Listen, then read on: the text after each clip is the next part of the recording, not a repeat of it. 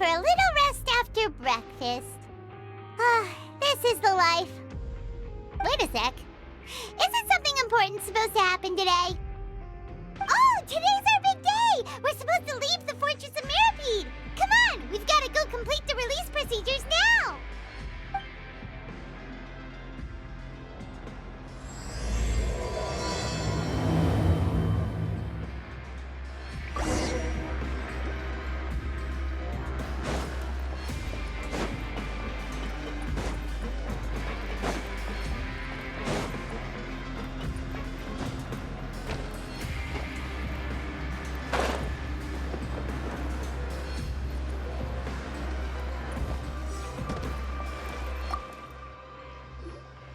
Please, sign here.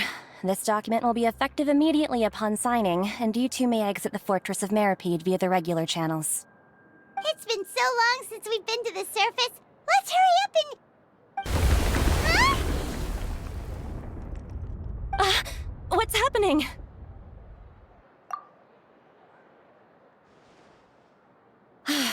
I'm fine, thanks. But I wonder what that tremor was just now. Let's go ask the Duke.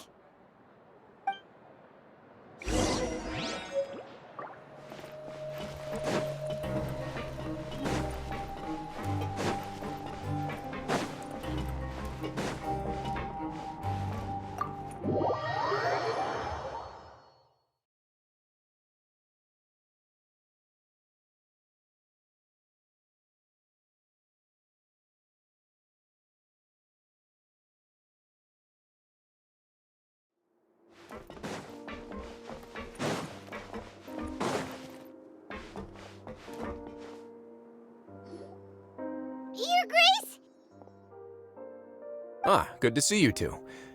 Is there something you wish to see me about? Yeah, what was with that earthquake just now? Ah, that. The tremor didn't originate from the seafloor. In fact, it seems it came from the surface. Over the years of serving as the warden here, I've developed a sense for distinguishing between what occurs on the surface and what occurs underwater. Besides, the seal that Monsieur Neuvillette set in place won't fail so easily. So the fortress is okay? If you recall our last incident, if there really were a problem, there would be crowds of inmates in a panic right now. Huh, you've got a point. Okay, seems we need to get back up to the surface and ask about what happened. By the way, do you know what day it is today? I believe today is this month's pipe cleaning day. Wait, seriously? Ah, yes. Have you completed your release papers? Yep. It's you two. Are you leaving now? That's right! Today is our last day in prison! But now that Paimon says that, it doesn't feel like we were confined here. It's actually been pretty nice. Oh yeah, Paimon feels fond of this place now. Then be sure to come back and visit. I'll miss you. If you've signed the release papers, then you're free to go. The guards will escort you out. You're not going to see us off? I knew you'd ask. All right, sure. Let's go. Well, you actually agreed. No worries, you must be busy. Paimon was just joking. Ah, so you do have a polite side, I see. After being down here for so long, I imagine you must feel like you're lacking companionship. Shall I come along too? Yeah, don't worry, we'll come back to see you. Paimon really likes the cafeteria here. The chefs sure do know how to make good grub. I hope you won't be here as convicts the next time I see you. We'll do our best to stay out of trouble. Well, it seems our work in the Fortress of Mirapede is finished. That's the end of another chapter in our journey. And since Neuvillette was the one who asked us to come here, we should probably go report to him now. Next up, the Palais Mermonia. You're going to see Monsieur Neuvillette? Please pass on our kind regards. I'm sure just your regards will do, no? I believe it would be the polite thing to do. You're right. I've heard the Palais has been terribly busy these days. Tell him that I hope he hasn't been overwhelmed by the recent string of troubles.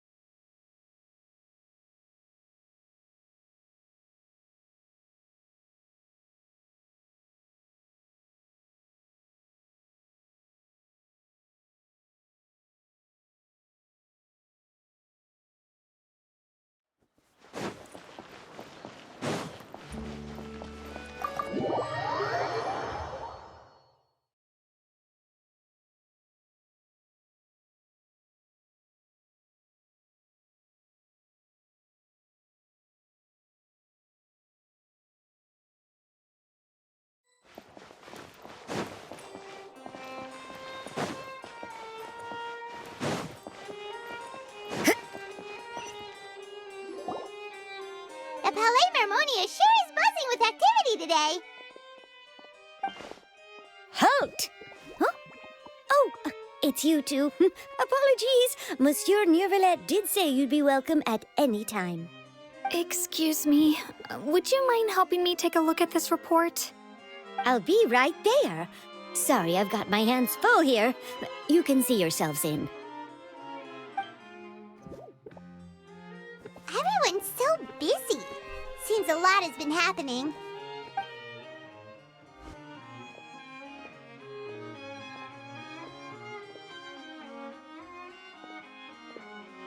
Neuvillette! Hello. You've come at the right time, but you'll have to wait for just a moment, as there are some urgent matters I must tend to first. In the meantime, please, have a seat. If you'd like to have something to drink, let the Melusine outside know. That's all right. We just ate. Very well, then. Let's take a break over there while we wait for him to finish his work.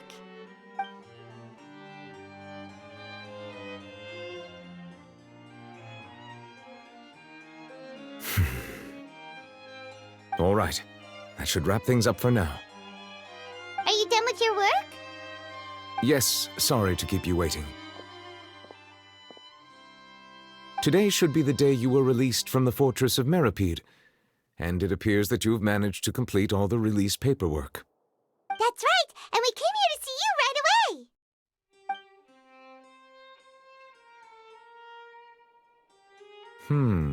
A massive whale.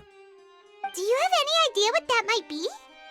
Judging from your description, that cannot have occurred in any ordinary waters, but rather something like the primordial sea. A whale of that size and shape cannot usually be found in the waters of Tevat. Therefore, we can only assume that Child is presently immersed in primordial seawater. Immersed in primordial seawater? But how? And is he okay? Most people wouldn't be capable of entering in the first place. I'm not completely sure how he could have gotten there myself. Yes? What is it? Ah, right! Paimon felt it too! We asked the Duke and he said it wasn't from underwater, so we figured you might know something about it. It turns out that I have just received a report about this particular matter. In fact, that's exactly what I was busy with a moment ago. The source of the tremor was here on the surface near Poisson. After the shaking stopped, the water levels in the Poisson area rose at an alarming rate. The water levels rose? Oh no! What about all the people there? Fortunately, the water levels only rose for a short period of time and have already returned to normal now. However, I still have a bad feeling about the whole phenomenon. If the change in water levels is connected with the leaking primordial seawater, then the situation in Poisson may be much worse than it appears. Navia should be in Poisson, right? We need to go check on her! I would also like to go there as soon as possible, but I'm afraid I can't leave just yet. We must immediately formulate disaster prevention plans for the surrounding coastal areas to avoid potential catastrophes. I'll have to ask you two to go to Poisson first. I'll meet you there to check on the situation once I've finished things here. There's no time to lose! Let's get going! Please be careful.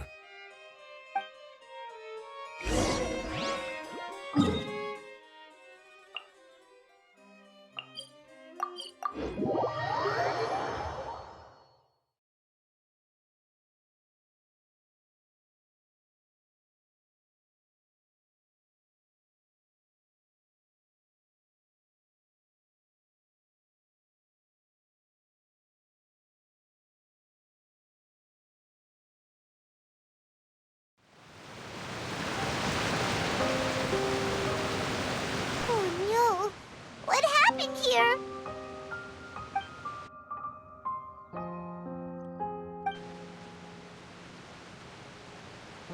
Navia should be around here, right?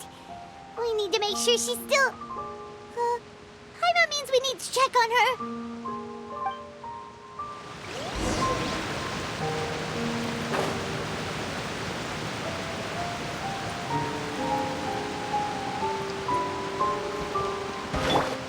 Get with me!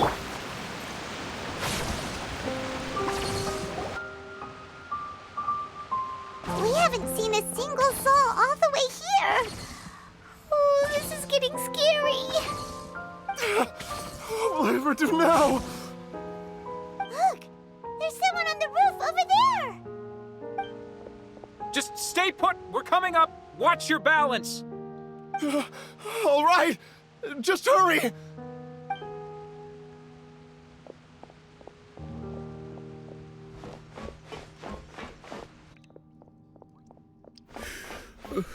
I'm not young anymore. How will I survive on my own? My Desiree! Oh, he looks pretty sad. My leg! My leg! How could this have happened? It hurts! Just hang in there. Help is on the way. You can hold my hand if it makes you feel better.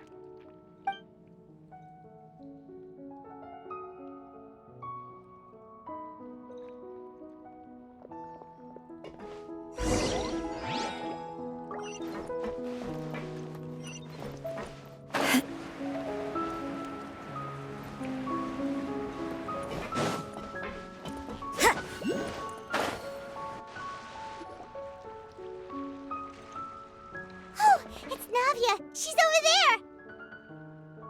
Hey, Navia, are you okay?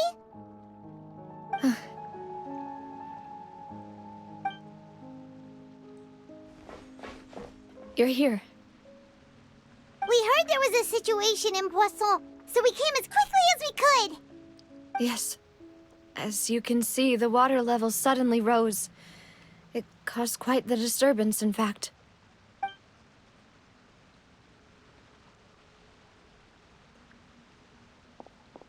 Demoiselle! There was a wounded resident next to a building southeast of here. We've already transported him to safety, but we've run out of medical supplies. He's wounded? How badly? He fell, so it's probably a broken leg. He's pretty shaken up. When the water level rose, he desperately climbed up to the roof. Once the water receded and he saw the ground, he became terrified and eventually... He jumped down then. Find the leader of Squad 1 and tell him to take the wounded resident to see a doctor. He should know where to go. Understood. I'll take over his search and rescue mission in the meantime. All right, you'll be in charge. I'm sorry. Where were we? The situation in Poisson? Ah, right. Allow me to explain. A little earlier, we suddenly heard a loud noise. At first, everyone thought that something might have exploded in the waterways. But before we knew it, water started pouring out from everywhere. The rushing water seemed a little odd, almost like the unique color of primordial seawater. Some people didn't realize the danger and thought it was just ordinary water, leaking from somewhere. Everyone on the street who happened to be close to the water didn't have a chance to escape. As the water levels rose, they suddenly disappeared. They were all dissolved. Those who realized what was happening started to flee in a panic, desperately trying to get to higher ground. Many were injured in the stampede, and some people fell from significant heights.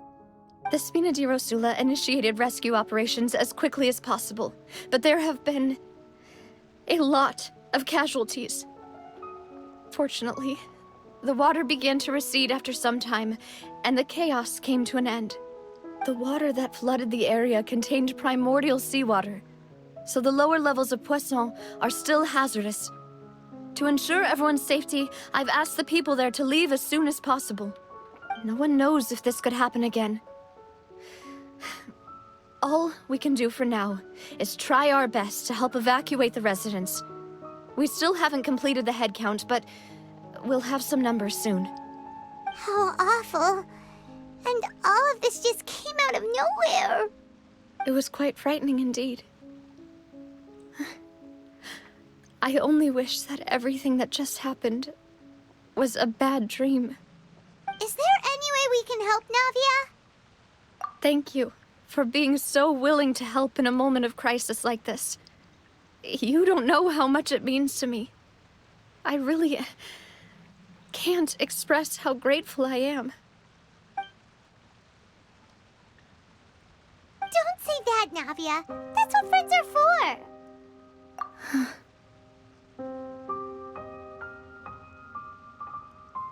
Demoiselle! We've got a situation here!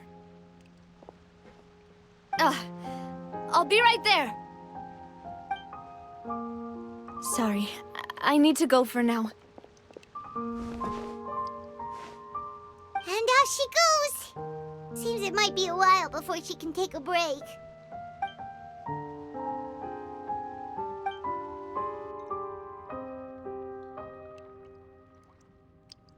Okay, the wounded are being tended to, and we finished a preliminary head count.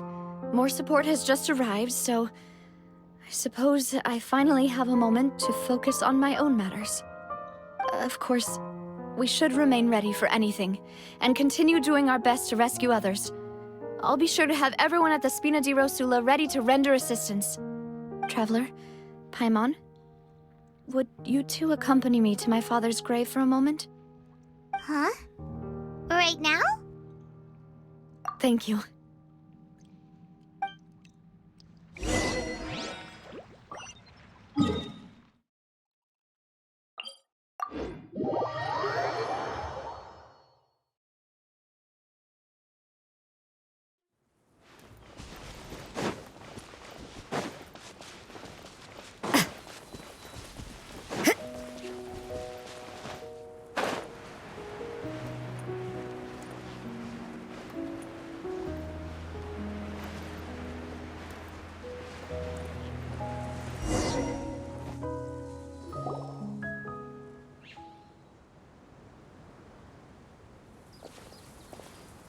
Not a lot of people here, huh?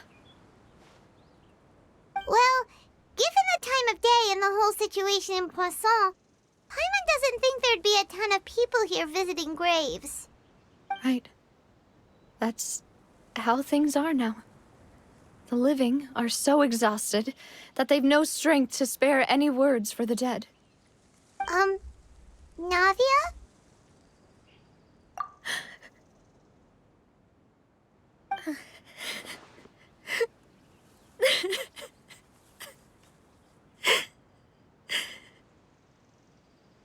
Navia, what's wrong?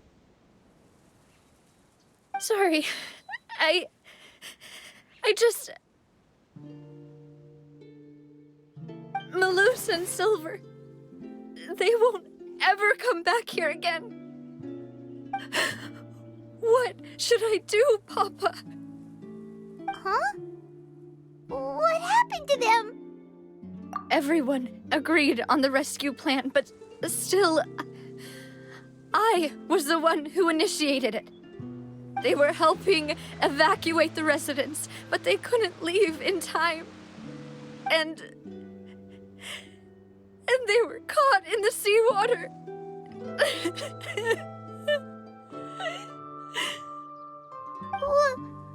What should we do? I've known them for so long. And I know they weren't afraid. But I could at least hold a funeral for my father. And I know where he rests. But as for Malus and Silver, they're just gone. I just can't.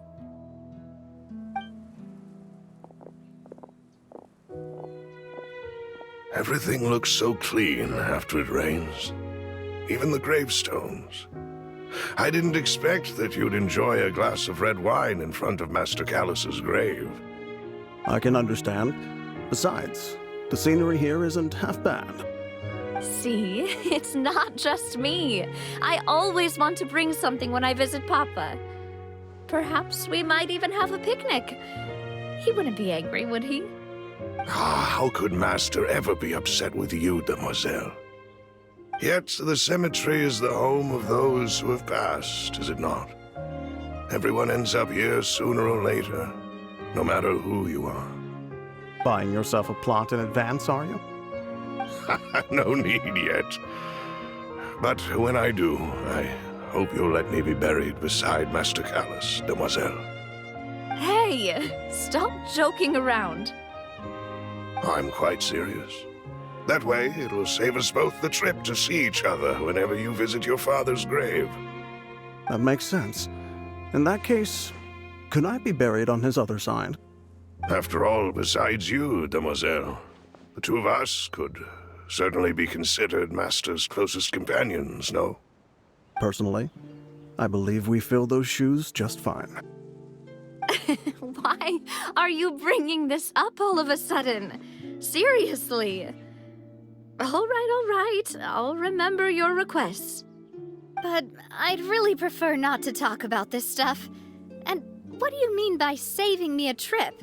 I'd make the journey even if I had to visit you two somewhere else.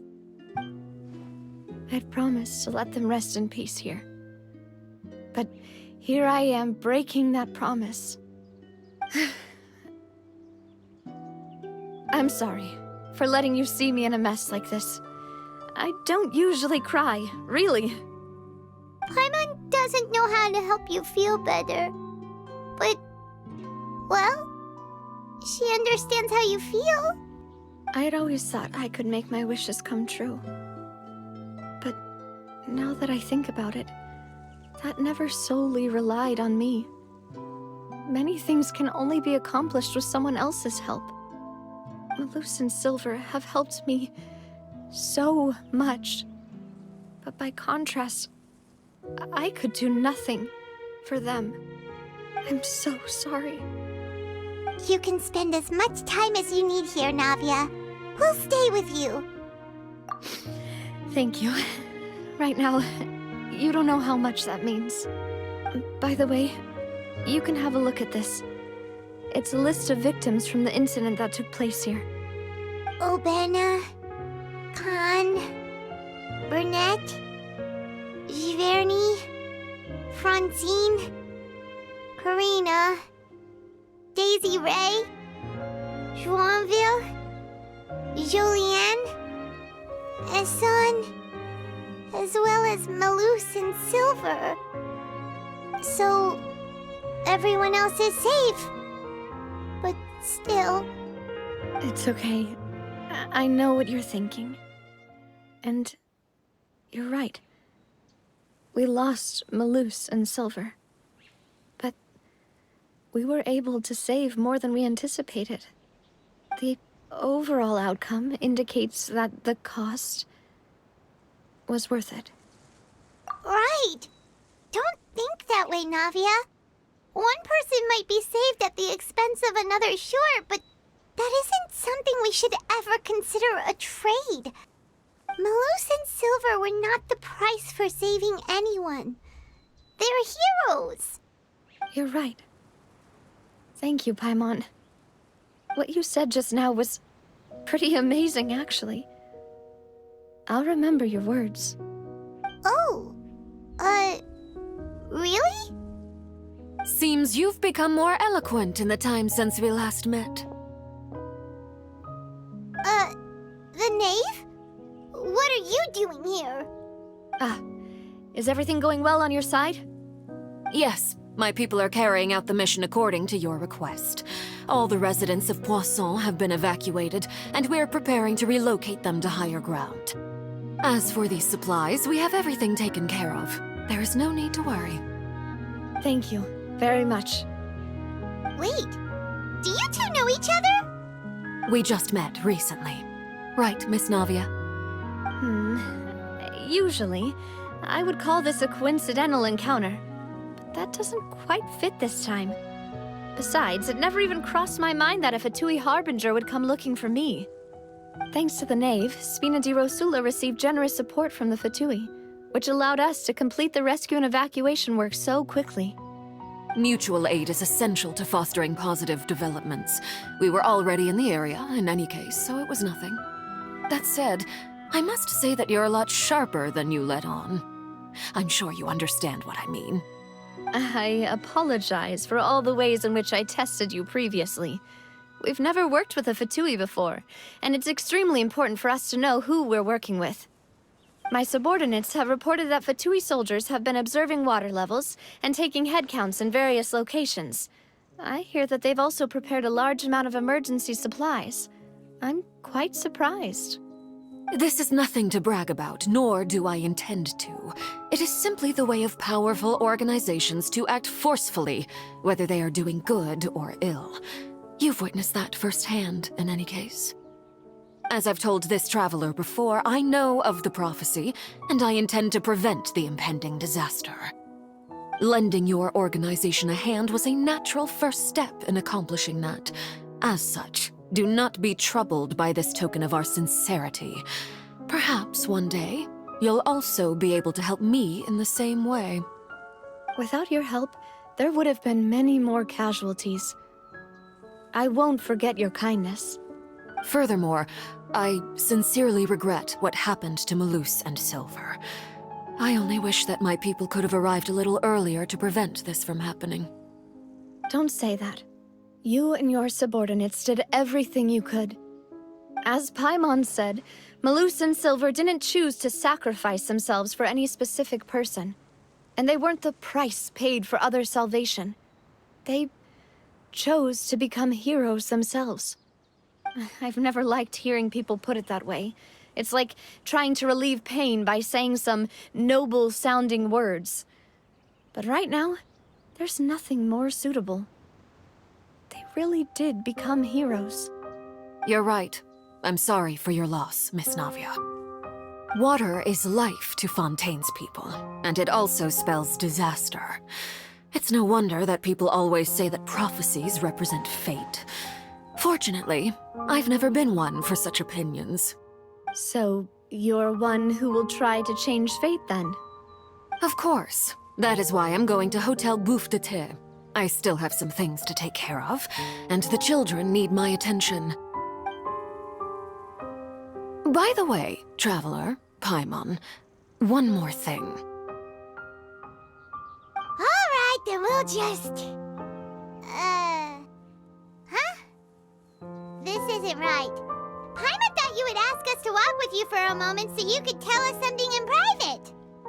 That is a clever and useful conversation technique, which I do like to use when necessary. But there's no need today. It would not hurt to have Miss Navia listening in. Traveler, I'm sure you remember that I said we could work together when we had the chance. You and I both know that there may be issues with the Primordial Sea. Previously, it was the Fortress of Meripede's sluice gate, and this time it was the water levels in Poisson. These are both signals. Indeed. Allow me to share the latest intel I've received from the House of the Hearth's intelligence network with you. During some recent investigations, a child claimed to have discovered some ruins near Poisson. The ruins date back to ancient times, and seem to be worth investigating in many ways. Judging by the dating of the ruins, they may be related to the prophecy and the coming crisis. The situation is becoming more urgent, so any pertinent information will prove extremely precious. My people initially came to prepare for ruin exploration. Unexpectedly, this disaster struck, and at present, we're all busy prioritizing the rescue effort. So that's why the Fatui were already in Poisson. I wanted to take the children along, but unfortunately, Linny, Lynette, and Fremine have all been dispatched to higher ground to assist affected residents. Linny told me that outside of the house, the person they trust most is you. Which is why I want to give you this task. The House of the Hearth's members see each other as family, but Linny, Lynette, and Fremine said that they also see you as such, even though you are not from the house. I'm sure you already understand how earnest they consider their friendship with you to be. Oh, that somehow makes Paimon feel kinda happy. The intel I just shared about the ruins could fetch a high price. But since the children consider you family, it's only natural that I freely share it with you. Got it! So all we gotta do is go to some ruins, right? We can handle that. Excuse me, but may I tag along? You wish to join, Miss Navia? But are you sure you're up to exploring some ruins? You need to rest. Well, I'm sad, yes. But I can't just go back and plop myself into a chair by the roadside and do nothing. There's no point in being depressed while we still have a disaster on our hands. As my father's successor, I must live up to the hopes he had in me. Besides, I'm also doing this for myself. I need something, a distraction, to keep my mind off Malus and Silver. Since you put it that way, I have no objections. What do you say, traveler? All right. The ruins are to the south of Poisson. Here's the map. Okay, the three of us will handle it. Come on, let's pack up and get going.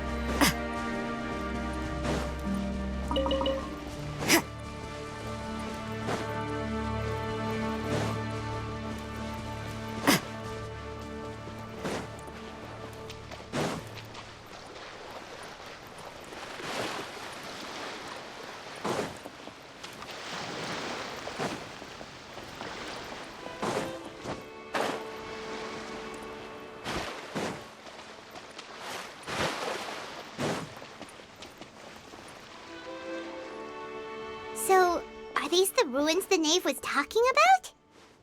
Whoa, talk about old. They seem to be pretty ancient, all right. Let's go in and have a look. Just be careful.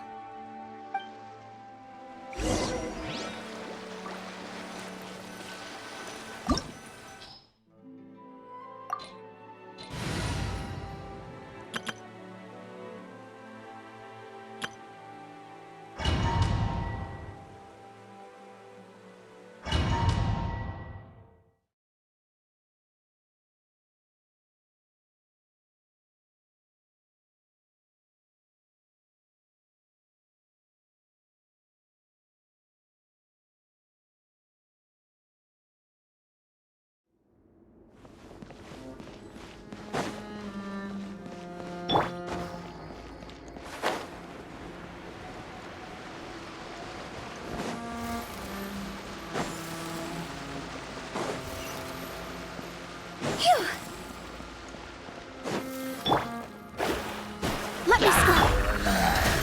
Stabilize! Rain outlines your fix. Cross over!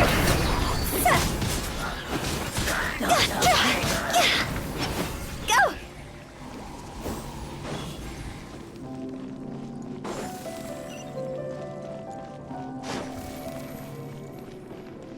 Phew! The floor here isn't safe.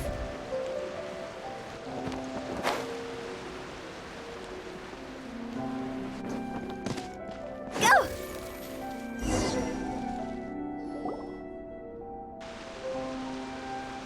This place has also been contaminated by primordial seawater. Yeah. And a lot of it, too. A Fontainian would most likely dissolve the moment they fell in. Right! You can't go down if there's primordial seawater. It's too dangerous, and it won't be any help for you to just stay here. Don't get by my wrong. We're not saying you're useless. It's just that... No, you're right. I can't do anything in this situation. I'll leave this to you.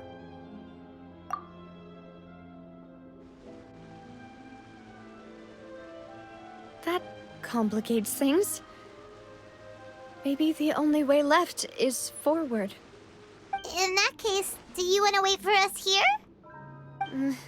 The water levels here are unstable, and there's a chance the water will rise. So staying here wouldn't be safe either. I'll go together with you. Perhaps we'll find the exit just up ahead. All right. Come with us for now then, but please be careful.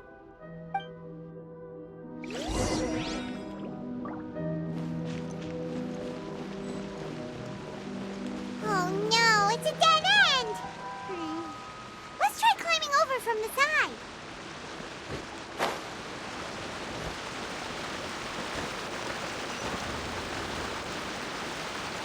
Yeah.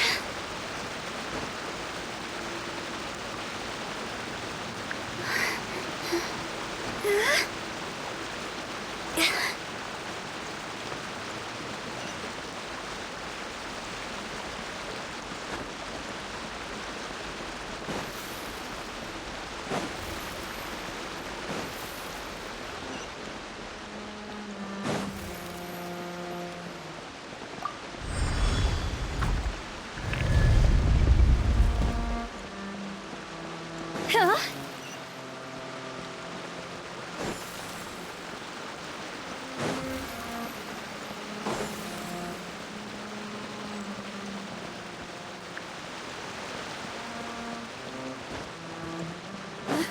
Wait, there's something wrong with this bridge!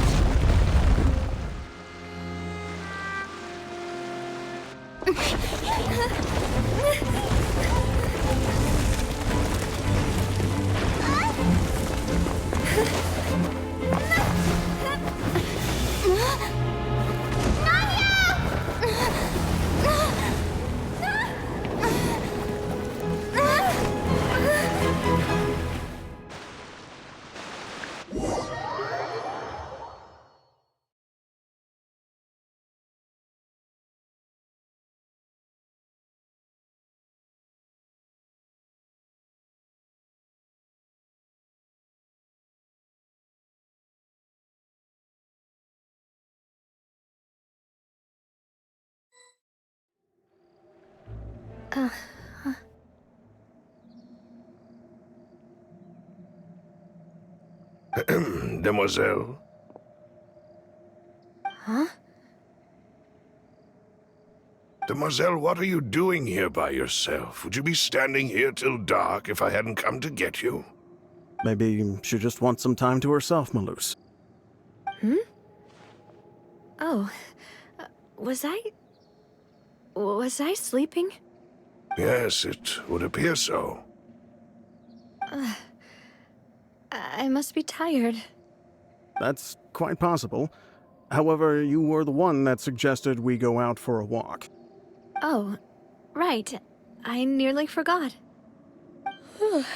It must have slipped my mind when I dozed off. I haven't had a nap today yet. This is a familiar feeling, yet something's a little strange. Is something the matter, Demoiselle? Oh, no. No, I'm fine. I was just trying to recall why we came out for a walk. Do you remember Mr. Giverny? He'd requested our help before with foreign merchants who had a debt dispute with him, and we'd resolved the matter not long ago. We were headed to see how things were going with him at the moment.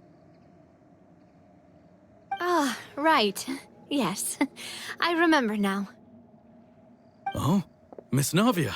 Ah, Mr. Maloose. And Mr. Silver, too. It's good to see all of you. How have you been? I've been great. Thanks to your help, those bothersome merchants finally realized that I wasn't the one they were looking for. Why, I wasn't even the guarantor for that person. They were knocking at my door day and night. Even my neighbor, Obina, was getting fed up with them. Sometimes force is required to calm someone down and get them to listen to what you have to say. That's right. Oh, by the way, Burnett, what was it that you wanted to give to Miss Navia again? Oh, yes. One moment, I have it right here. Miss Navia, these are some flower seeds that I prepared. Please take them. They're a very good variety, and they'll become very big and beautiful once they bloom. I don't know what we would have done without your help, so this is a little token of our appreciation. I hope you won't refuse. Ah, did you cultivate them yourself? Thank you so much. I'll certainly take them. Maloose, we do still have some empty flower pots at home, right? Why, we can have as many pots as you'd like, demoiselle. Perfect. In that case, we'll swap out some of the decorative plants for some of Mrs. Burnett's flowers. Very well. Wait. Something seems to be off here. Excuse me, madam. If I'm not mistaken, your name is Burnett, correct? That's right. Is something wrong? No, it's nothing. This is the first time we've ever met, but your name seemed familiar to me. I must have heard it when I was discussing things with your husband previously. I've heard this name before. Sometime recently, I'm sure of it. And why are there so few people around here? Where did everyone go? We must mind the time, demoiselle. We still have important things to attend to today. Huh? We do? Like what? Well, now, did you forget? Miss Navia, here you are. I've been looking for you. Please, come to the Opera House. Your trial is about to begin. My trial? Wait, why would I need to go to the Opera House? Yes, she's right, demoiselle. It's just about time now, so we should get going. Oh? All right then.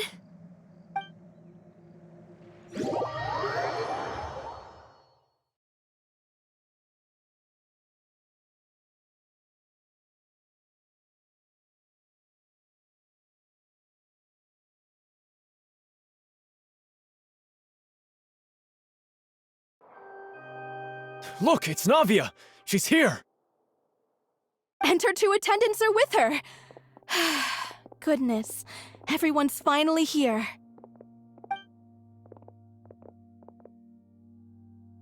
There sure are a lot of people here to see the trial. And they all seem to be oddly excited about something.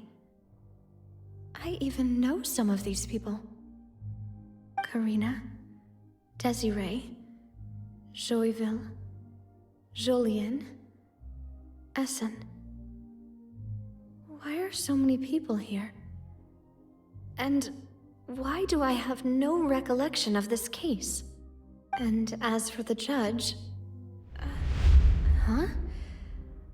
Where's Monsieur Neuvillette? Please sit in the defendant's seat. Don't worry, Silver and I shall accompany you. All right. But are you sure you can stand behind me? Typically, it wouldn't be allowed, but today is an exception. Hey, what kind of place do they think this is? Come on, do they have any idea what they're doing? Seriously. Enough with the whispering! Could someone please tell me where Monsieur Neuvillette is? And why I'm standing trial? My dear Miss Navia, have you not yet realized what you've done? In that case, allow me to explain. As all here know, you are Master Callus's successor, the head of the Spina di Rosula, someone held in high regard by every soul in Poisson. After you took over the Spina, you treated all of us just like the late Master Callus had. If anyone in need reached out to you for help, you responded. Not only you, but your butler, your subordinates, nearly everyone in the Spina di Rosula fought for the well-being of those in Poisson. Wait a moment. Aren't you just proving that I'm a good person? Yes, correct. Absolutely right. And that is why you stand accused. You have helped so many people get through so many difficulties. You are one with us. We are inseparable. We are one big family, all of us who are from Poisson, inextricably linked.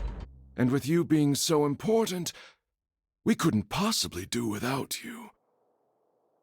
Therefore, this fair and honorable court shall declare you guilty, and you shall stay here. You will be together with us forever. Huh? What are you saying? Everything you have said is correct. I have indeed done a lot for my hometown, and I would be willing to be with you all, but what is the purpose of having me stand here like this? What is there to discuss? Ah, well, if that's what you think, then I have no further comments. How wonderful, Miss Navia!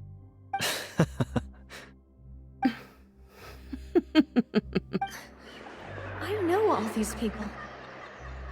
Why are they laughing? I seem to remember now. Yes, I get it. This trial is... Wait just a moment. This isn't right! Malus? What was that, Mr. Malus? Our conclusion is very clear and unanimous. Let the court judge her now. She's guilty! Stay here, Navia! You're one of us! Demoiselle, don't admit guilt. This trial means to keep you here forever. I wish to exercise my right to defend Our Lady. Mr. Joinville, you only know of Navia's goodness, but nothing of her utterly independent mind. She was born a free and independent spirit. She has never been tied down by anything. Indeed, even the death of Master Callus couldn't stop her. Her actions cannot serve as proof that she identifies herself as part of any group.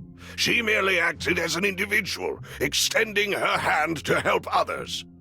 Please do not mistake her actions as being otherwise. Really? As an individual, you say? Don't forget, we are all Fontainians here. This is the nation of justice, the nation of Hydro! Even if Miss Navia only voluntarily rendered her assistance, that doesn't change the fact that her beautiful soul must return to everyone. Water accepts all, blends with all. It will surely accept her kindness. Everything is measured here in the nation of Hydro, and in the end, everyone shall meld together. Thus, when a unanimous opinion emerges, that opinion represents justice. Now I speak for everyone.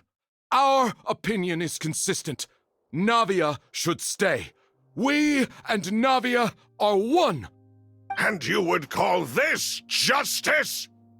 Preposterous. You are merely jealous that Demoiselle still has a chance to exist as an individual.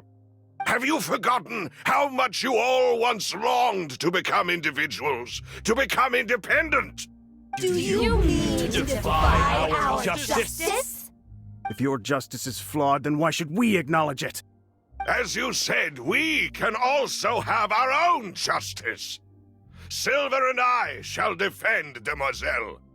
And that is how we will enforce justice. Ugh, my head... It hurts. Demoiselle! Silver, it hurts. My head is spinning. All I can see is stars swirling in front of me. I remember now. Everything that seemed odd from the very beginning. Karina, Desiree, Joyville, Jolien, Essen, and Mr. Giverny and Mrs. Burnett, who we met earlier. Even Malus and Silver. I don't want to admit it, but they're all dead. Don't be afraid, and don't admit guilt. We will protect you to the very end. Absurd! Who are you to say that she cannot be judged? We are the majority, and in the nation of trials, the majority is absolute justice. We are the will of all. Don't let them escape! We shall keep Navia here with us! Mr. Malus and Mr. Silver, must you be so stubborn? How could the two of you possibly hope to stand against the collective? Do not resist. This judgment is fair and just. Navia belongs to us. After all that happened, she should not be left alone in Poisson. What are you saying? No more excuses! He says we're jealous. Jealous? How could she possibly be an independent individual? What's with these people? Who's jealous of her? She belongs to us! Miss Navia, she... Silence! That's...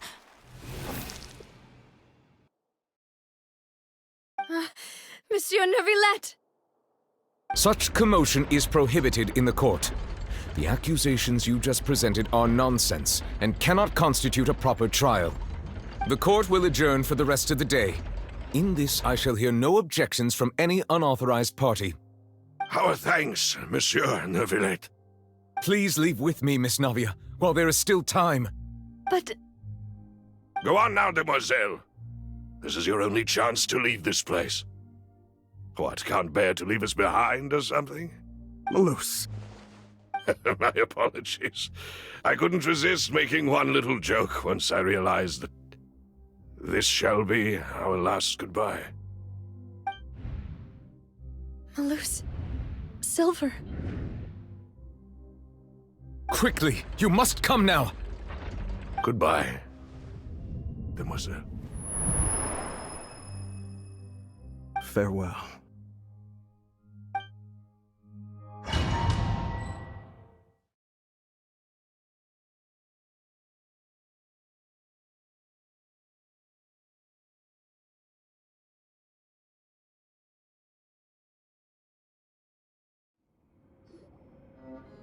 No, wait! Just a second! Navia? You're awake? Good.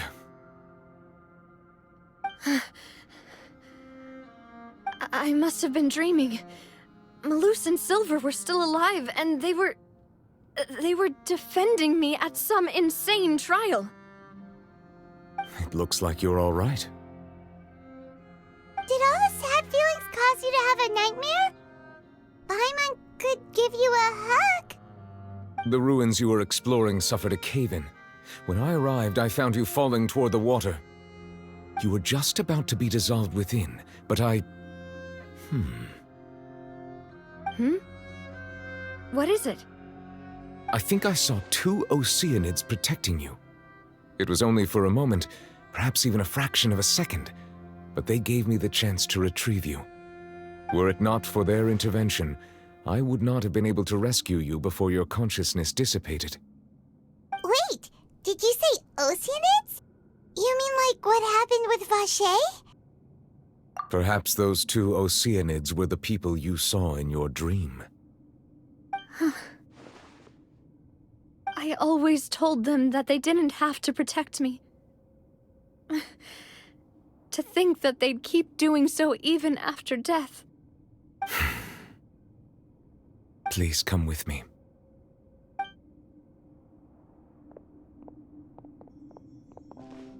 Neuvillette, are you okay? Oh, I am quite all right. Perhaps there's something we could chat about? Why do you look so stiff all of a sudden? Oh, Paimon knows.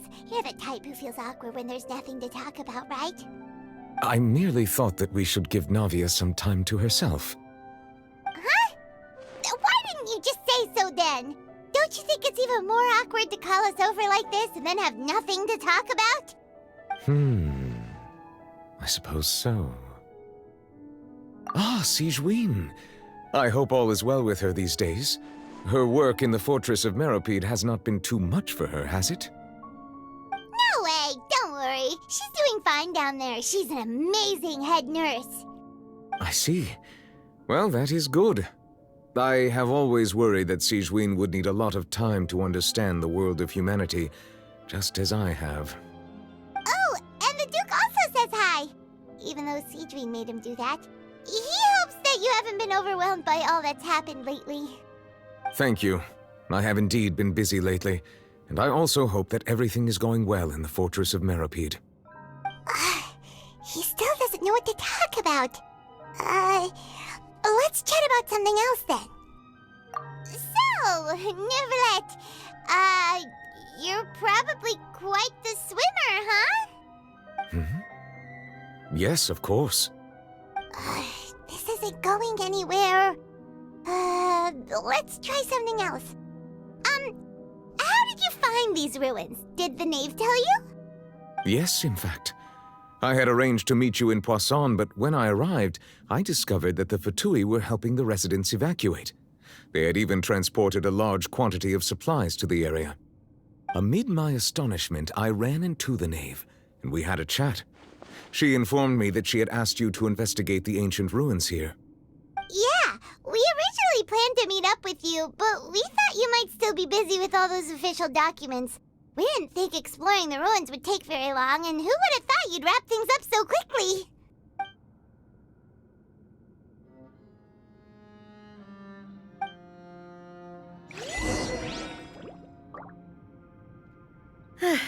I'm sorry to have kept you all waiting like that. I'm feeling much better now. I guess we should get going again. Will you come with us, Monsieur Neuvillette? Yes, if you wouldn't mind my company. All right! Another one joins the party! Let's get going then! No, my sword!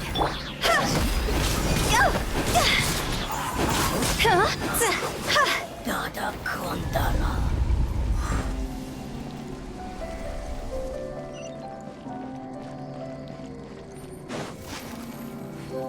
Phew! Oh no, another unstable path. Watch your step.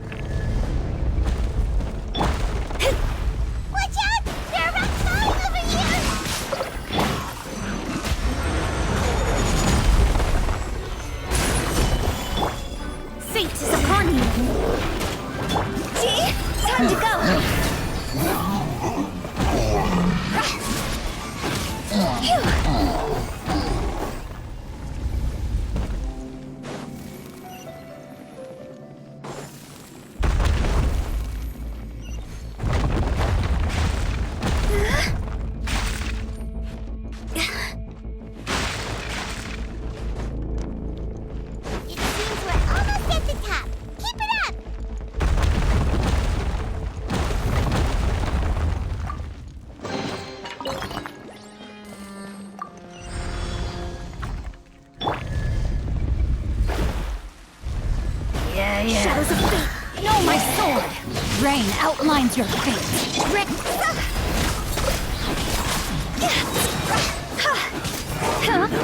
Cross over! Go! Order guide you. Solidify! Decided by destiny! Let me scribe!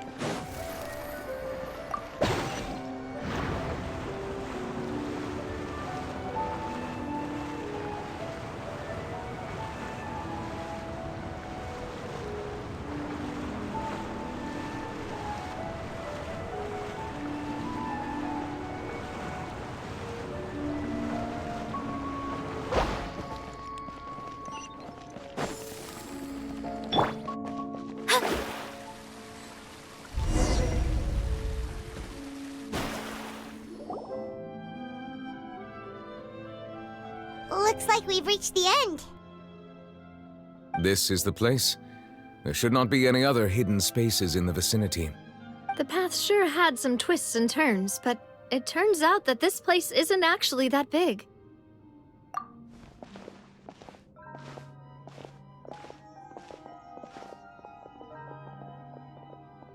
Stone slates? It seems like they were put here as an offering. Could we take them down and have a look? Perhaps we should just leave them be for now. There are 4 locations in total, but only 3 stone slates. The slate that should be in the first empty spot is missing. The surrounding walls also show signs of damage. There's something written below. Let Paimon see. Reason dictates that this nation be destroyed. I shall record the history of its future here in its past. Say what? It feels like someone left these slates and these words here for a purpose. But does he mean that Fontaine should be destroyed? That would fit the circumstances dictated by the prophecy, yes. Indeed, the slate's contents correspond to it. Take the second slate, for example. There's a person kneeling here. She seems so dedicated. And there's a whole bunch of other people behind her doing the same. She's facing this... what is this? Some kind of island in the sky? And is that Lady Farina in the third image? Did the Hydro Archon fall into the water? And is that a ring of people around her? Paimon doesn't quite get it. Are they all in the water? The fourth image. I know this one. This exactly matches the content of the prophecy. The people will all be dissolved into the waters, and only the Hydro Archon will remain, weeping on her throne.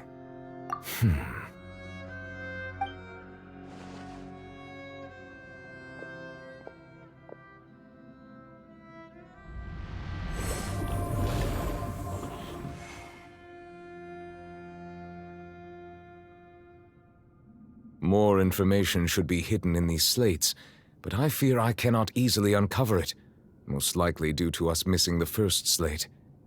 I am very sorry. Don't blame yourself, Monsieur Neuvillette. Deciphering ancient stone slates isn't one of your duties. Ooh, Paimon's getting the chills just looking at these slates. This says that it's the history of the future, right? That means the prophecy's sure to come true. I really hope it doesn't mean that. Still, Paimon feels like these images are kind of weird when you look at them together.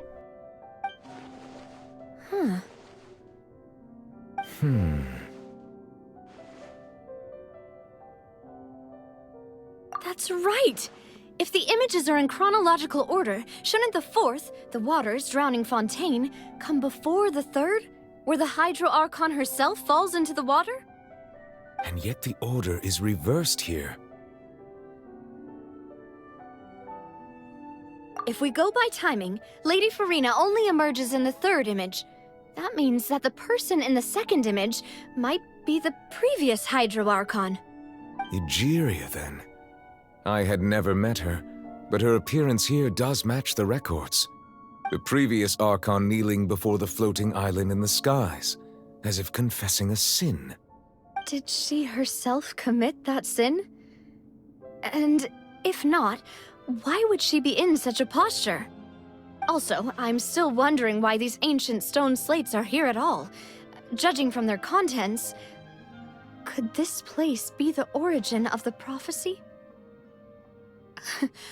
Does that mean that someone, or some people, once saw these slates? But who would have created these slates and left these words here?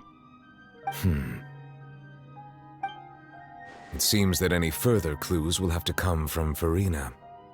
In that case, there's no time to lose.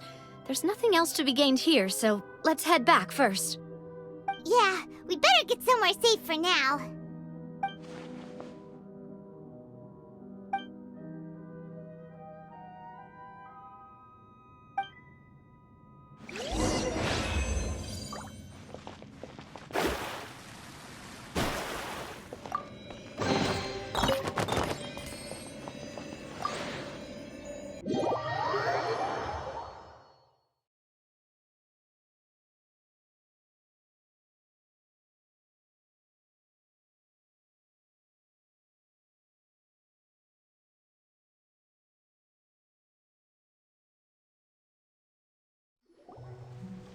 Let's split up here.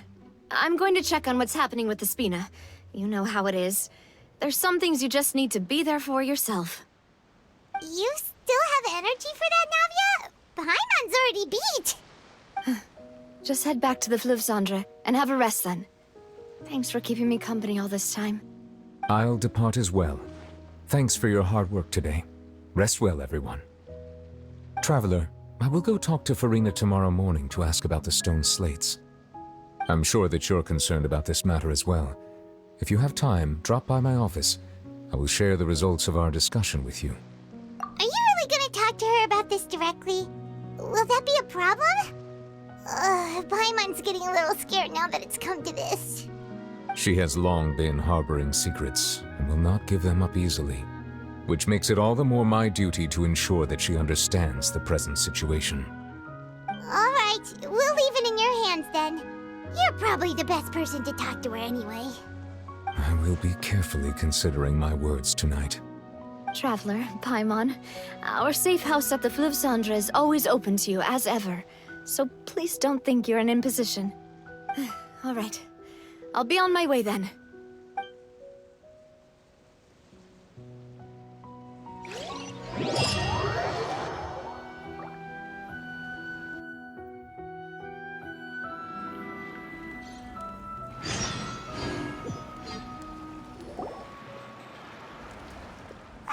We're finally back! Welcome back. We've got a special menu prepared for you two tonight. Yay! And there's good food too! No, the boss is the best. Ooh, desserts! Nice, these are all Paimon's! Paimon's already starting to forget what happened today. Oh, that voice. Is that who I think it is? Huh? It's you two. What are you doing in Fontaine?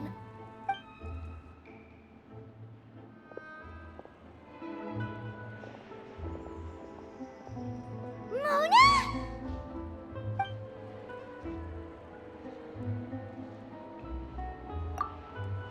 Seriously, nobody just uses a scry glass whenever they've got time to just see who they'll meet on the road. Still, we didn't expect to see you here. Wait, you're not a Fontainian, are you, Mona? Well, I have some business to attend to here, so I booked a hotel in the city. I was just out for a stroll when I bumped into you. Quite unexpectedly, if I might add. Why did you think I was from Fontaine, though? Is that because Magistus doesn't sound much like a Mondstadter surname? Yeah, let's go with that. Well, I used to have my own surname, which was, well, some other thing. Either way, the old hag told me when she took me as her disciple that the first step to being a great astrologist's pupil was to change that name. There was nothing for it, really. She really is amazing at astrology, so I changed my name to what it is now according to her wishes. To my surprise, however, Magistus is not the name of some ancient house or clan. It isn't? Nope.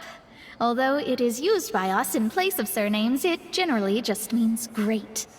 Wow! Imagine including a boast in your name.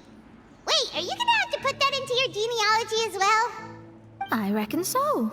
In any case, I'd give my disciple a name like this as well, if I were to take one. Astromancer Barbeloth Trismegistus. Whoa, that's a long one. Does it also mean great or something? My name means Mona the Great Astrologist. As for the old hag, hers is, in plain speech, the thrice-as-great Scholar of the Stars. Just take it as a title specific to astrologists. Thrice as great? That's so petty. I know, right? That's just how she is. She used to call herself Magistus, actually, but when she took me in, she changed her name to Trismegistus. Talk about excessive. Magistus is thus the calling card of our school, so to speak, which makes it about the same as a surname. It's all right if you don't get it. You can look into it further should you need to study astrology more deeply. That sounds terrible! But anyway, you're not Fontainian, are you, Mona? You're from Mondstadt, right? Well, I was born in Mondstadt, yes. My parents migrated to Dorman Port, and I traveled with the old hag for a while, after which I settled down in Mondstadt City. Oh, that's a good thing then. At least we know you won't be dissolved by Fontaine's waters. Speaking of that, I'm sure you're aware that a bunch of things have happened here in Fontaine, right? I know you're not a local, but I'd avoid getting too close to any water that looks strange all the same. There's something ominous about it. Well, the water, I mean. That was the main reason, yes. Just a while back, the Steambird invited me to take part in a panel and speak about the circulation of the prophecy as an astrologist. The invitation was sent quite early on. I don't think anyone expected Fontaine to be in this much trouble. What do you make of that prophecy, Mona? Just tell us what you think as an astrologist. Your word would go a long way to make things more certain and less scary. What I can tell you is that I'm an astrologist, and that this prophecy concerns the fate of Fontaine, even that of all Tevat. Ascertaining this is akin to reading the fortune of the whole world. I'm afraid that this is not something that just anyone can do. If I could do it, you would no longer call me an astrologist, but a visionary. But on the flip side, the prophecy is so huge and powerful that it must surely come from a powerful visionary. Its contents involve the fate of the world. Disregarding it would be a mistake. A visionary? Sounds really powerful and all, but does such a person really exist? Of course. The old hag could do it, and I'd bet there are others amongst those Hexenzirkel colleagues of hers who could do something similar. Huh? Are you sure? All right, I'll help you. It isn't often that I see you with such a serious look on your face. I'll tell you once I hear back from her. Thanks, Mona! You're amazing as always! Oh, well, this is something only I can do after all. So yes, your praises are quite welcome. That's the greatest of astrologists for you! Of all the people we know, you know the star's the best! Indeed. That's the spirit. Oh, sorry. I came to see what all the commotion was about. If there's anything you need, do not hesitate to inform the Spina di Rosula. Oh, whoops. Guess we were getting a little too carried away there. Well, I'll go tend to my own business now. If I receive any news, I'll be sure to come find you two again. And there she goes, quick as rushing water. And here we are with the Spina guy giving us suspicious looks. Right, but we were able to recruit Mona's help, didn't we? Our Fontainian friends will thank us someday.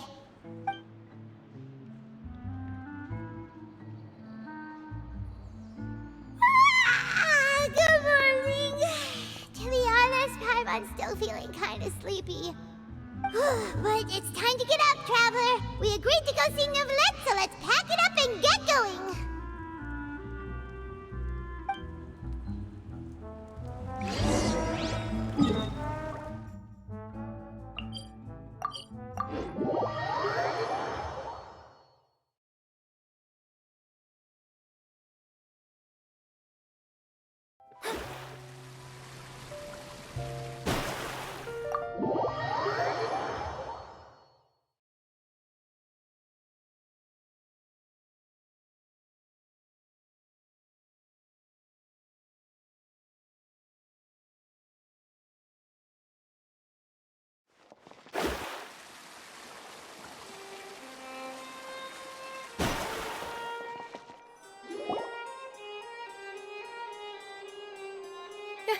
You're here! Finally! Is something wrong? Monsieur Neuvillette and Lady Farina, they seem to have gotten into a dispute. Please go see for yourself.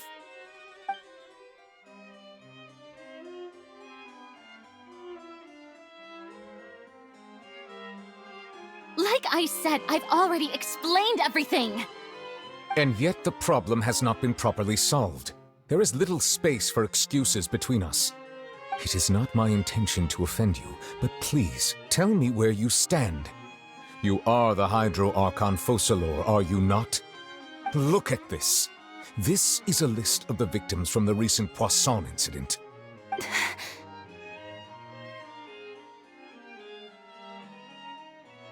You mean... they're all... We did not arrive in time to avert this disaster, and I will not have it happen again. I will say this once more. You must tell me everything you know. Yesterday, I found 3 stone slates in some ancient ruins near Poisson. Do you know anything about those? Seriously? You're questioning me like this is a court case now. I don't know anything about that.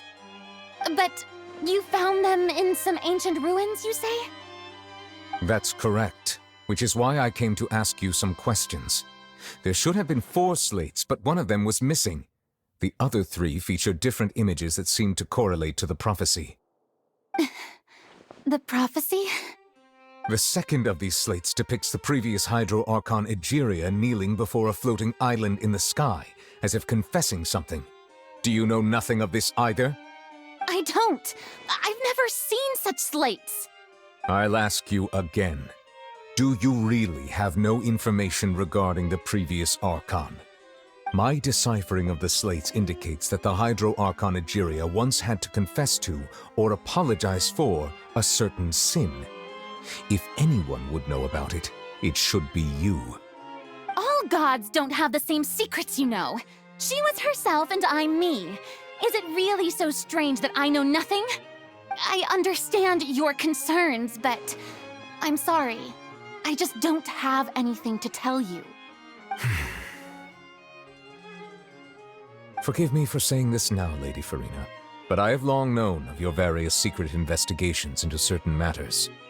There are several indications that you have been investigating the prophecy on the sly. This is not strange in itself, considering that you are the Hydro Archon. But it is strange that you should also claim to not know any of Egeria's secrets, as well as do nothing following your inquiries. You have never been as superficial as you have presented yourself to be, nor are you a fool. And yet, your behavior is very inconsistent.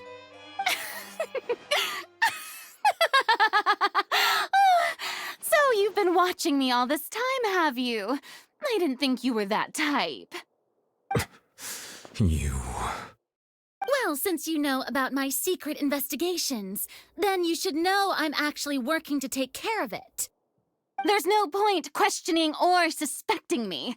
You're the Eudix, but you're still my subordinate. You should be following my lead. Just trust in me, you're Archon, and do as I say. Never mind whether you can truly convince yourself to or not. It'll all turn out fine. That's all I have to say. We do not discuss this matter again. Oh, the opera's about to start. Toodles!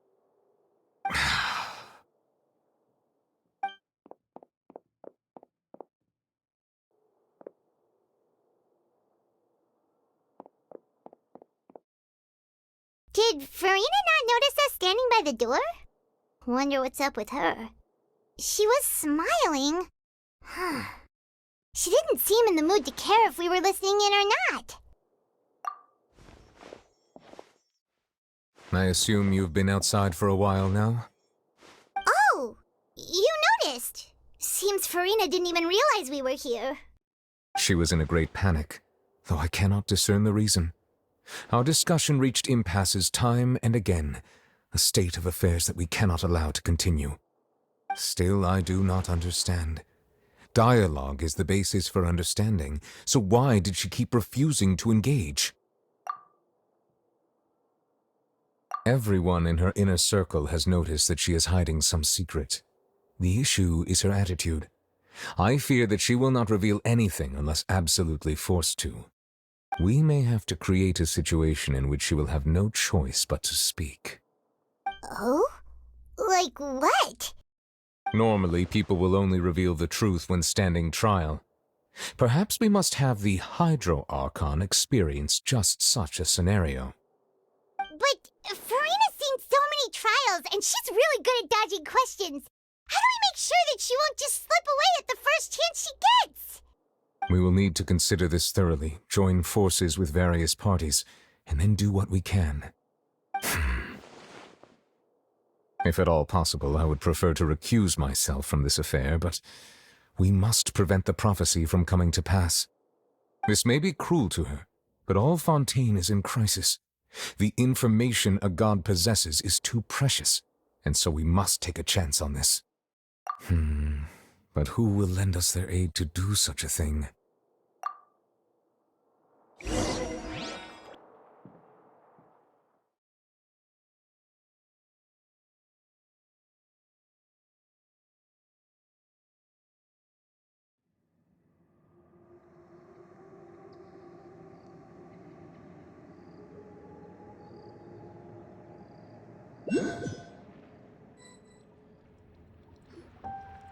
Well, that's everyone, huh?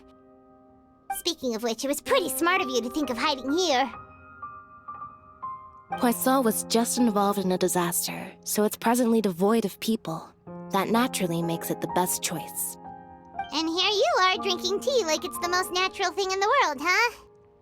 That's what families should do. Sit and enjoy a leisurely time together. It's nice to enjoy tea here, you know? Care for a cup? Lend me your ears, everyone. Or perhaps one of you might like to start us off. How about you, friend? Me? No, I don't think I can. Then, how about you, good sir? I fear that I will cause the mood on this boat to become as somber as it is in court. Well then, I guess we're lucky we've got a local like me to organize things. Wonderful, the spotlight at last. I guess I'll be facilitating things from here. That was a little long-winded, don't you think? Oh, you might be right. Anyway, to cut to the chase, our friend here, the Traveler, has brought us together to discuss something. As for what that is, well, let's start by saying that we'll be pooling our efforts together to create a series of traps. Oh, how intriguing. Well, it's just an expression, really. One that I just learned from Chlorand, and used on the spot. So, let's invite her to explain in detail. A round of applause, please. Huh? Didn't you say that you would be facilitating this? Oh, come now. Your work doesn't involve much public speaking, right? This is a good chance to practice. You might even pick up some fancy oratory tricks to impress your boss with in the future. I see. And what does my boss say? He is glad that you consider him your boss. Do go on.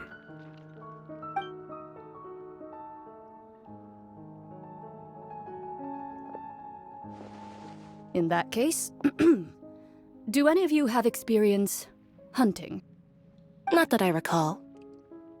Fremine and I once used a wooden stick in a basket to catch wild rabbits when we were younger. As for Lynette, oh, right. You were sick that day, weren't you? I've also gone diving to catch some fish before. Does that count?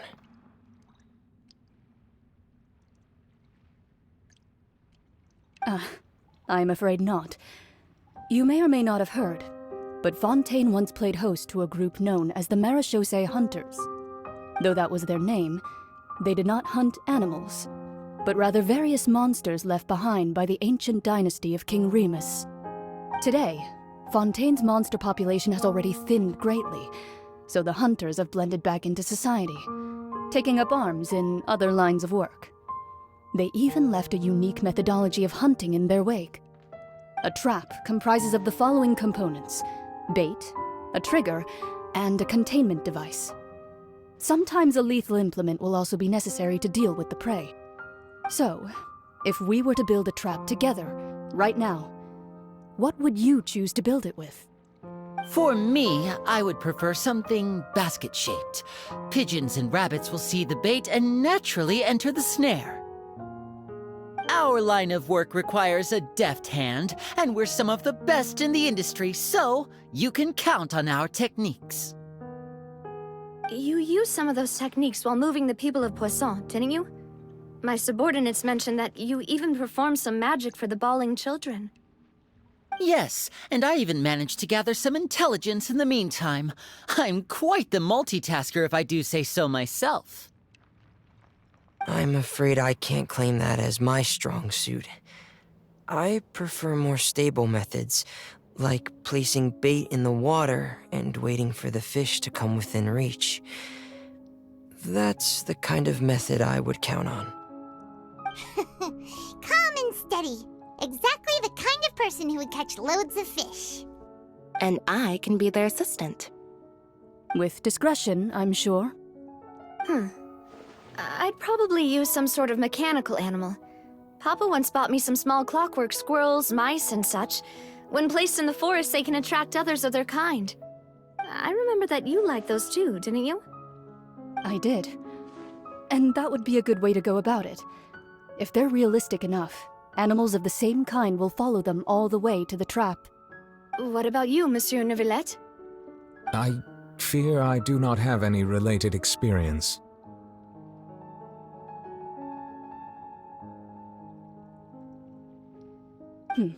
That makes sense.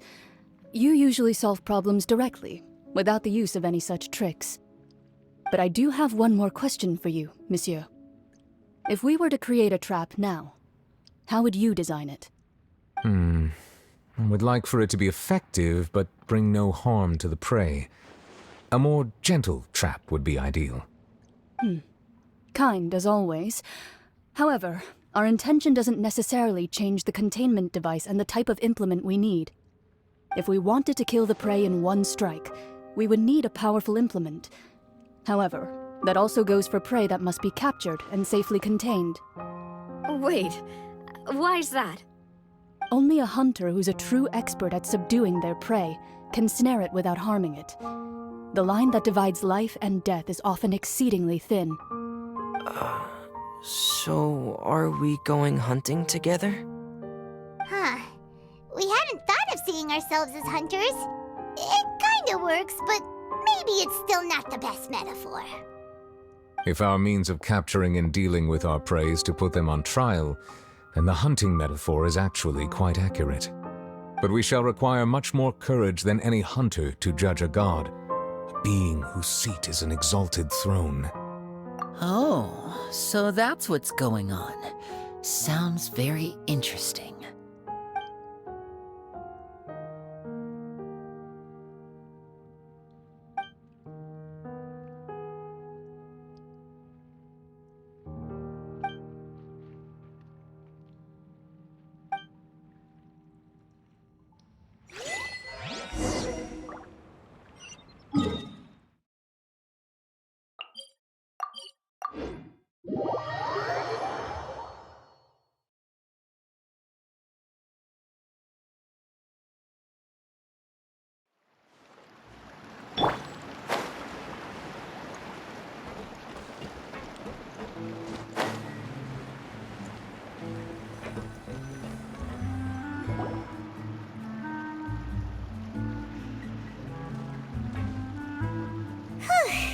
It's been a tough few days, hasn't it? So much has been happening. Paimon didn't think the meetings would go on for so long, but everyone seemed pretty fired up, huh? Paimon thought they'd be at least a little frightened. Well, Fremine was, now that Paimon thinks about it, but everyone else just looked a little surprised. Well, it's hard to say. Paimon doesn't have any experience with this sort of thing. But with you around, Paimon sure will do great. After all, you're the most reliable person in the world, aren't you? Did you just pour some tea? Paimon didn't notice you doing that at all. Then what's that? Paimon's never seen that cup before. Don't be frightened. I'm just joining you two for tea. I merely refrained from saying anything till now. Who's that voice? But there's no one here. Aw, have you forgotten me already? Wait, you are familiar. You're the voice we heard from the sky in Sumeru. The voice from the sky, I fear that description is wrong. Though, not completely wrong. You're feeling lost now, just as you were feeling previously. I sensed that confusion and thus came to you. Guiding people is an irresistible hobby of mine, after all. Consider me a passerby, just accepting a commission from my friend's disciple on a whim.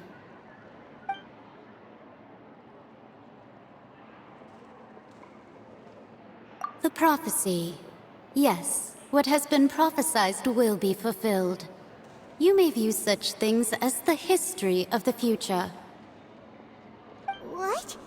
Then is there any way we can stop it? I believe you have witnessed a failed attempt with your own eyes. Can everything in Tevat so easily be changed? Ah, so you've caught on. Just as prophecies are usually only the future as seen from the perspectives of the gods, could things be happening in hidden corners where the gods' gaze does not fall? Are the things that you shall see different from the fate that the gods perceive? What is she talking about? It all sounds really impressive and important and stuff, but it also sounds kind of scary.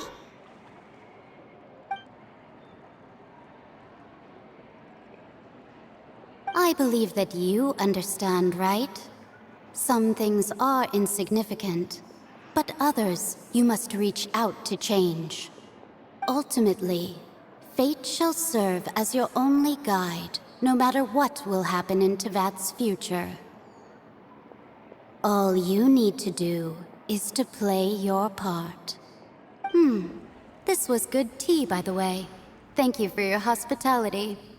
Well, that'll be all for today. The voice. It's gone. What?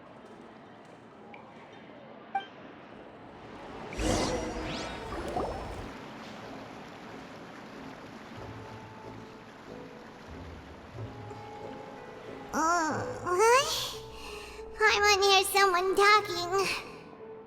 All right, coming. Hey, it's you who's getting lazy, okay? Well, I see I've walked in on some lively banter. Luna! Fine, just fine. I went to take part in that Steambird panel.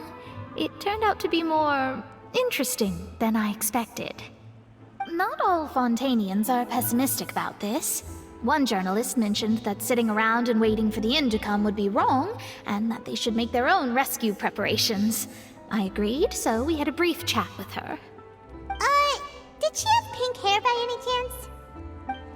Why, yes! It was Charlotte. You remember her, right? That daredevil journalist? I'm in full support of her view. Prophecies are very important, but how can people allow their lives to be commandeered by just a few words? That's right! Paimon's glad to hear something sensible for once. Ah, yes. About what we had discussed before. I did try, but I'm afraid I couldn't reach the old hag. I'll try again tonight, but I wouldn't get your hopes up. Huh?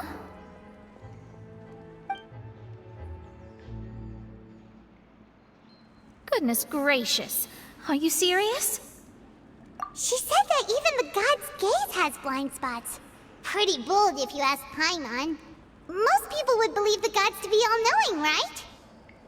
The Hexen Circle members are certainly anything but ordinary. As for the mage named N, the old hag has mentioned her a few times. She said that N's sense of direction is incredible, and that she loves guiding those who are lost. But I've never met her, and if she were still alive, she'd be... well, suffice it to say that the hag's at least a few hundred now, and N's been around for longer than that. Whoa. The Hexen Circle sounds like a scary group. But they must really stay in shape to live so long. Their abilities alone are pretty terrifying. If she came to see you personally, then the problem you're facing must truly be of great importance. Well, it's not like Paimon could understand anything she said. Yes, she was quite cryptic, but I suspect she means that there is still a way to turn things around. She didn't say when or what that would be, though, so... perhaps it is something that you cannot know right now.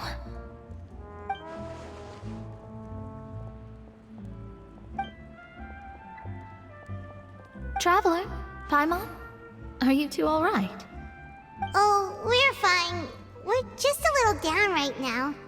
It kind of feels like the end is coming, you know? I see. I feel that same sense of desperation, too. I guess you could consider me someone who has often witnessed fate. So far as I have seen, it cannot be swayed. But even so, I still hope for, and believe in, miracles. Astrology is eternal and rational, but fate may not be.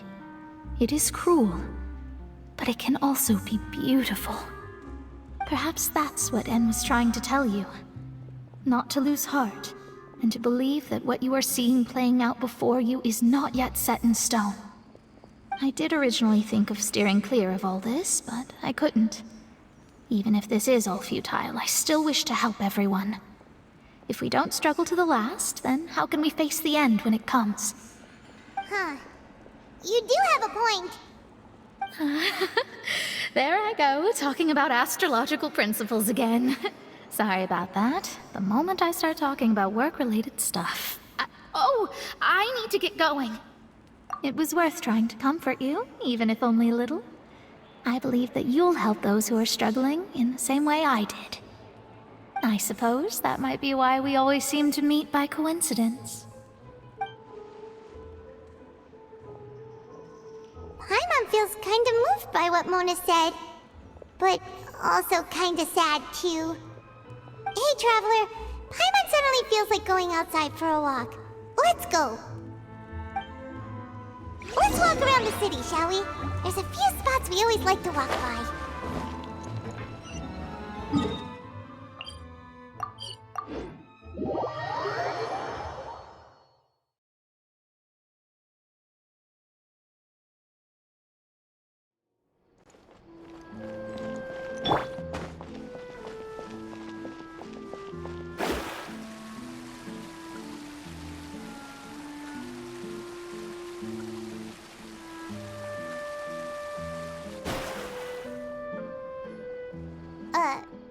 Huh? Our names are written in this newspaper. What's going on? Let Paimon see! The underwater stronghold, the Fortress of Meripede, has continued in its noble autonomy, but that does not mean that others cannot interact with it. My recent attempts to enter the fortress bore little fruit. Huh. Guess Charlotte still hasn't given up on that. Thus, did an Outlander friend become the focus of this report, a blonde adventurer with their white fairy legends trailing in their wake. It is said that this mysterious traveler once visited the underwater fortress. So while the fortress's interior remains a mystery behind closed doors, do not fear, for the tales of the traveler contain surprises in spades. Journalist Charlotte's biggest scoop yet, the Traveler's Trail, World Walker. Huh. Charlotte took so many awesome photos of us and we never even noticed her. She hasn't been able to get a hold of anything at the fortress, so since we're easier to find, she's using us as the subject matter instead? Ugh, seriously? Well, fine. Those headlines and photos do look cool, so Paimon will forgive her this time.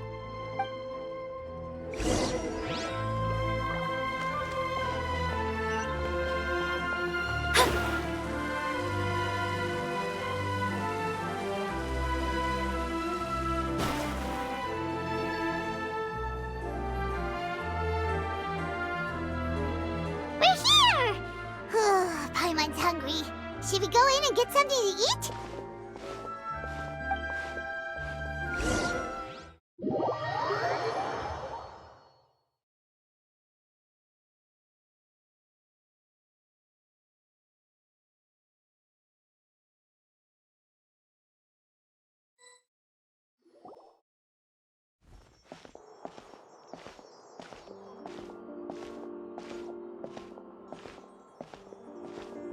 Hey, quick! Look!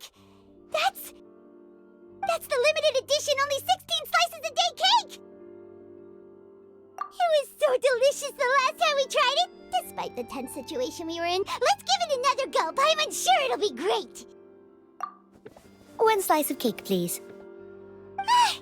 Someone showed up after all. Oh, wait, you're the one from the Palais Mermonia. Oh, are you here to buy cake too? It seems Monsieur Nervalet was right. You really can eat. Wait, did he really say something like that? That's right. Even he has his own preferences when it comes to food. As for me, I love the cake and coffee here. Do you come here often? Usually every day. Every day? It's part of my daily schedule, apart from work. I shall have my cake and coffee. Then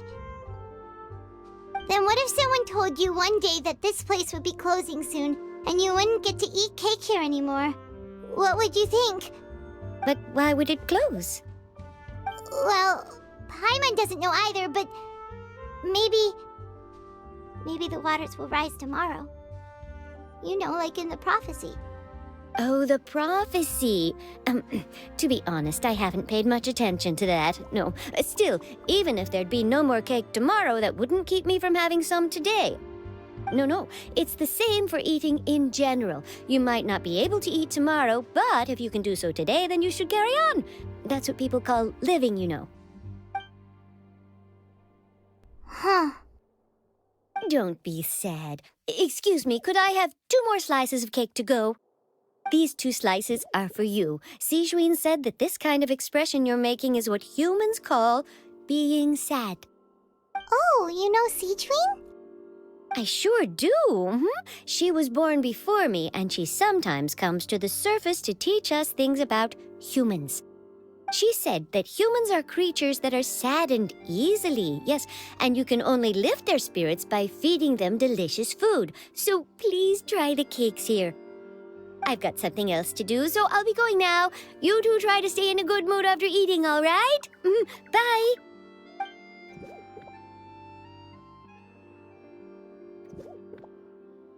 And there she goes. All right, let's dig in. Paimon's sure this cake will be delicious. It's more delicious than last time, and the flavor gets even better with a sip of tea. It sure would be nice if we could come again tomorrow. Sure would be nice if we could always eat delicious food here.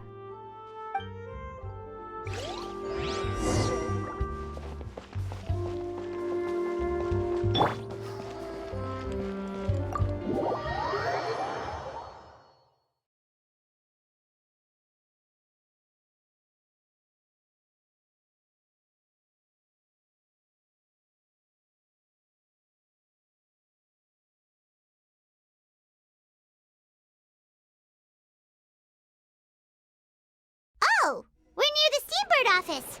Let's go look for Charlotte and have a chat.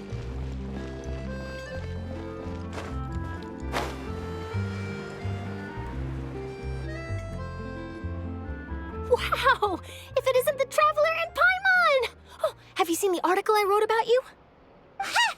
You've got some nerve! You just used us to make some quick mora! Oh, you needn't worry about that. I heard that you were in Poisson some time back, so I sent you a letter to discuss just that. It appears you didn't receive it, though. It's all right, though. I've set aside the amount intended for you. I've even set the table with some food. Really? Oh, you're the best! You're almost a little too easy to win over, Paimon.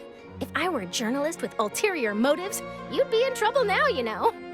Oh, Paimon knows you're not like that. Still, what brings you here all of a sudden? Were you looking for me? When Mona mentioned you, we thought of coming to see you at work. I see. It seems you've already bumped into Mona here in Fontaine. So she mentioned me? What did she say? She said that you're a real daredevil of a journalist. Nice. In which case, can this daredevil journalist dare to request an exclusive interview with the legendary Traveler and Paimon? Huh? So your article in the paper today doesn't count? Oh, of course it doesn't. That was more like live photography. What I'd like to do is dive deeper and ask you to talk about the things you've seen and experienced. Yeah, are we even qualified enough? Why not? If I say you're worth an interview, then you're worth it. But not right now, of course. I'll need a few days to prepare. Oh, in that case, we'll just chat when you have the time then? Oh, so that's a yes? Ooh, splendid! I'll tell the editor-in-chief immediately. I'll have to apply for lighting, a venue, some props, and... Whew, so much to get done now. Talk to you later. Wait, Charlotte, Paimon's still got a question for you. And what's that? If, just for example, Fontaine were to be flooded tomorrow, what would you do today? Huh, that's the prophecy you're talking about, isn't it? I mean, I do hear about it often, but I've never once thought that the day could be tomorrow. If you're seriously asking, then I might try and think of a way to leave Fontaine. Oh, but I'm still a journalist first and foremost. That means I have a duty to be reporting from the scene. And secondly, I wouldn't forsake my homeland that easily. From what I've seen, most people don't know what they'd do should the worst come to pass. In truth, it might be better just to behave like normal rather than worry over such an end. So in all likelihood, I'd probably still be prepping at the office for that interview of ours. I know what you're thinking. That sounds a bit sad, but I've always believed that it's best to do what you enjoy. Just think about it. If this nation really were to be suddenly destroyed tomorrow, but I still successfully finish an exclusive interview with a truly unique person, then the story I would wind up writing would truly be timeless. And then do you know what I'd do? Well, I'd write that story, send it for printing, and use messenger pigeons to get copies out to the various nations as soon as possible. I'm not a dreamer, nor am I a workaholic, but I do love my job, and I'd be proud of leaving such an article behind. I guess you could say that I was born to be a journalist. But anyway, that's my answer. And on that note, I'll get back to my preparations. That's so nice. All of a sudden, Paimon actually kinda envies her. Anyway, let's go and take a look at the sea, shall we?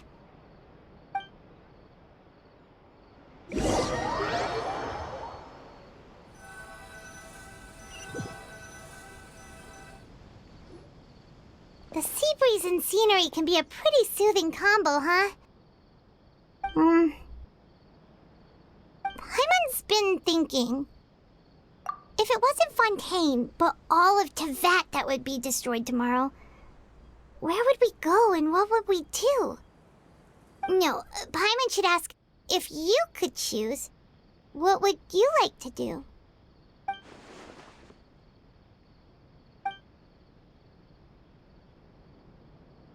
We've always been moving to the next destination, so we haven't spent much time thinking about these kinds of things. We didn't have to either, with us always being on the road and whatnot. You mean, still traveling? Huh. Wait, isn't that what we've always been doing?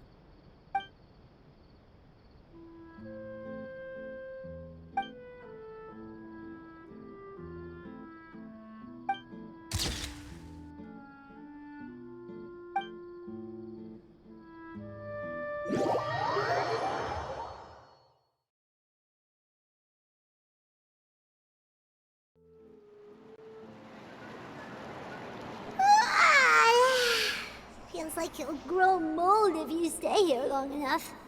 But it's still better than the Fortress of Meripede, that's for sure. It's not only damp there, but salty too. Ah, so the two of you are still here. Wonderful. Oh, you're from the Palais Mermonia, aren't you? Yes, I'm Isadora.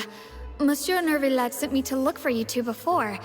I heard that afterward you went to the Fortress of Meripede. Not at all. I'm well aware that you're friends of his.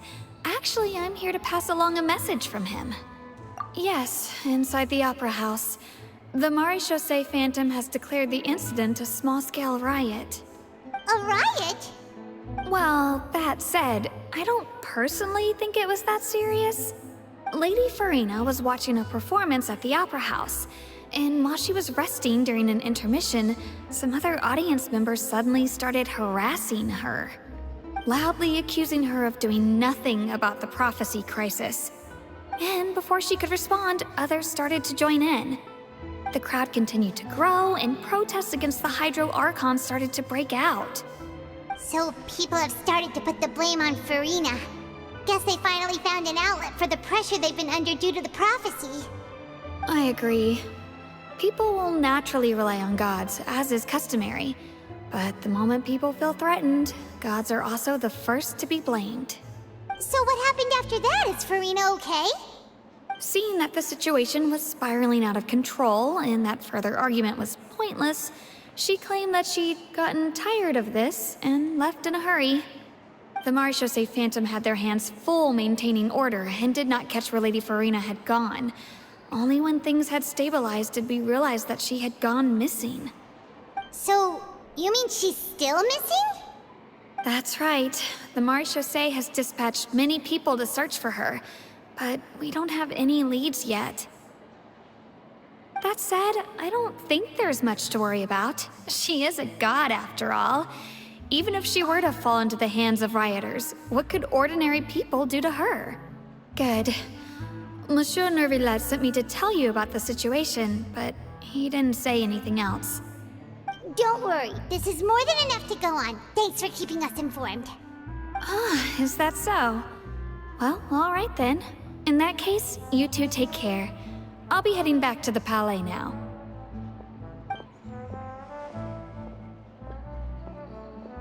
Well, sounds like we should hurry over to Poisson then.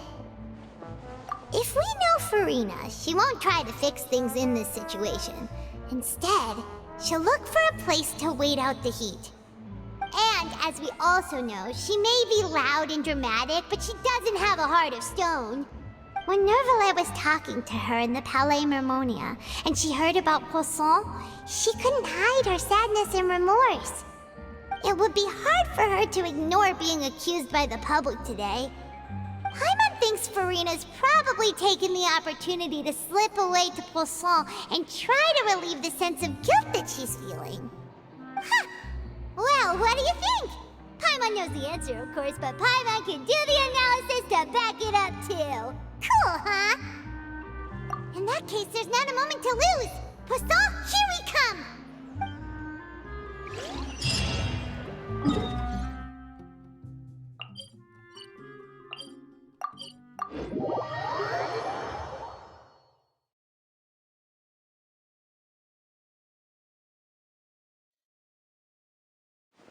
This place looks deserted. Guess all the survivors must have evacuated already. All that's left here are signs of devastation. Could Farina really be here? Let's try to find her as soon as possible.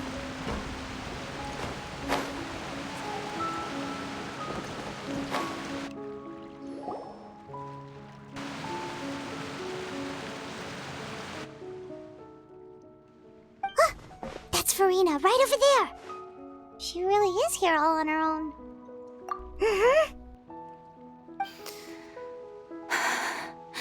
Should I just give up? This is all meaningless. What was meant to happen did happen after all. Everyone's dead. I'm sorry. I'm so sorry. Give up, Farina. There's no point in holding out. I'm sorry. But what can I even do other than to repeat meaningless apologies over and over? Who's that? Don't worry, Farina. It's just us. So it is you, blonde traveler from another land. Why, I almost thought you were someone from that mob of my ignorant subjects. Come to kneel and beg for my forgiveness. Farina, you were crying just now, weren't you? The tear stains on your face are obvious. What do you mean, tear stains? Oh, I remember. The show at the Opera House earlier this morning was so moving. I'm still trying to process it. Who did that uncivilized rabble think they were, disturbing my enjoyment of the arts? They even dare to tout their Archon. I must teach them a lesson. I can just imagine their twisted and frustrated faces once they realize that I'm nowhere to be found. Oh, and I'm sure Nouvellette and those people from the Marche Chaussee Phantom are freaking out right next to them, too.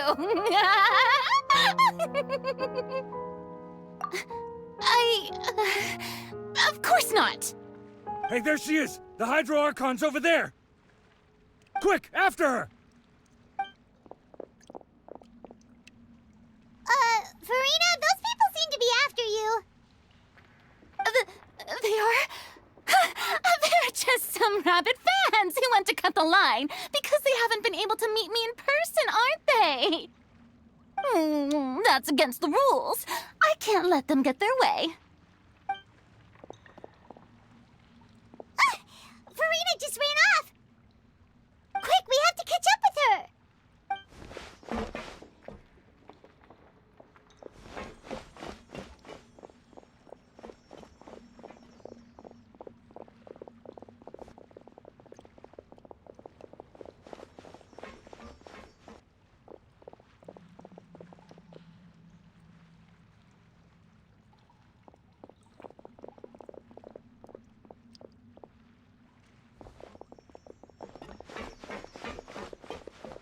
This should be the place, right?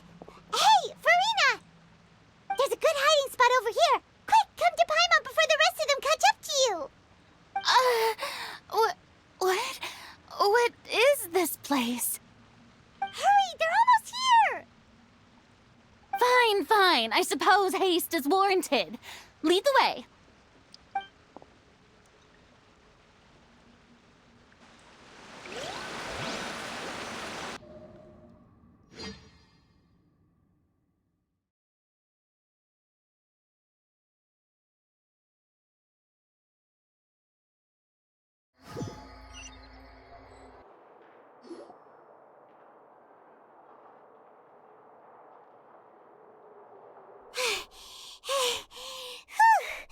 Paimon's exhausted.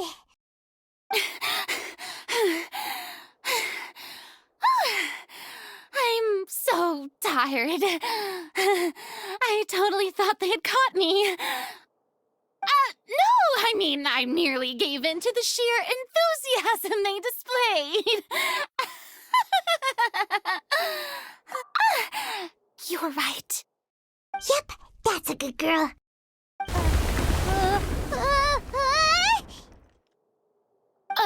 What's happening? The ground's shaking. Is it an earthquake? Yeah, a quake of this kind preceded the flooding in Poisson, didn't it? It can't be. It's happening again. Well, there's no need to worry too much about that. Nouvellette's made some emergency plans, so the evacuation should go a lot smoother this time. Yeah, I hope you're right. But the people of Poisson, they've already...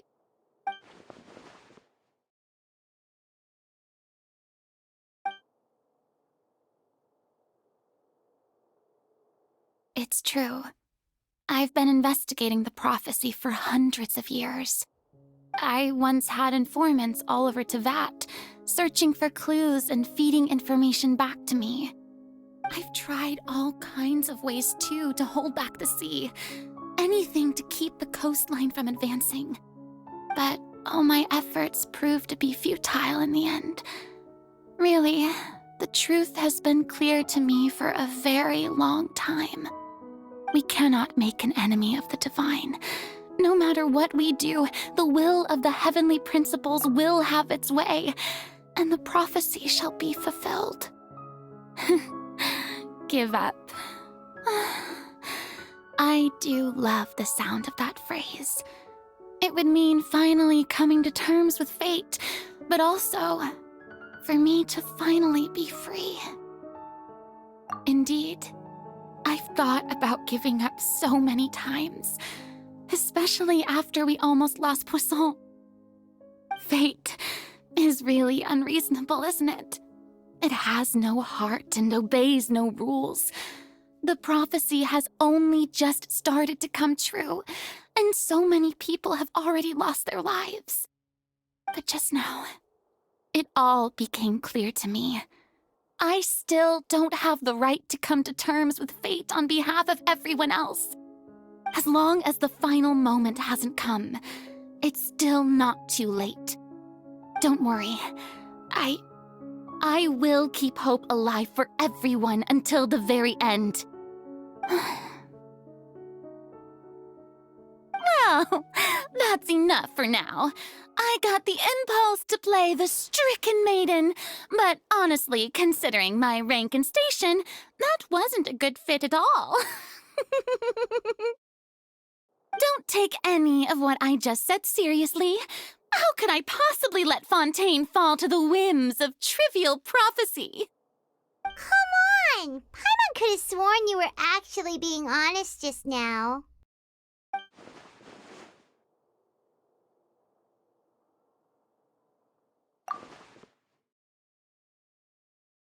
Share my burden. That's impossible. It was fated right from the start that this would be my duty alone. A witness. Yes, I've heard that you came to Tevat from beyond the stars, yes. In other words, you never belonged here. And if Tevat is, in its entirety, a show on a stage, then you're just a spectator, aren't you? If that's the case...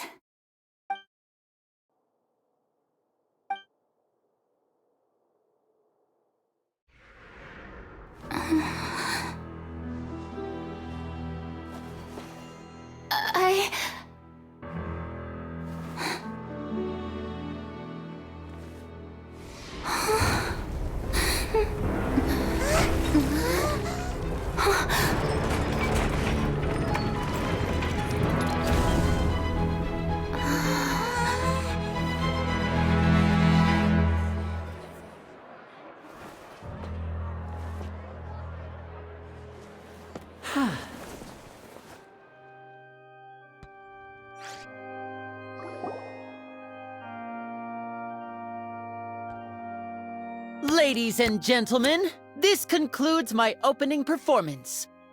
Now, without further ado, we may proceed to the trial of our god. So this is what it is. Yes, you deserve praise for the effort you took to raise the dramatic stakes. Do not forget, however, that I am Focalor, the god of justice, the embodiment of justice itself. Does it not strike you as even the least bit absurd to bring the very concept of justice to trial? May I interpret these words as your refusal to stand trial? In that case, you will have the opportunity to defend your honor through a duel. You would draw your blade against a god?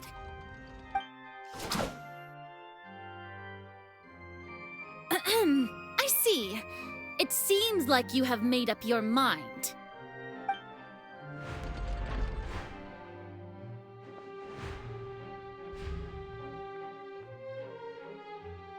Paimon can't believe it. She just surrendered. What the heck is going on? Did I just see an Archon surrender to a human? Wow, how utterly humiliating. Lady Farina, what is the meaning of this? Shh! It would seem that there has been a misunderstanding. To be clear, the raising of both hands is not always an indication of surrender. Looking for excuses again, huh? I raised my hands just now to indicate my acceptance of the trial. No duel shall be necessary. I will admit that I've been running away for a long time. I'm sorry, everyone. I was unable to protect the people of Poisson. It is my duty to stand trial for my crimes. You are not the only ones to be disappointed in me. I, too, am exceedingly disappointed in myself. But now, it is time for the Hydro Archon to show you her courage and resolve. I, Farina, We'll use this trial to show the world the true meaning of justice! This time, I will protect you. Applaud and rejoice! One of the most outrageous and fantastical arcs known to the opera epiclese is now unfolding before your eyes.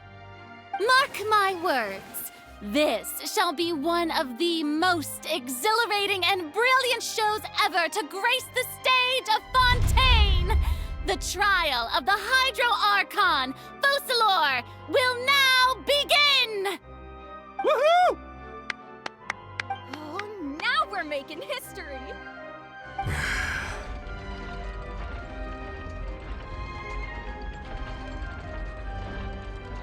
Why does it feel like Farina just took over the whole thing? Like, come on! Didn't she just get forced to stand trial for her crimes? Also, even though she's still acting super dramatic, she is taking this seriously this time, right? All right, then. Who will be my opponent in this trial? The court asks the prosecutor to please take the stand. Is that so? Very well. Then please speak, witness of Tivat, my accuser and fated opponent.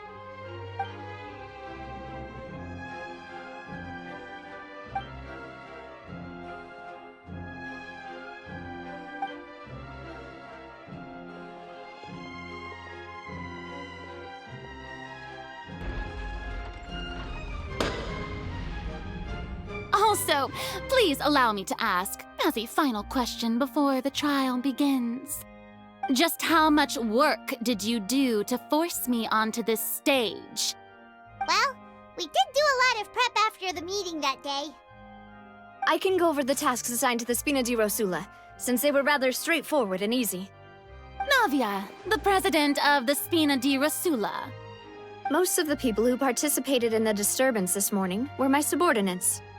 They changed into plain clothes and came to the Opera House as regular audience members, waiting for the perfect opportunity to incite insurrection against you. The people's resentment against their Archon has been building as more and more of the prophecy is fulfilled. A spark was all we needed to turn smoldering anger into a flame. Moreover, according to our understanding and analysis of you, when something like that occurred, you would likely flee the scene and head to Poisson by yourself. So, we arranged for a second group to lie in wait there. So, you mean, the ones who scoured the settlement for me were also from the Spina? And their goal was to force you to step into the giant magic box so you may personally participate in the greatest magic performance in all of Fontainian history. That's right. That house was a magic box, rather than someone's residence. As the super ultimate version of the setup that I used when I first performed at the Opera Epiclese, the volume of the box was increased by a whole order of magnitude, and the distance it traversed was the entire gap between Poisson and Areneas. Its cargo, of course, was an Archon instead of a human. My thanks, Farina.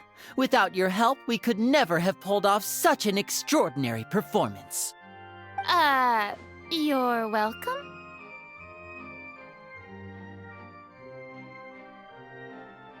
Of course, this performance was only made possible with Father's support. The House of the Hearth spent a massive amount of labor in Mora to pull this off. We had to select a location, construct the giant magic box, dig a tunnel, and open up a path through the water. It was a lot of work for all of us. So, in other words, the earthquake that we felt within the giant magic box was just a normal tremor from the transportation of the whole house? That's right. It wasn't a sign of another disaster to come. Then, I can guess Nervilette and Cloran's parts. You gathered a crowd, prepared a stage, and made sure that the champion duelist would be immediately ready for a fight. Also that as soon as I appeared on the stage, the trial may commence without a hitch. Am I right? Yes, that is correct. Well, Clorand, I must commend you for your courage. Only the most outstanding champion duelist in all of Fontaine would accept a duel with an Archon without flinching.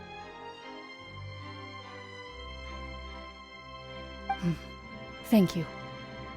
As for you, traveler, I suppose your role was to keep me distracted with conversation once you found me in Poisson. You'd make sure that I didn't notice anything amiss before revealing yourself as my prosecutor once we'd arrived onto the stage. Oh?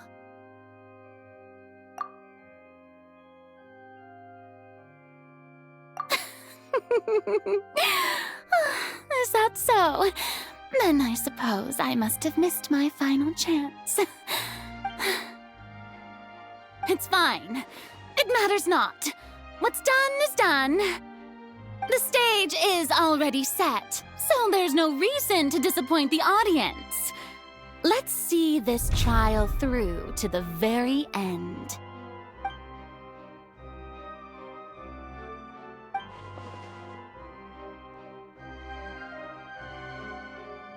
Madam Prosecutor, please allow me to pass this along.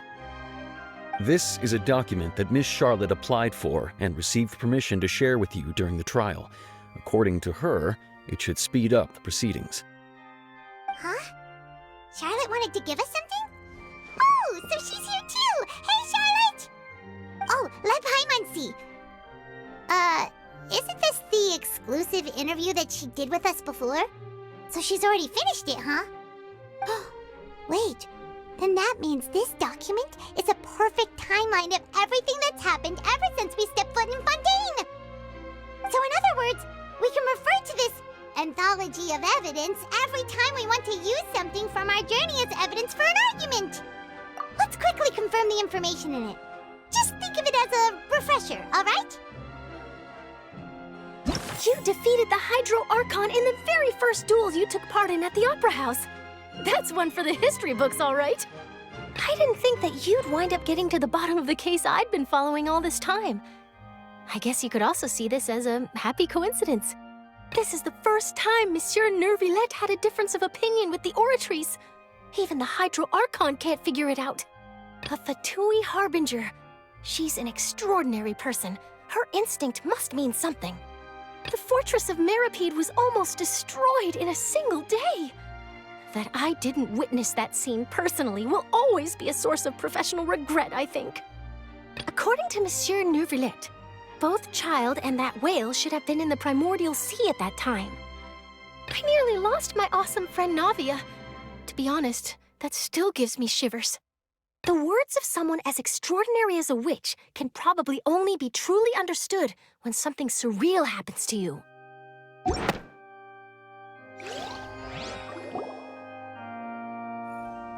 The prosecution and the defense are both in position. The trial shall now begin.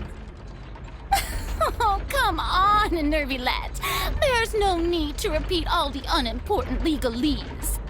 Just fast forward to the part where the prosecution lays out my offenses. As the defendant and the lead actress of this performance, I still haven't even been informed of my supposed guilt in all of this. Of course, it is only natural for humans to struggle to understand the actions of a god. However, you will need more than that to convict me of a crime. That's true, but my charge here is unrelated to your conduct as an Archon. Instead, I would like to charge you as a fraud who's never been the Archon in the first place. Wait, what was that? Lady Farina's a fraud? Hey, I came here thinking that we were going to try the Hydro Archon for forsaking her duty, but did I hear that right?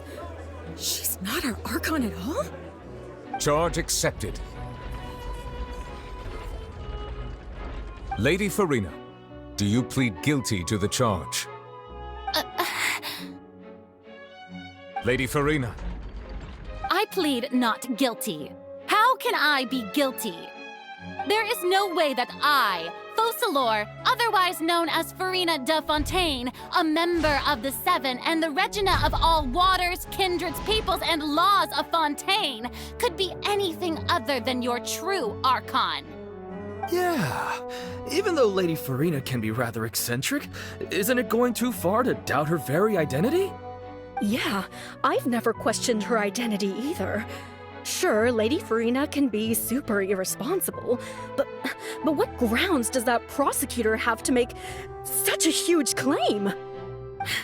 I have cause to believe that common sense will prevail in this case. Many of the members of the audience have known me as the Hydro Archon ever since they were born. There would be no fooling their memory. See? Even the Oratrice has decided to show me its favor. Are you sure you want to commit to a charge that will never be upheld? If you wish to drop the case, I can promise you as the God of Justice that you will not have to face trial for making a false accusation. We will treat everything that's happened as a dramatic spectacle and move on with our lives. What do you say to that? Huh. An argument with near impossible odds, huh? We have to not only refute Farina's claims, but also overturn the long-held beliefs of the people. Well, I tried to give you the chance to surrender. If you must persist, then let me ask. If you believe I'm not the Archon, then what manner of being do you think I am? And if I was not the Archon, then how did I manage to live for over 500 years?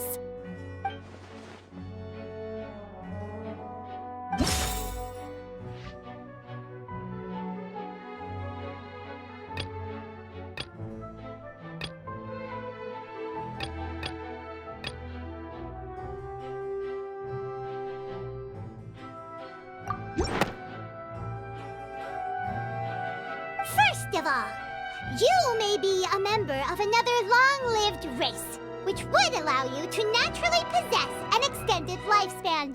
And second of all, even if that wasn't the case, there could be other ways to extend your life. Who gave you that idea? Was it the knave? You'd sink so low as to use a harbinger's words against me. A curse? I once thought it possible that the aura of an Archon might naturally resemble a type of curse. But in light of this claim, perhaps what I sensed was not your divinity, but a curse after all. You sensed it too, huh, Nervalet? Lady Farina is actually a human? Well, it is true that it's extremely difficult to tell humans and gods apart just by looking at them. It's not impossible.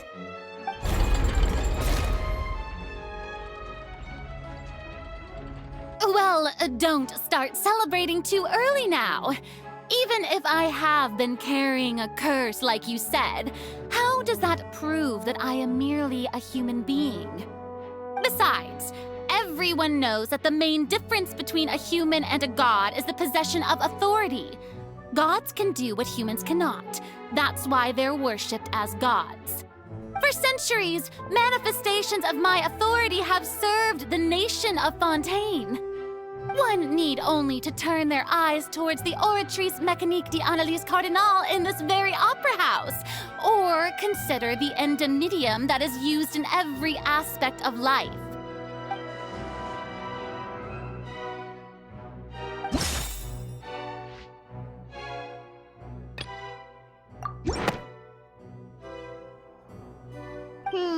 That doesn't sound right. Paimon doesn't think this clue can be used as compelling evidence to build our case. You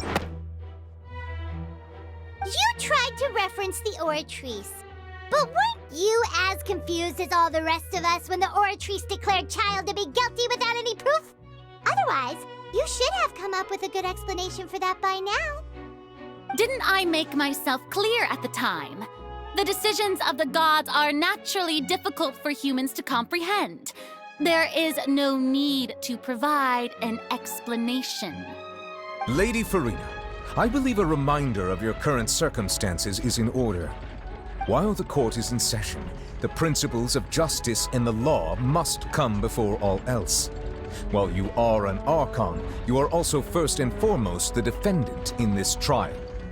You will prove yourself unable to defend against the prosecution's charges if you continue to withhold vital information against the rules of the court. I never thought you'd use that kind of rhetoric against me.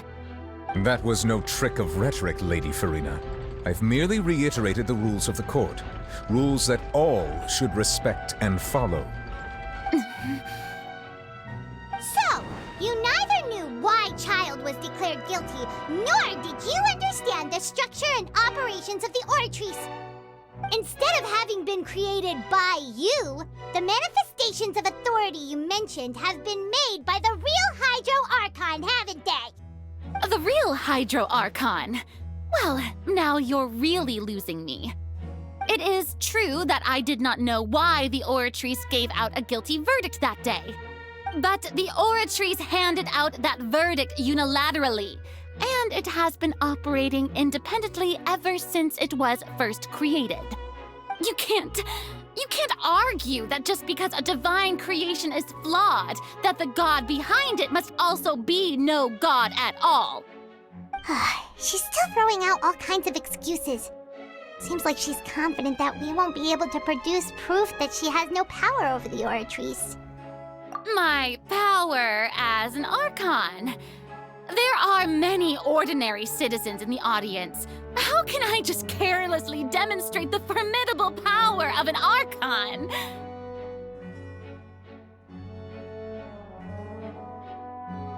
If that poses a concern, I'm prepared to extend my protection to the audience. You don't need to go that far. Aren't you the Hydro Archon? Or is it that you can't even wield the power of Hydro, much less the authority of a god? Indemnitium! Yes! It's all because of Indemnitium! All Archons derive their power from the faith of the people, and I've converted the people's faith in justice into Indemnitium! Thus did I give up all of my divine power to provide everyone with energy for their daily lives. Have you ever seen a more magnanimous god? Isn't that a huge stretch? Yeah, no matter how generous an Archon can be, how could they give up all their power? Can a god with no power even still be called a god? It seems like nobody's buying Farina's excuse. Hey, come now, everyone. Please don't stare at me as if I was a liar. I'm still the same Farina you knew, right? The one that you loved. Shouldn't you want to believe in me? Please? You've got to believe me. If what the prosecutor said is true, she really has committed a grave offense. Did she deceive all of us? And all of our parents and grandparents too? And all of our ancestors? Ever since they were born? Enough! That's enough. Tell me then, if I'm not the real Hydro Archon, then who is? If you have no evidence of another Hydro Archon's existence, nor can you find anyone who can back up their claim to be such, then what grounds have you to say that I'm not actually the real deal? Wow, she came up with yet another argument. How can we refute her now? Seems like she really doesn't want to give up.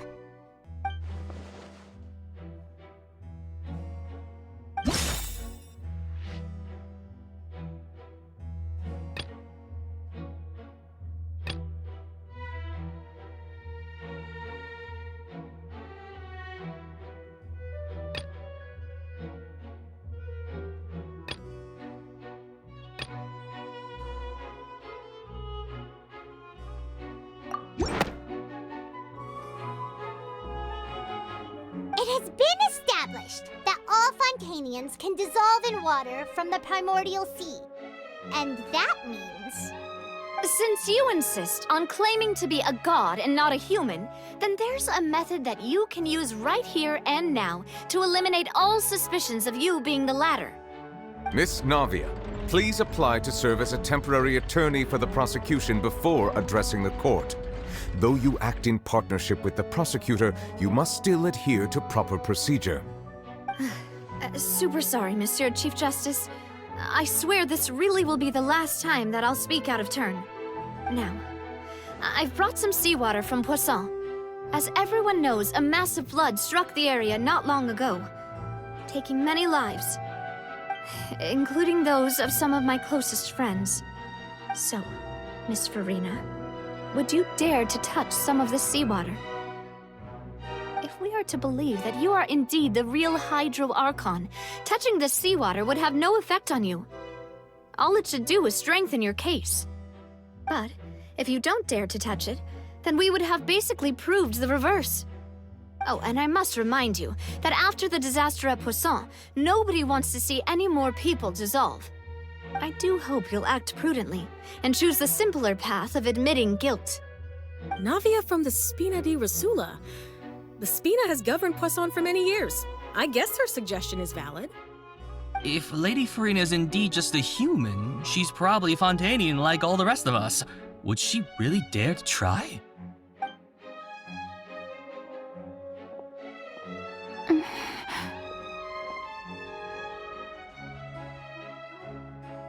Lady Farina, this test has been unilaterally proposed by the prosecution.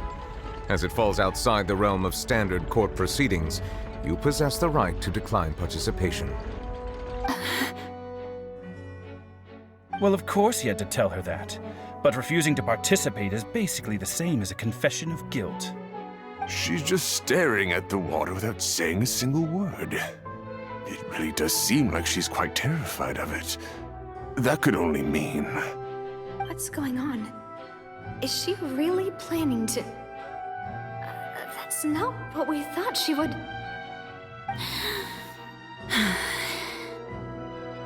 Due to the inherent risk of the test, Lady Farina, you may...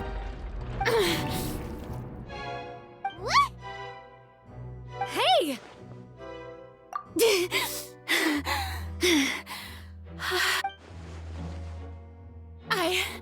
I'm fine!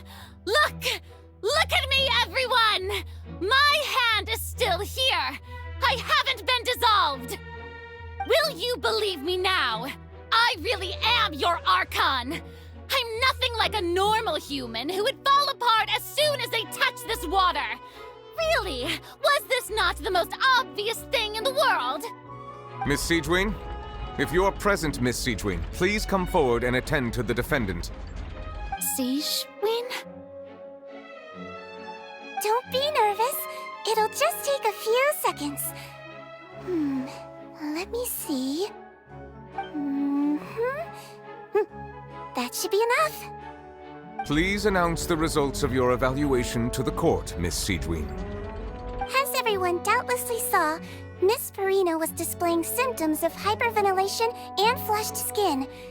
These indicate that she was experiencing the adverse effects of exposure to primordial seawater. The extent to which she was affected is the same as other humans when exposed to primordial seawater of a similar concentration. Thank you, Miss Siegewin. Lady Farina, you may return to the defendant's stand. Oh, wait. What did she just say? I didn't get dissolved! Shouldn't that be enough to prove my innocence? Well, considering your tendency to run from your problems, we did originally prepare a direct sample of the seawater around Poisson. However, after extensive discussion, we exchanged it for a sample that is not concentrated enough to dissolve an actual human. After all, on the off chance that something entirely unexpected might occur, we don't want anyone else to lose their life to the sea. Yeah, so out of regard for Farina's life, you secured a low-concentration sample and asked the head nurse to serve as an expert witness. It's a great thing that the direct sample wasn't actually used. Farina could have... I can't believe... You...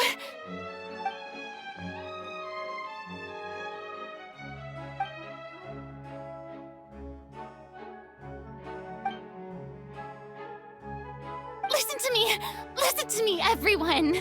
Please don't give me such cold and disdainful looks! What happened just now didn't prove a single thing! Think about it!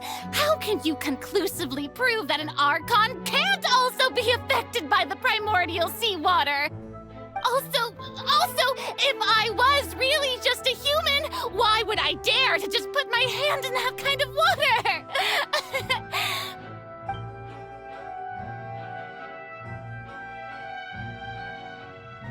Please, everyone, anyone, just listen to me! I swear, I really am your Archon!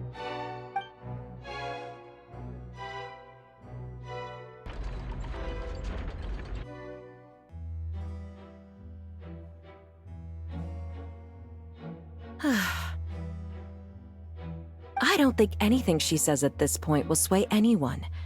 The odds are just too stacked against her now. With all the things that have been said, Paimon doesn't think there's any way left for Farina to win. I believe the time for arguments and presentation of evidence has come to an end. If there are no objections, we will move on to the final judgment.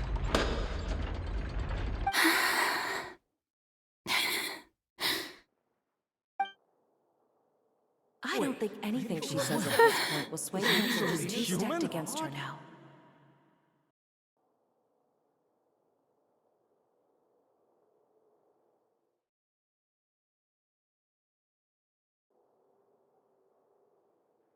In my capacity as Chief Justice, I shall now render judgment on Farina's misrepresentation of herself as the Archon of Fontaine.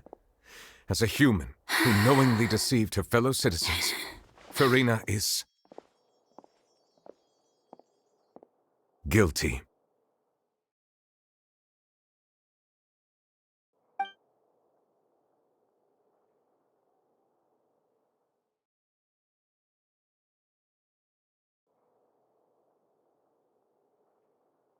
We shall now turn to the Oratrice Mécanique d'Analyse Cardinale to render the final verdict on the charges.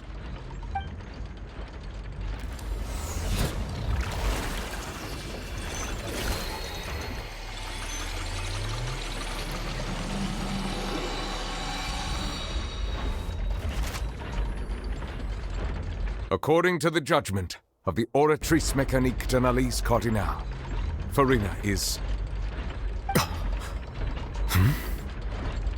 Well, what's wrong?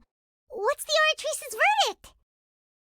No, the Oratrice also displays a guilty verdict. Isn't that correct then? However, the exact wording of the verdict is thus: the Hydro Archon, guilty, to be punished via the death sentence. The death sentence? That's actually one of the available sentences? I've always thought that it was just a myth. The one and only time the death sentence has been handed out at the court, and it's been given to the very person we've worshipped as the god of justice? What an unexpected twist.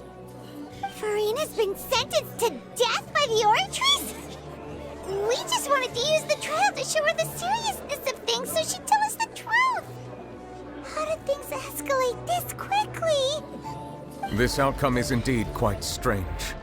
According to Fontaine's current definitions of justice, as well as its recommendations for criminal sentences, is this sentence really appropriate for the crimes that have been committed?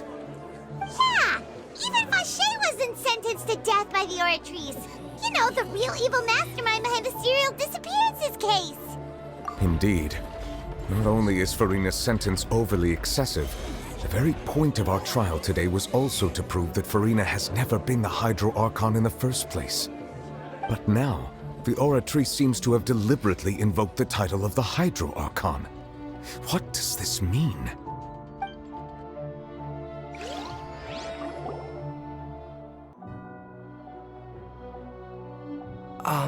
Excuse me, if I may interrupt. Is the trial still going? Fremine! You finally made it. I assume this means you've completed your mission? Mm-hmm. Any mission Father assigns to me will always be top priority. Is the knave privately arranged for Fremine to try and find the missing slate. I looked everywhere and finally found it at the bottom of the sea. It took me a long time to get around some dangerous stretches of water. But has the trial already concluded? Then, doesn't that mean I've come too late? Oh no. Father will be disappointed in me.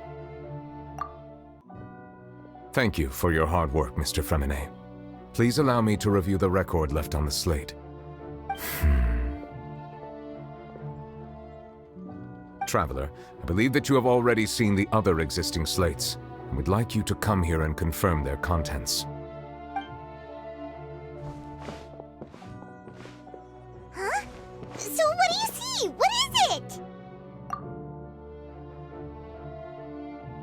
I believe I have now made sense of the Hydro Archon's crime. It has to do with Fontaine's lost history. Huh? Isn't the Hydro Archon just guilty of deceiving her people? Oh, wait, no, that's Farina, and we've already proven that she's not the Hydro Archon. So when you say Hydro Archon, do you mean the real Hydro Archon we've been kinda talking about? In truth, everything that you've encountered in Fontaine up until this point can be traced back to the contents of these stone slates. However, I'm uncertain as to how much sense they currently make to you. Okay, let's try to recall the contents of the other 3 stone slates. Paimon will do her best to help you remember.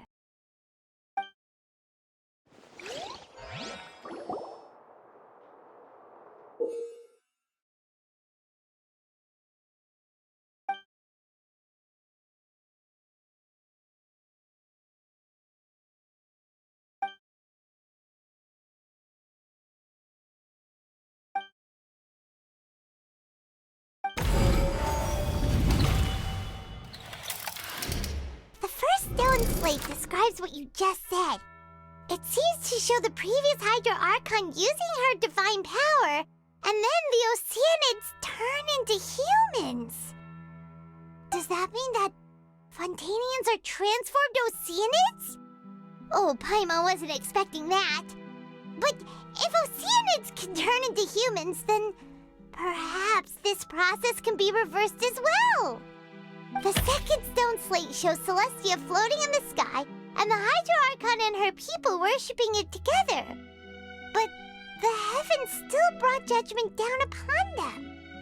This must be the point when the Hydro Archon and the Fontainians were branded with their original sin. Does this mean that the original sin and the Hydro Archon sin are the same thing? The third slate shows the Hydro Archon sinking into the sea surrounded by many people. That reminds Paimon, didn't we also watch that happen to someone else? Well, the fourth slate is the prophecy the Fontainians have been talking about. People dissolving into the sea, the Hydro Archon crying on her throne, and so on. We didn't believe that such a crazy disaster could happen at first, did we? But after that incident, it was just a question of when and not if.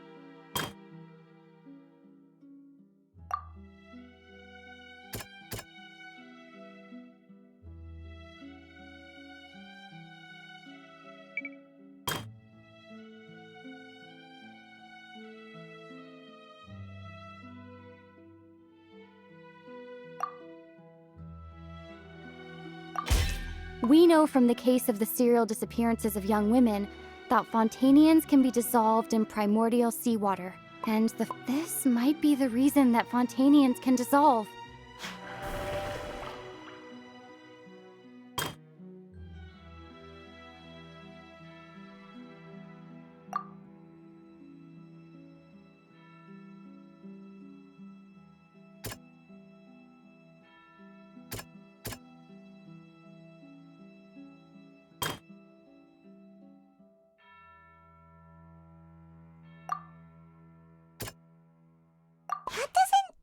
quite right.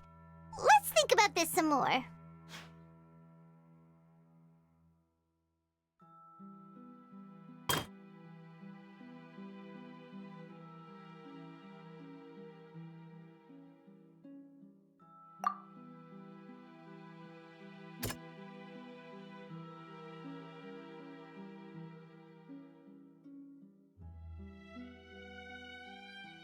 That doesn't sound quite right.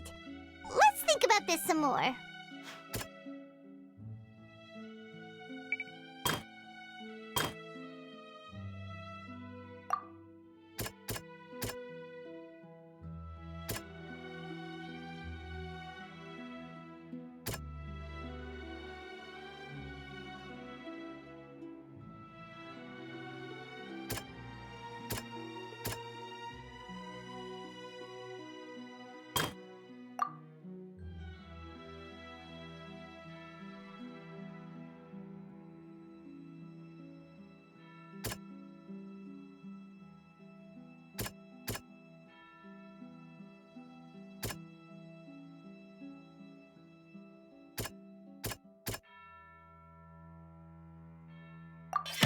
It's not as simple as falling into the sea. When Navia fell into the sea, her consciousness was subjected to judgment. The stone slates show the people gathered around the Hydro Archon in the sea.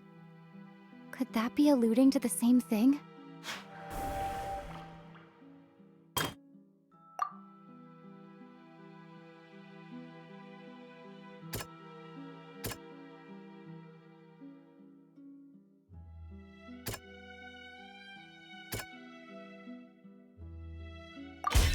Perhaps what is about to take place has all happened before. The true sin of the Hydro Archon that Nervilette mentioned, and the original sin cast down on the people of Fontaine by Celestia, as recorded on the stone slates.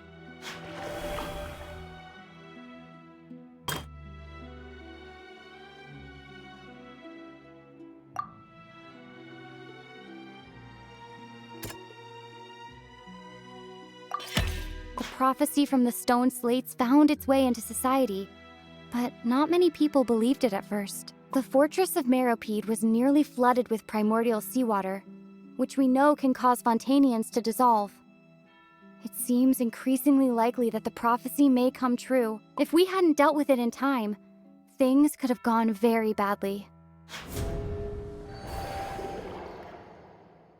They'll dissolve into the primordial sea but won't cease to exist. Their essence will flow in the seawater, converge, and take the form of an oceanid. The Hydro Archon was sentenced to death in court, shocking everyone present. Perhaps this means that her sin was actually Fontaine's original sin.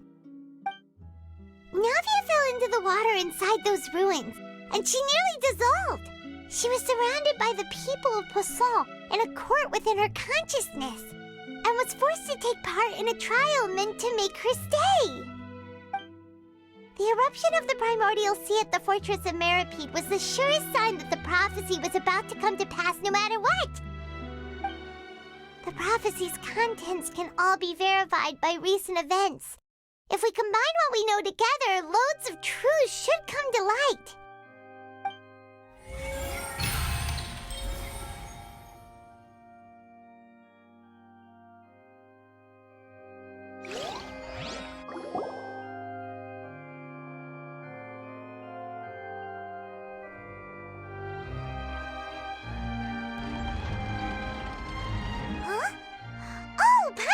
It now, so that's how you can make sense of it. But then it feels like we're going to have to share some truly shocking revelations. Let's hear them. Incredible. Linny, did you hear that? We're not real humans. All Fontainians were originally created by the late previous Hydro Archon, with oceanids as their basis. The evidence for that can be found in how only Fontainians could dissolve in primordial seawater, and how all the girls Vacher dissolved were also turned into oceanids. Oh, and according to Navia, when she was about to get dissolved, She also saw everyone gathered around for a trial, all of them in the shape of Oceanids. Indeed. Yeah, and it follows from the content of the first slate that she probably anchored Celestia by creating humans without prior permission. That could also explain why the Oratrice judged the Hydro Archon to be guilty. It's to account for that ancient sin. The Hydro Archon's true sin was creating us? And yet, after many hundreds of years, the Hydro Archon's creations have turned around to try to judge the Archon within the Opera Epiclese. The twist. Yeah, isn't the image here just like when Navia fell into the sea? So wouldn't it be trying to show the image of the Hydro Archon also falling into the sea once the prophecy has been fulfilled in the fourth slate? In the end, the people will all be dissolved into the waters, and only the Hydro Archon will remain weeping on her throne. Only then will the sins of the people of Fontaine be washed away. Did Paimon get all that right?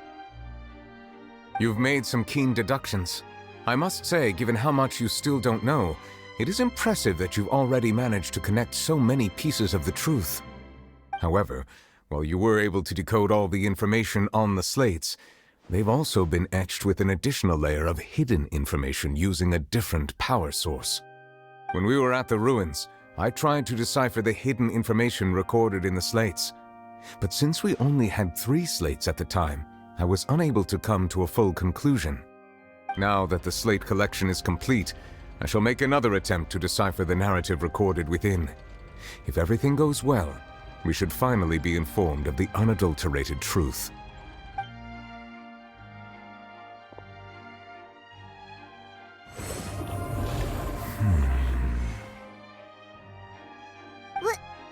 Well? Did you get it? I believe I should share this truth not only with you, but with all the people of Fontaine as well. I will try to briefly summarize it for you. Your hypotheses regarding the origin of Fontainians and the sin of the Hydro Archon were both correct. In the Fontaine of old, the previous Hydro Archon sensed the yearning of her Oceanid familiars for life on land. The Oceanids were enamored with the beauty and romanticism of human beings, and wishing to have those experiences for themselves, expressed to the Hydro Archon their desire to become of a similar kind.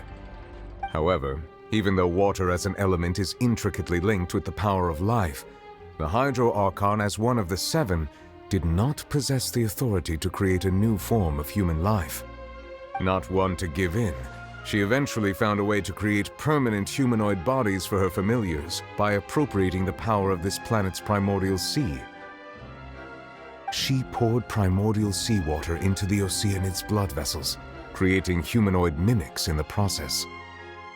But if Fontainians were to ever come into direct contact with water from the primordial sea, the power within their bodies would escape these artificial restraints and return to the sea. As a result, their forms would collapse, and they would be reverted to their original forms as Oceanids.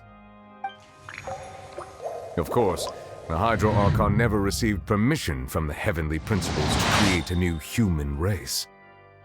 And thus, the Hydro Archon and all of her creations came to shoulder the original sin of appropriating the power of the primordial sea. That is the true history of how the people of Fontaine first came into being. So we were all Oceanids before we turned into human beings? That's way too much information for me. I think I'm just going to pretend that I never heard a single thing. Wait, but if that's the truth, we can't let the Hydro Archon be sentenced to death. After all, her only sin was creating us.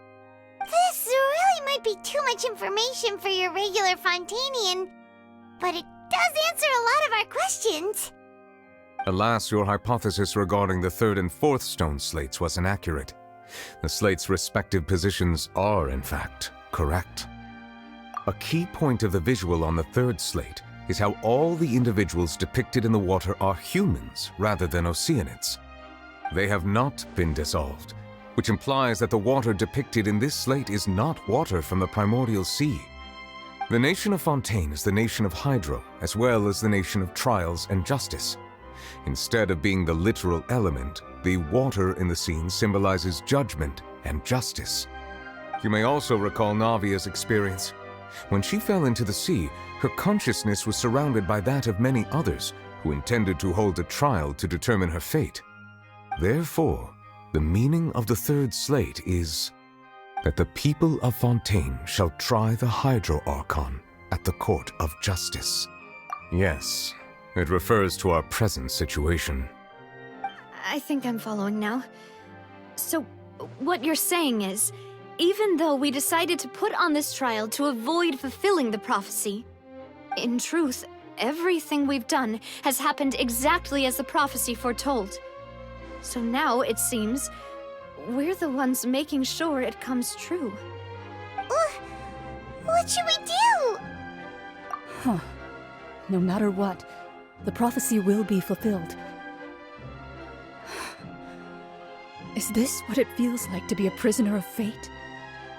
If that's the case, does that mean the scene in the fourth slate will also be fulfilled soon? Traveler, I would like to point out another small fallacy in your deductions. About the fourth slate, you probably thought that the eruption of primordial seawater beneath the fortress of Meripede served as the surest sign that the prophecy was about to come to pass, yes? However, I believe that rather than being a sure sign, that eruption could in fact only be a small warning of something far worse to come. As for the root cause of the catastrophe, I believe you've already encountered it once before.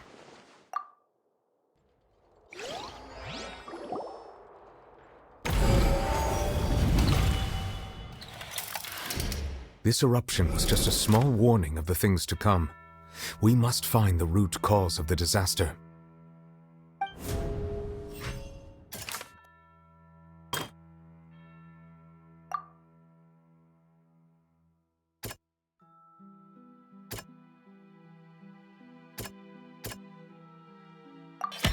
It was both dream and reality. If we're talking about a true culprit, that could only be that thing inside the primordial sea, right? The truth, the original sin, the trial, and the root cause of the disaster.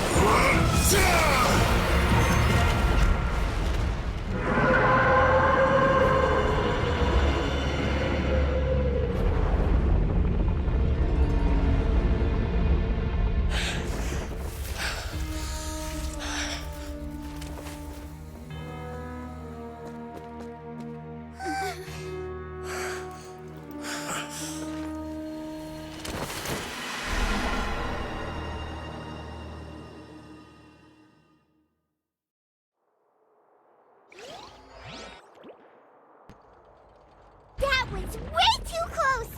How did that thing just burst into the Opera House? Wait, was that the huge whale you saw in your dream? So we've met it at last. I understand very well why it has chosen to make an appearance here.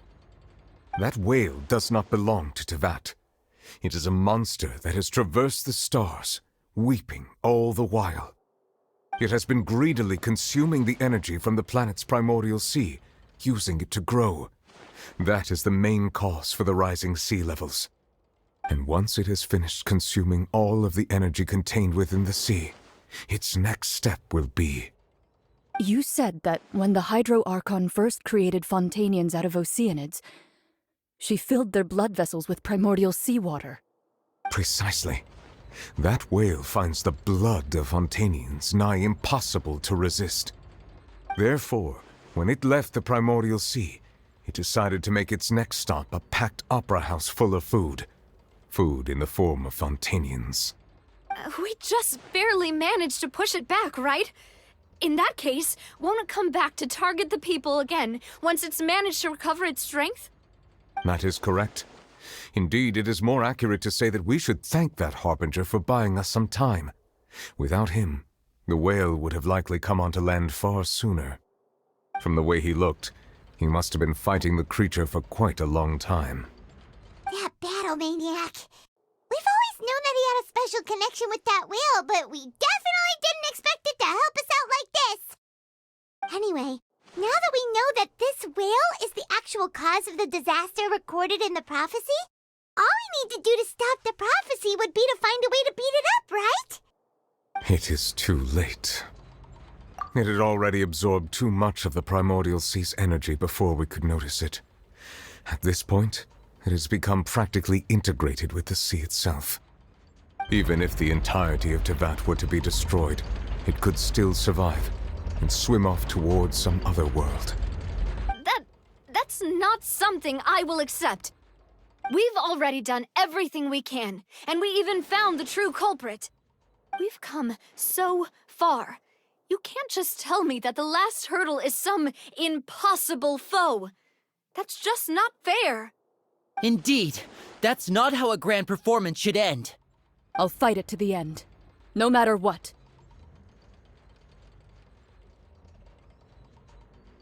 So the prophecy will be fulfilled no matter what, huh?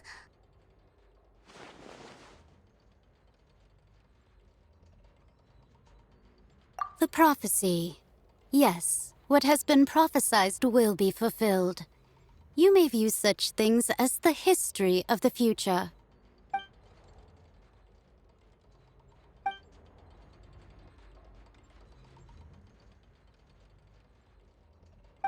Just as prophecies are usually only the future as seen from the perspectives of the gods, could things be happening in hidden corners where the gods' gaze does not fall? Ultimately, fate shall serve as your only guide, no matter what will happen in Tevat's future.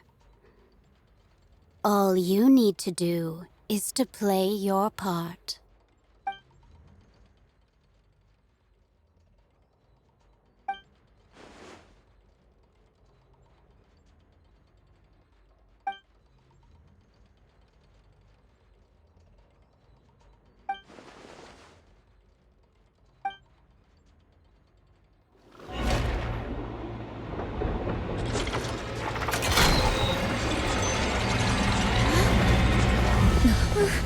What's happening with the oratories? I believe it is preparing to carry out the death sentence.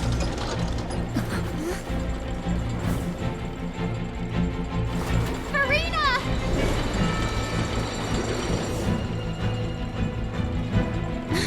No, I still need answers.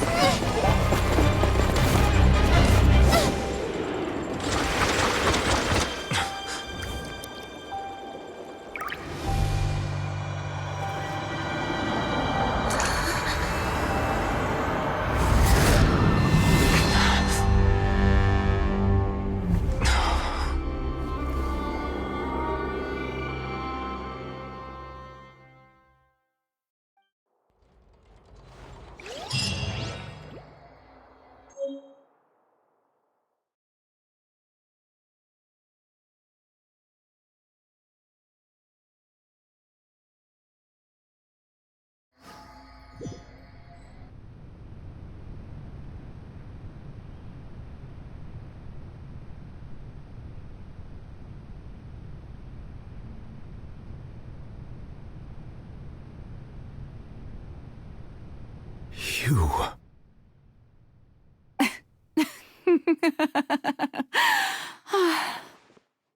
Sorry.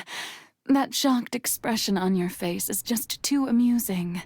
I couldn't help myself. You are not Farina. Who are you? Ah, the sweet sound of bewilderment. Marvelous.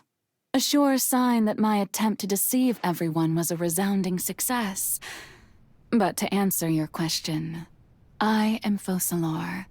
You know, the god. Focalor. Why did you deceive us? Oh, that wasn't my goal, of course. Goodness, no. But I had to fool everyone else too, if I was to stand any chance of deceiving the heavenly principles. Deceiving the heavenly principles? It's all because of that pernicious prophecy. Dreadful, wasn't it? Everyone doomed to dissolve.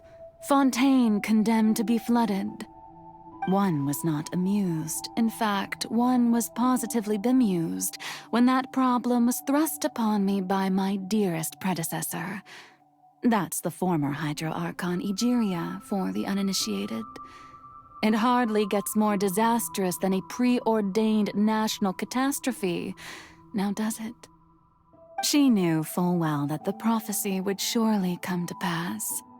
And as one of the seven, she also knew full well that one defies the heavenly principles at one's peril. So yes, as you have no doubt surmised, it was a rather impossible situation that I found myself in. I spent a terribly long time mulling it over, alone on the ocean floor. And I was almost growing barnacles by the time I finally realized there was only one possible solution to this confounding conundrum. I had to outwit the heavenly principles, allow the prophecy to be fulfilled, ostensibly at least, while saving everyone at the same time. I'm a genius, I know. I can only assume that's why Egeria chose me as her successor. Although, looking back now, it was hardly the inheritance one dreams of. Between the task of saving the nation, the quotidian duties of the Hydro Archon, and not to mention the original sin of creating a new race of humans, I dare say she left me quite a colossal mess to clean up.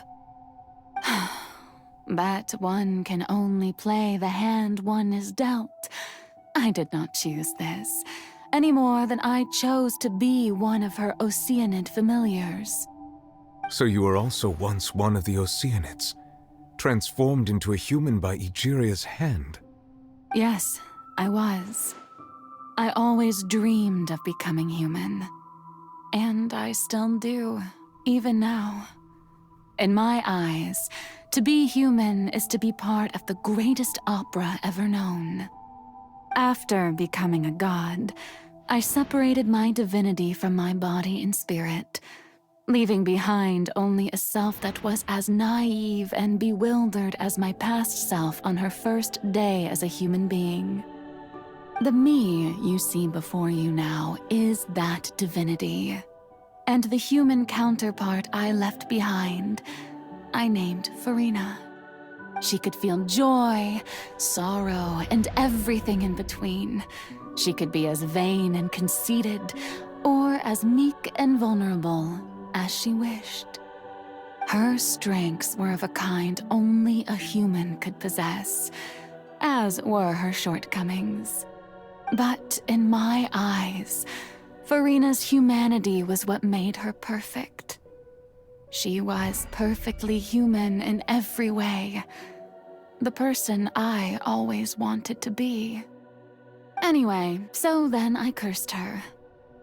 All part of the plan, of course. The plan to deceive the heavenly principles. Do you still remember the final scene of the prophecy? The Hydra Archon alone, weeping on her throne. In order that the prophecy might appear fulfilled, I invited Farina to be an actress, to play the part of the Hydro Archon in the prophecy.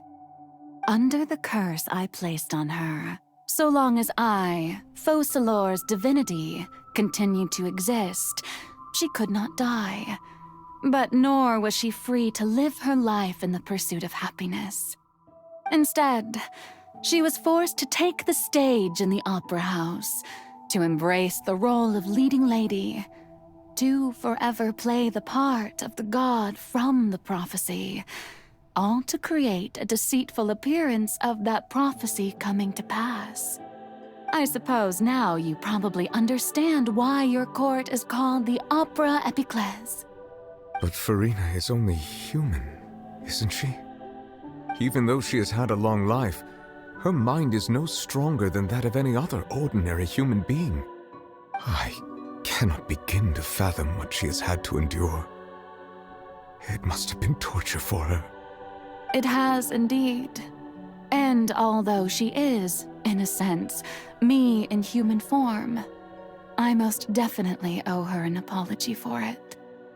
It's been 500 years, and all along, she's been playing her part in the most unimaginably long, unbearably lonely, and agonizingly painful opera of all time.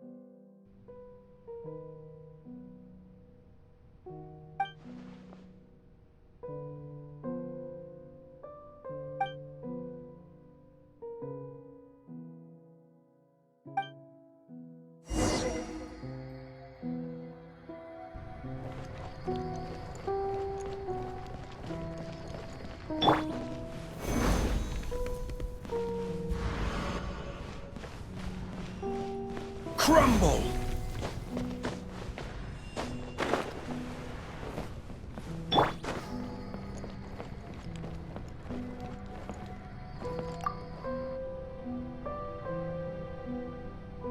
Oh? Who permitted you to come onto the stage? Now, I understand your admiration for my august self, but I must ask you to keep to the rules. All right. It is not my intent to reprimand you. There is no need to state your name. Just be off with you. Do not distract me from my performance. Oh, do not jest. Can you not feel it? I am Focalor. The eyes of countless Fontainians are upon me. I must, at all times, display the utmost elegance and nobility.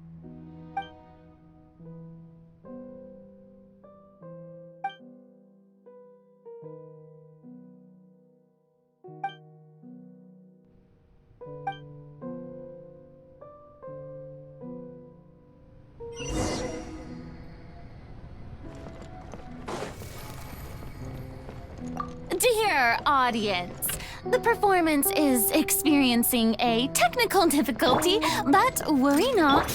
The guards shall resolve it soon enough.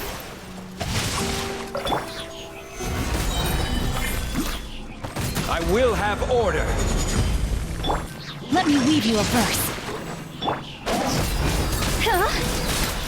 Higher, hands on fire! Hey, what gives? The audience is still watching me, you know. Guards? Wait, where are the guards? Guards! Go!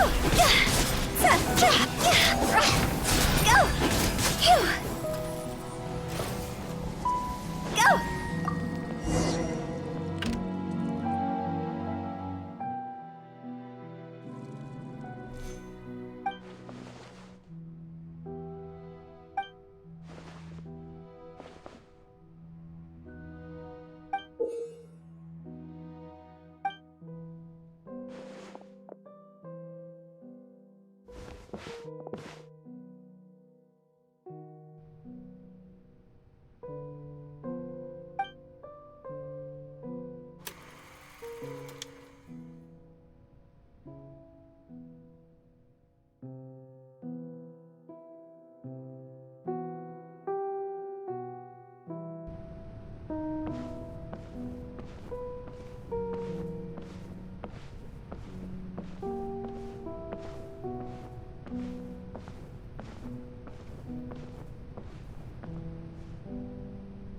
Farina.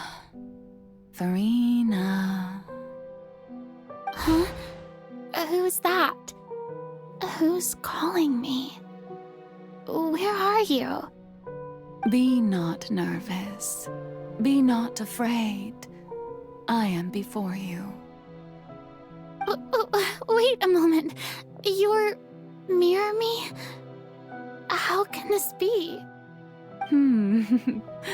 Mirror you, huh? You know what? That's not bad. Let's go with that. Mirror me? What do you wish to say? The prophecy. Have you heard of it? What prophecy? Wait. I know. I think. I don't know why, but it's in my head somehow. The people will all be dissolved into the waters, and only the Hydro Archon will remain, weeping on her throne. Only then will the sins of the people of Fontaine be washed away. Oh, very good. You know it well. What's going on? I can't seem to remember anything clearly. The only thing I know for sure is this prophecy. Will it really come to pass? Yes, it will. And that is why I've come to you. Disaster will come to Fontaine sooner or later.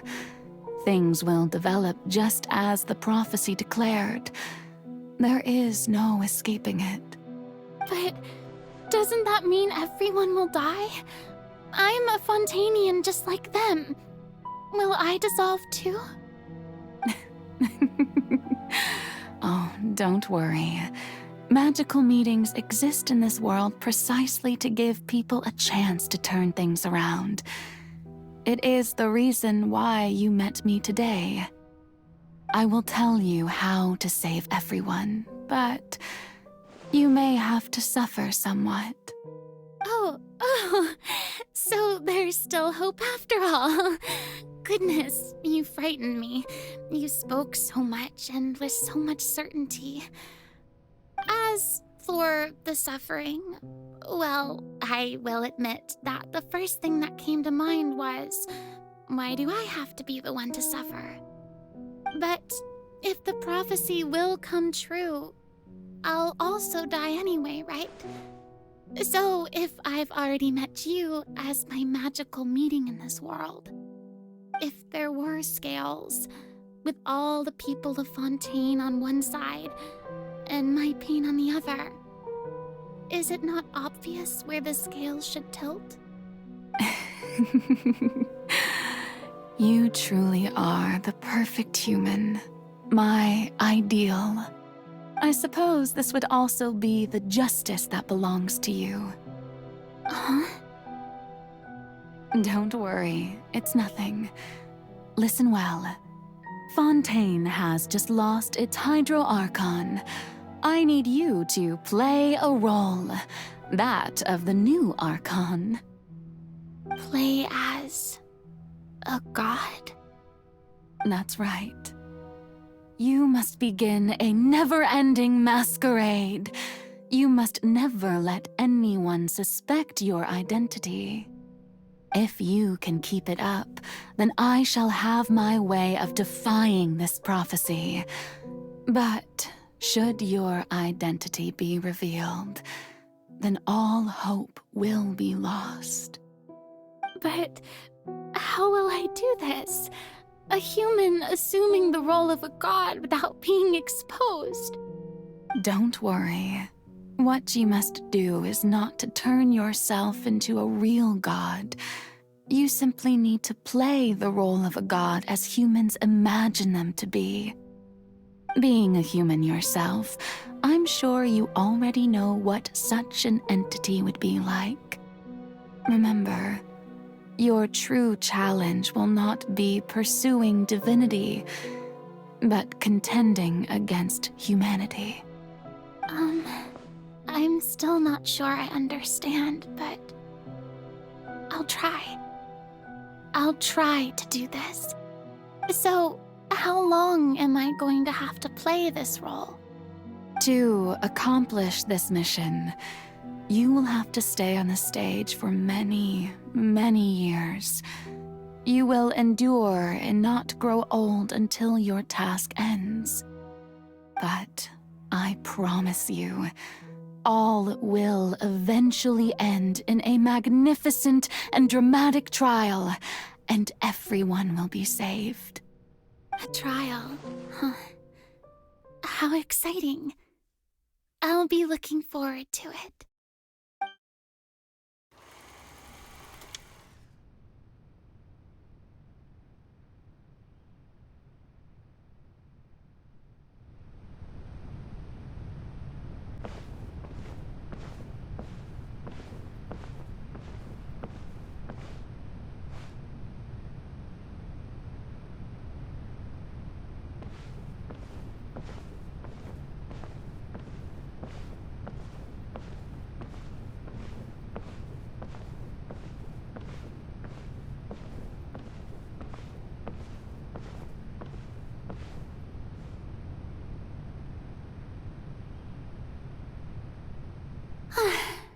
The Maison Cardinalise has announced my accession, but this is my first time facing the people.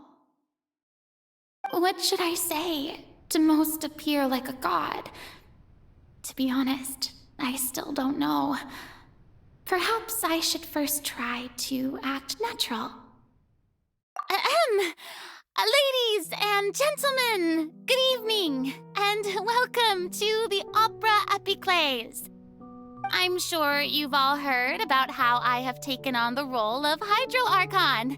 Indeed, I am Verena de Fontaine, your new Archon. In truth, I know little about becoming a nation's new god, but it will be my honor to guide you all. As the god Focalor, the god of justice, I shall do all within my power to lead you into an age of fairness and justice. Once again, thank you all for coming. If you should have any questions or suggestions, please send them to the Maison Cardinalise. The future of Fontaine will require us to work together, after all. This should do it. I thought I might stammer, but thankfully, I was able to convey my thoughts just fine. Okay, and next. That's the new Hydro Archon. Is this some kind of joke by the Maison? I would have thought that a being that surpasses humanity would be a bit more assertive. Hey, did you hear that? She even told us to send her suggestions there at the end. Shouldn't gods be all-powerful? She's being so modest. What's the difference between her and an ordinary person, then? If you ask me, perhaps the succession didn't actually happen. She might just be a Maison back puppet. Wait, what's going on? Why is everyone suspecting me of being a fake? Oh, this is bad. If I get exposed here, there'll be no saving the people from the prophecy. Right. Mirmi said that I just need to play the role of a god as humans imagine them to be. Calm down, Verena. Think. What do the people want? How would they imagine a god to speak and act? Assertive, with a strong sense of presence. One who can dispel all doubt. That is the character I'm fated to play.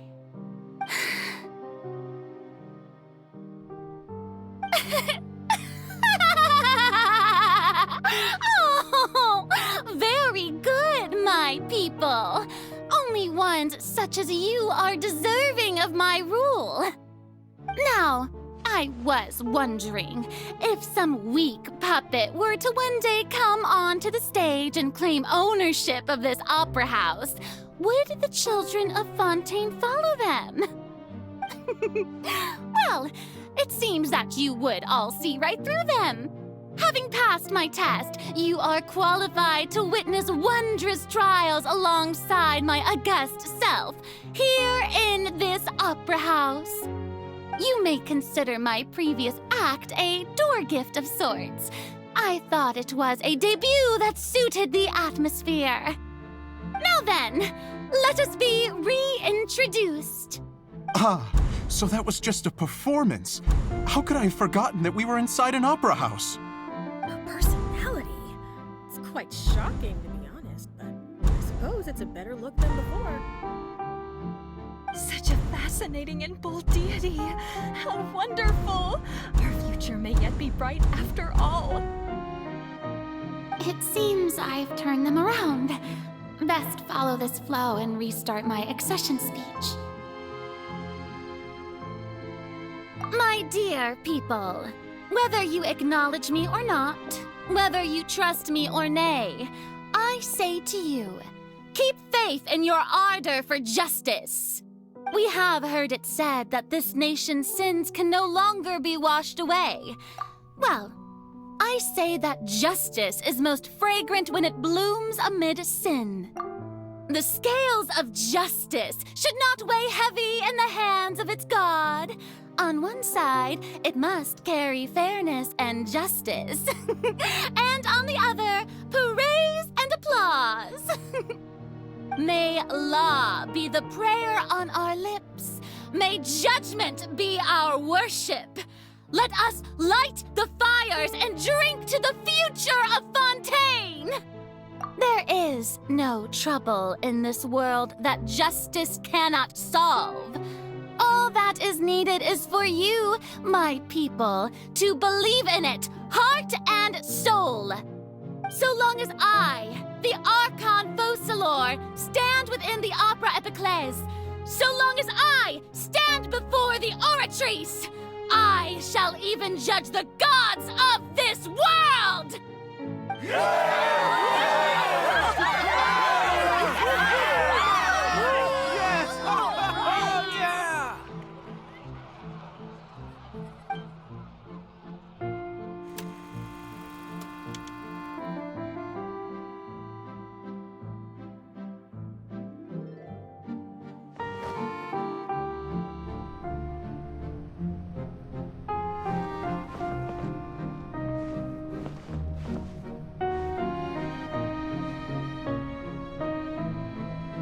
Lady Farina, here are today's case reports, as well as a summary of the follow-up for your perusal. Come now, was I not just at the Opera House in person? Leave these kinds of things to Neuvillette. Besides, none of these trials were the one that I'm looking forward to the most. If I may be so impertinent, what kind of trial are you truly looking forward to? A magnificent, dramatic, and wondrous trial. A trial to end all things. How could you hope to understand? That's true. I fear I lack the ability to grasp your divine thought, Lady Archon. No need for fright, and do not take what I said before too seriously. Go now, do your duties. The trial I await. It will come one day.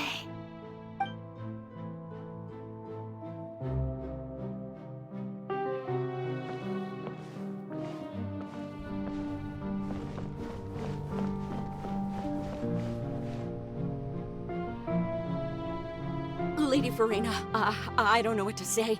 Thank you for agreeing to see me. No need to thank me. Or rather, thank your own sense of perseverance instead. Long have you stood in line to meet me, have you not? Oh, I'm afraid that's just an inevitable consequence of my divine charm. All right, Deoteria, is it? How is your son's illness?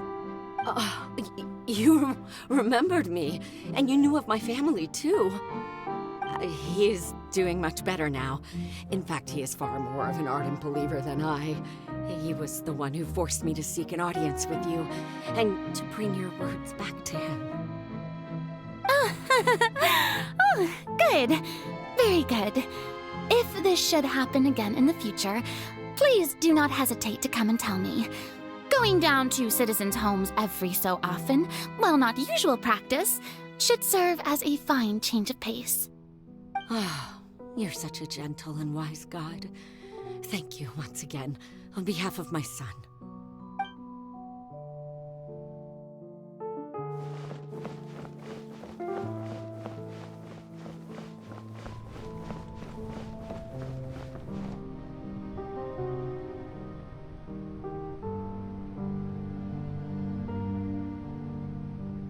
Lady Farina, here are the latest hydrological reports.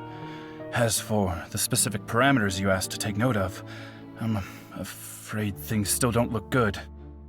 I see. It's as I thought then. As your god, I did already expect this, but I wanted to see how far your human wisdom would allow you to analyze it. All manner of signs indicate that the prophecy will still come to pass. Forget it. That's not something you need to worry about right now. Well, as I understand it, the Fontaine Research Institute is also trying to find a way to counter the rising water levels. Really? Have they found anything? I'm afraid that they haven't found any effective solution thus far. Oh, is that so? Well, no wonder. This issue has reached the realm of the gods, after all. Still, their spirit is praiseworthy.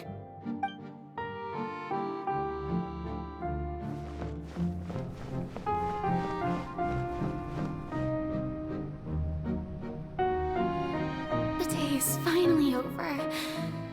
I haven't had a moment to breathe this whole time. But it's good to see that everything's getting on track. There are no longer any voices of suspicion. Maybe this is fine. I just need to keep going, and everyone will be saved. All right, Farina, don't think too hard about this. You need rest. Tomorrow's a new day.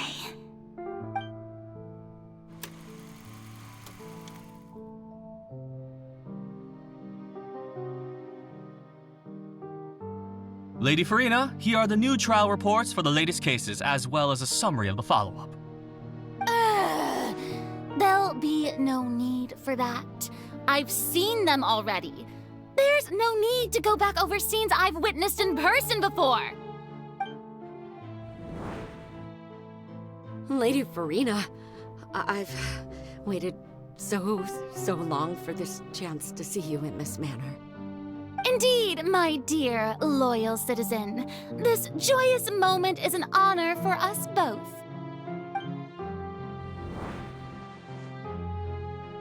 Lady Farina, we're detecting significant hydrological anomalies near Poisson. Understood. Keep monitoring. Keep me informed should anything come up at the Institute.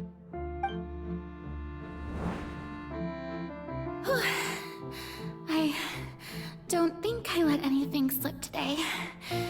I must show the people that there is nothing to worry about. I just don't know when these days will end. I feel utterly exhausted. Best to rest early today, too.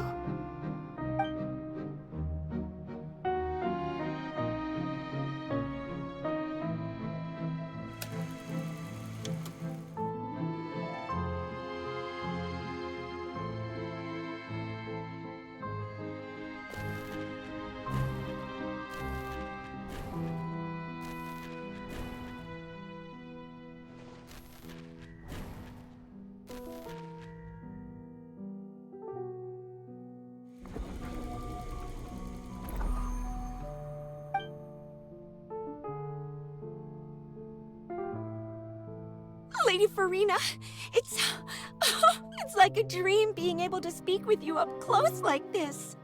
I've heard that the first member of our family who was honored to receive an audience with you was Madame Deoteria, almost 20 generations ago. And what a fine family yours is indeed.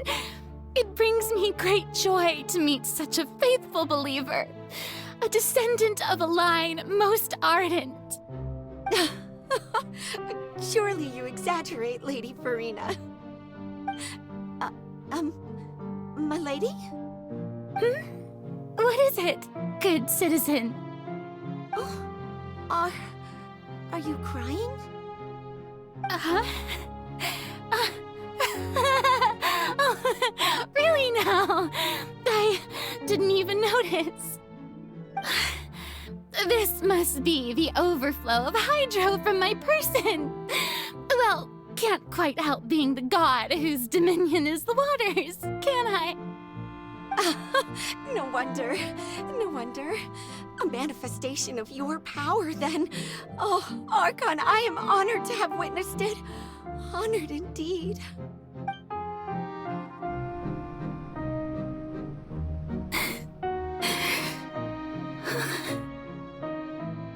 So interminable. So lonely.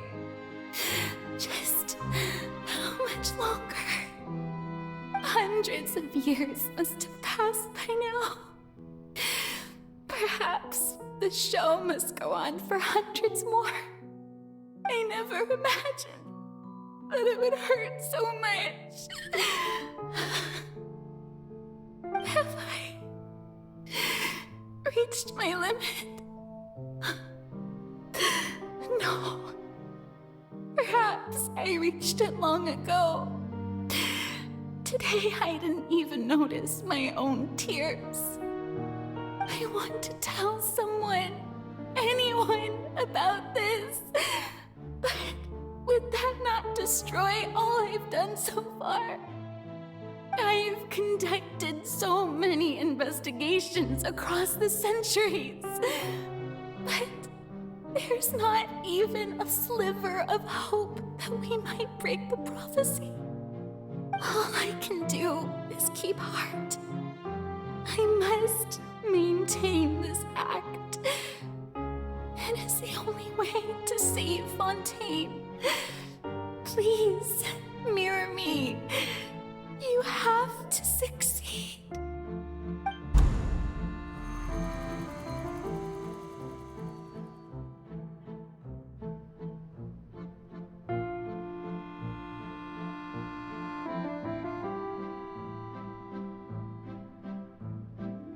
Farina, you don't have to shoulder this burden alone.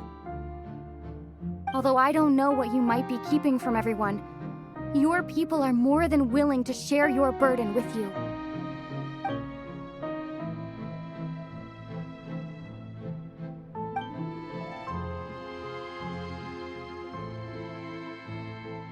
Share my burden.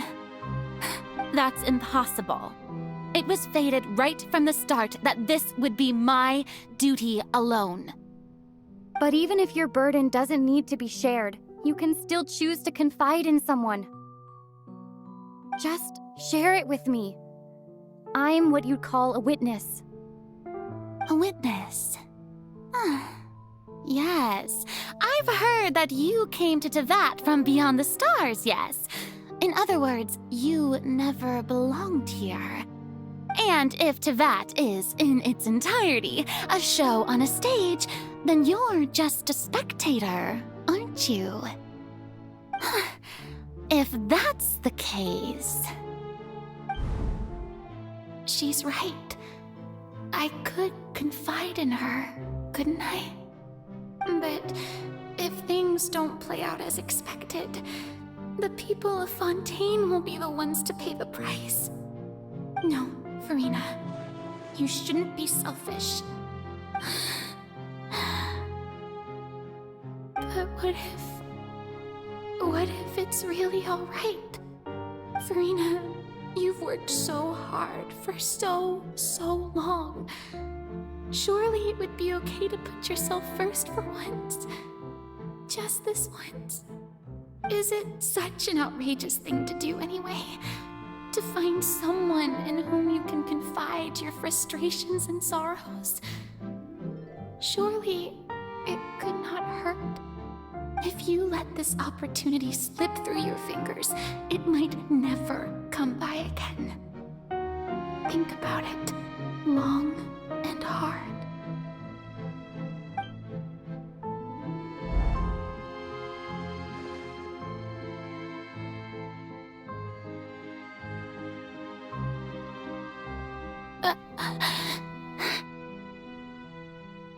No, I have nothing to say. I am Farina, the Archon of Fontaine. Everything will surely get better.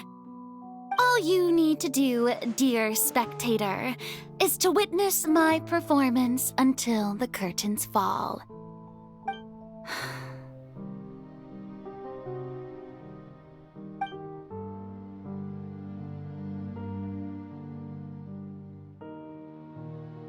Fine.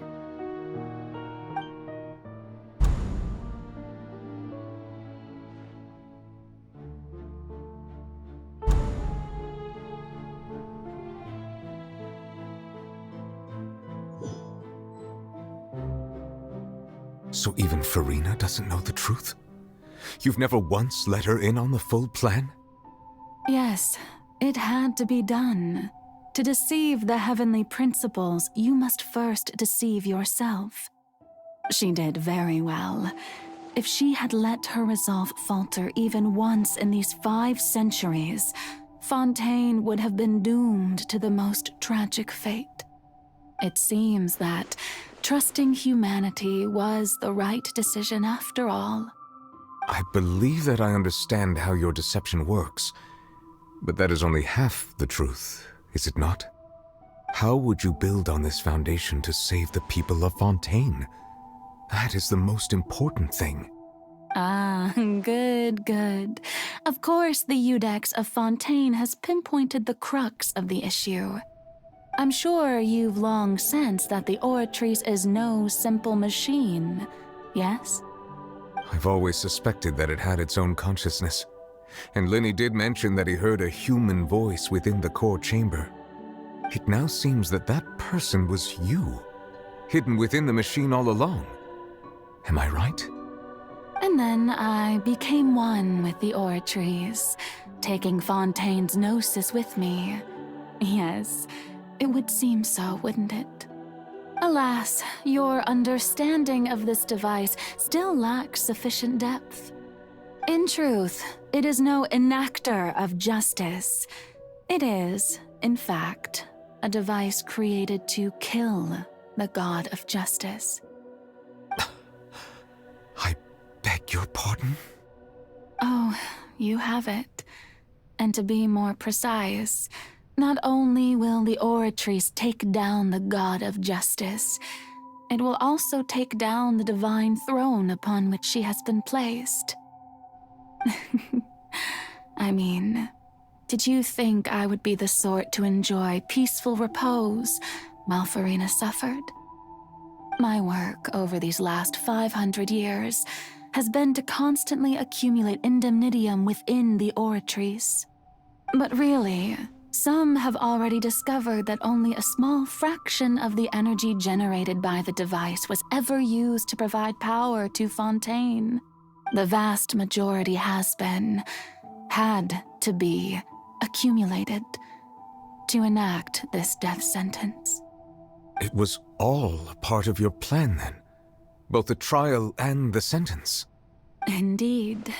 This power, accrued over 5 centuries, could have sustained Fontainians for millennia had it only been used for that purpose. Almost all of it has now been stored within the Oratrice. But only power of this magnitude could hope to destroy the Hydro Archon's divine throne, shaking the rules established by Celestia and breaking through the institution that is the Seven. So the Oratrice's call for death was for neither Farina nor Focalor, but for the Hydro Archon. The destruction of that divine throne. If I do not misunderstand your intent, you must be... returning what's rightfully yours to you, of course. In other words, this was all done to return the authority of the Hydro Archon to the Hydro Dragon of this planet. But...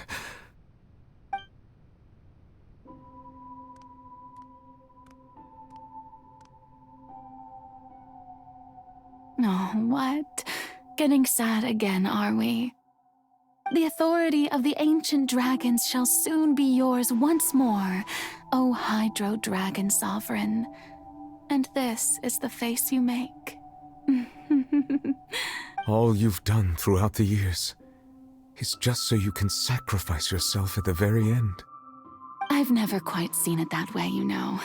Even now, I'm quite pleased at how well my deception worked.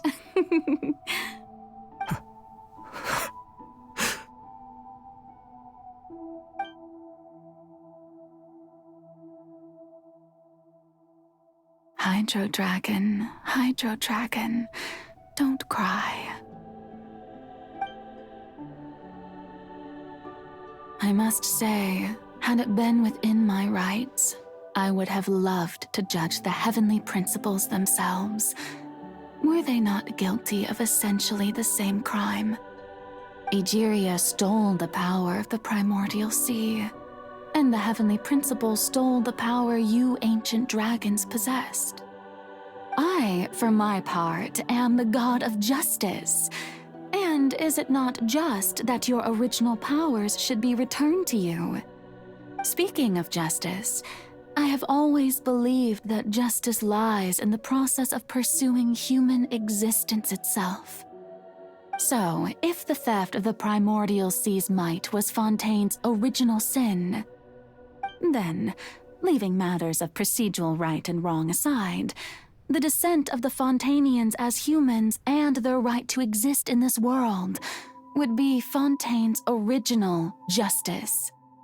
In other words, existence was Egeria's justice, and to me, justice is the continuation of that existence. Defying the prophecy and ensuring that Fontaine's people shall live on.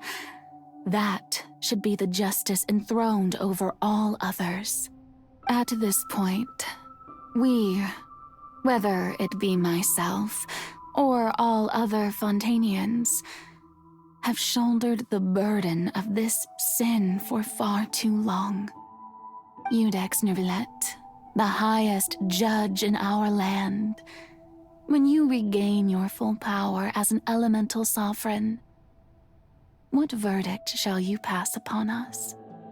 So when I was invited to the court of Fontaine to serve as Iudex, I see now that that was your idea too. At last, I now understand the true purpose behind this position. In the beginning, I was uninterested in human existence. But these 5 centuries of living alongside them have gradually brought about mutual understanding between us. And I have even attempted to feel as they feel. You are a devious one, Focalors. Things being as they are, surely you know that I could never declare them to be guilty.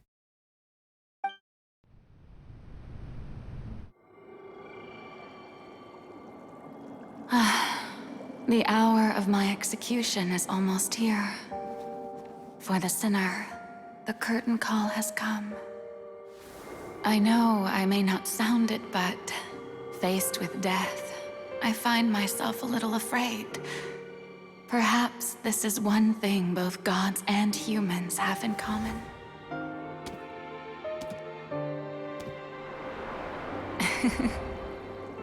Farewell, Neuvillette. I hope you've enjoyed the part you played these 500 years.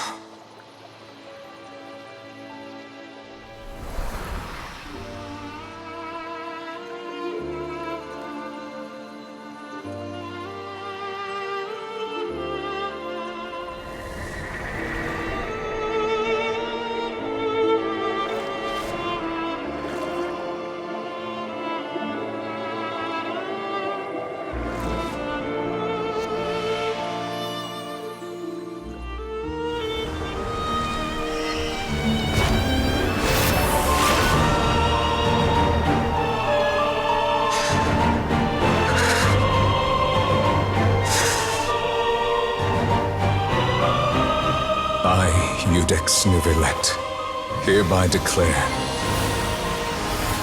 people of Fontaine, your sins are forgiven.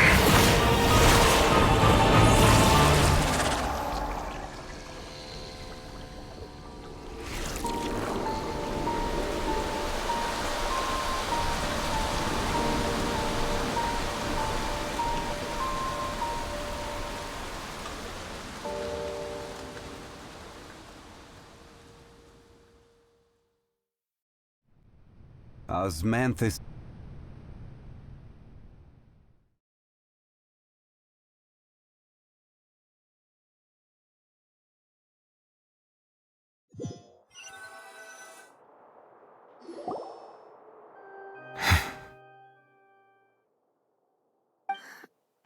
What just happened?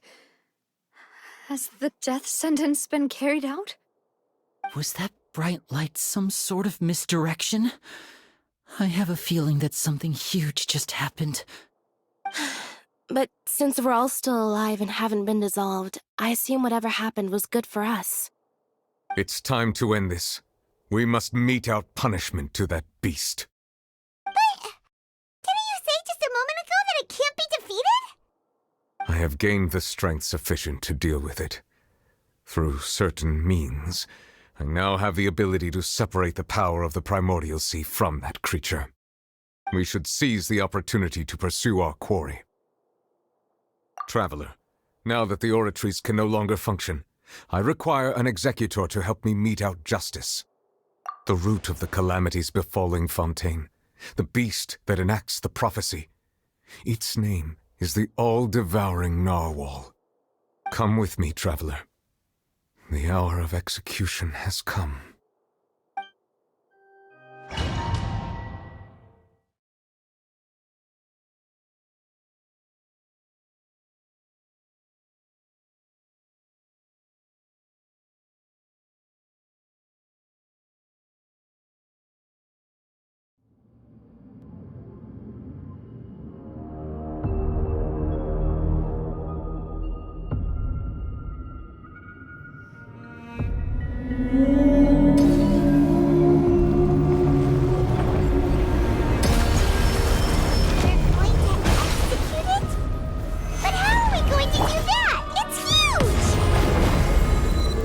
Done my best to separate the power from my goals.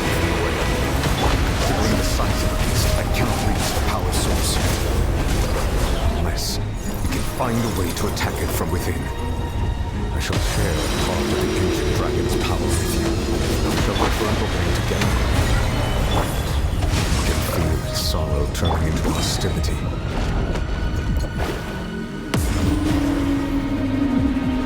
Shadows of fate. This is order.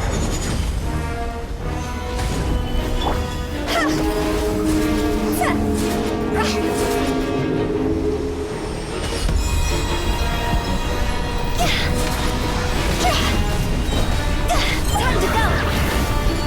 Written in the stars. Let me scribe. The all-devouring narwhal cannot resist its instinct to devour. Continue to trigger its hostility. Chance will present itself.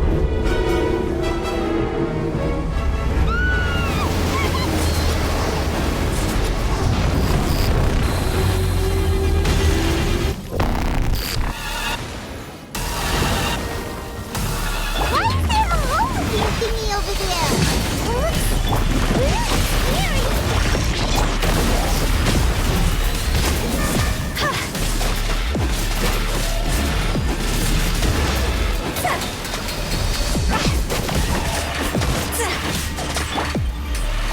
I have granted you my protection.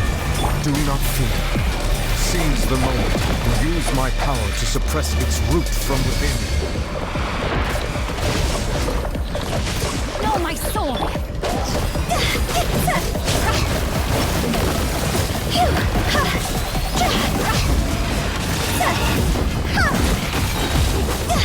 Higher, higher, hands on fire! Fate is upon you! Let me scribe. Let me weave you a verse. Rain outlines your fate.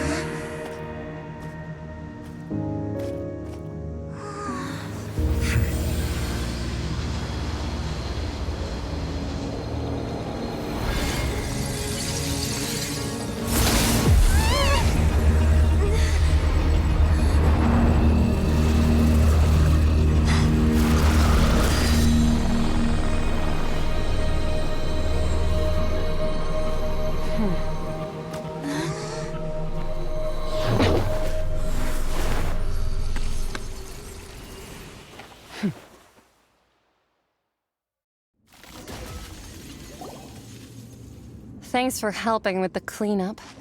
It should have been my job, but... oh well. It was just supposed to be a short private training session for me. I didn't think that my disciple and my master's pet would start brawling in the meantime. Well, actually, I had a feeling that it would happen at some point, but they bumped into one another earlier than I thought. What a blunder. I suppose I'll have to swing my sword 3 million times as penance. That power. Who are you exactly? Paimon has an idea. From what she said earlier, she must be Child's master. Skirk, right?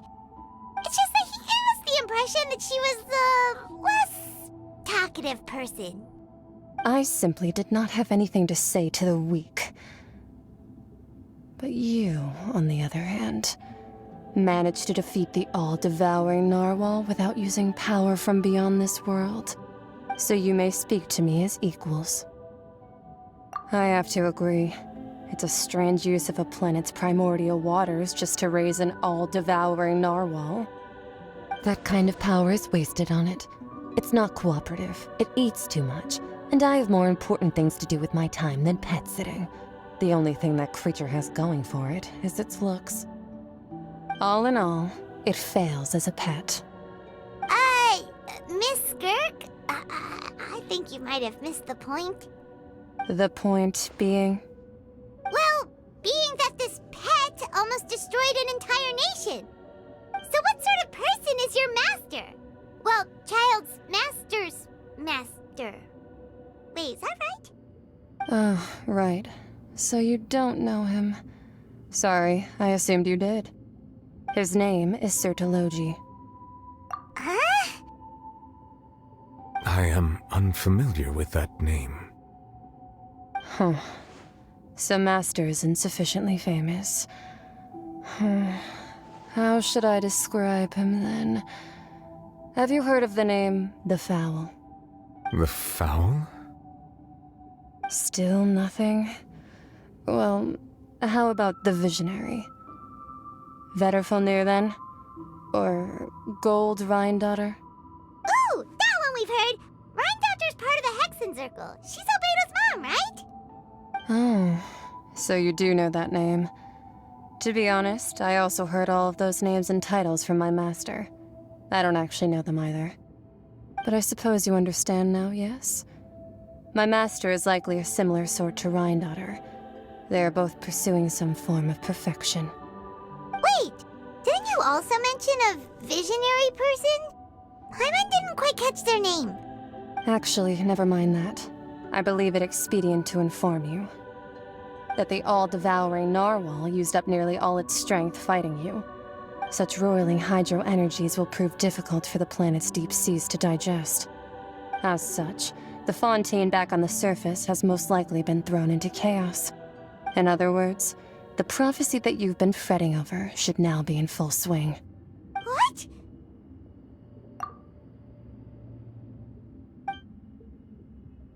Not to worry. Focalor has already managed to deceive the heavenly principles. In the end, the people will all be dissolved into the waters, and only Farina will remain, weeping on her throne.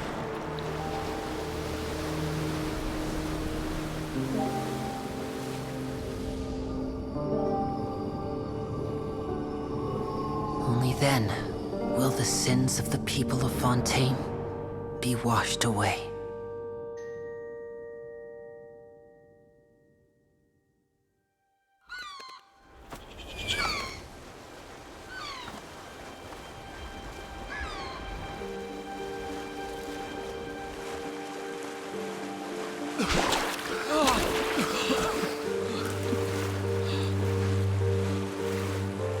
Hey! Help! Over here!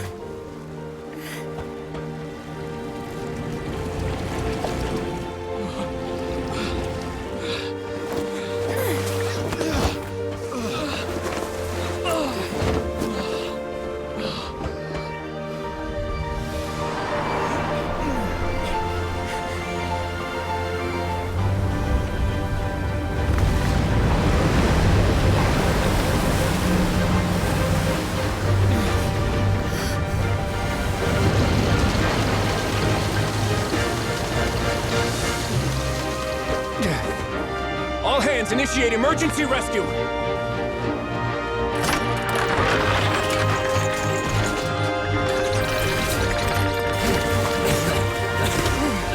Hurry!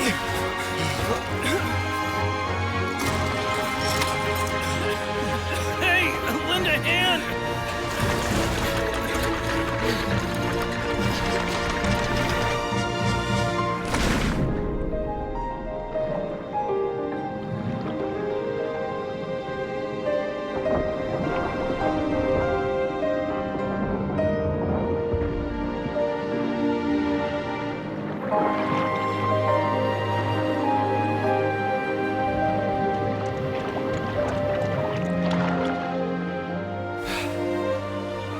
Look! The water's receding!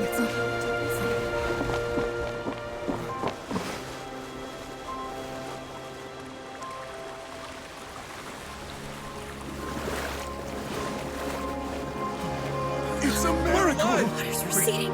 We didn't dissolve. The prophecy was wrong. The prophecy was wrong.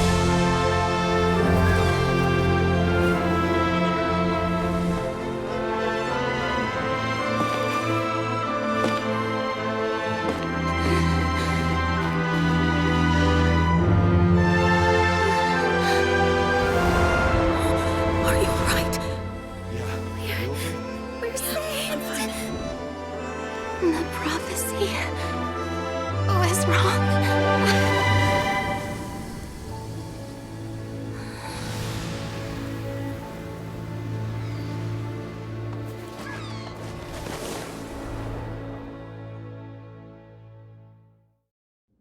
When the sun's out.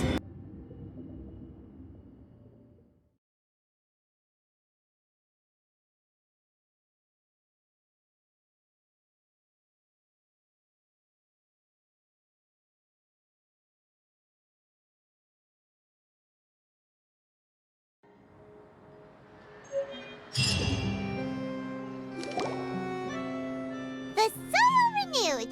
The Spina di Rosula talks post-disaster rebuilding. I recently visited Poisson to meet with Miss Navia, spokesperson of the Spina di Rosula, and we spoke about Poisson's present and future. Old soil can still give birth to new bloom, Miss Navia stated. Hope is like seeing a small cookie when you're starving late at night.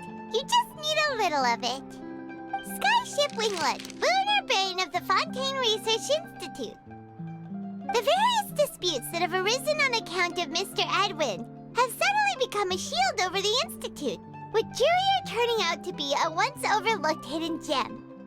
People always call the first researcher mad, but few know what to call the second. And should that latter person achieve a miracle, they would find it all the harder to find a word with which to classify him and his team. Wow! Paimon barely recognizes the people in the reports. Are those really Jurier and Navia? They sound like real big shots. What do you think? Pretty enthralling, huh? The Steambird's idea was pretty simple. With the disaster just having passed, we would print a free edition packed to the margins with good news to calm people down. The value for these big scoops lies in their inevitable follow-ups. We'll publish further reports and go into the stories behind those people. Edwin's assistant, Jurier, created a true flying ship, while Navia is leading people in the reconstruction of their home. I'm sure that these stories could draw even your well-traveled eye. Paimon's curious too! Wait a minute. Didn't we watch everything happen from start to finish? What's there to be curious about? And that's exactly why I'd like you to come conduct interviews with me. You're the best incubators of news, if you haven't noticed. And also, with you around, I'm sure I'll get to see that Duke. Are you sure? Hasn't he turned you down several times already? Oh, this time will be different. Come on! Let's head to Poisson first, and then make a trip to the fortress. There are some things you'll only know when you get there.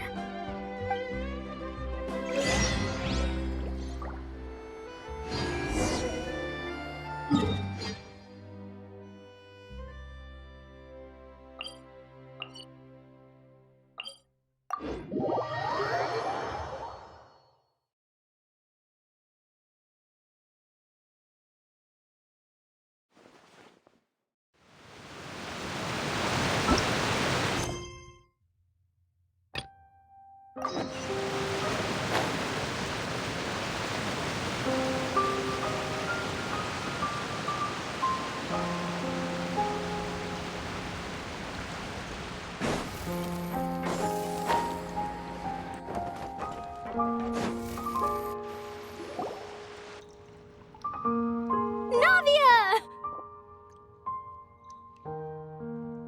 Oh, it's you.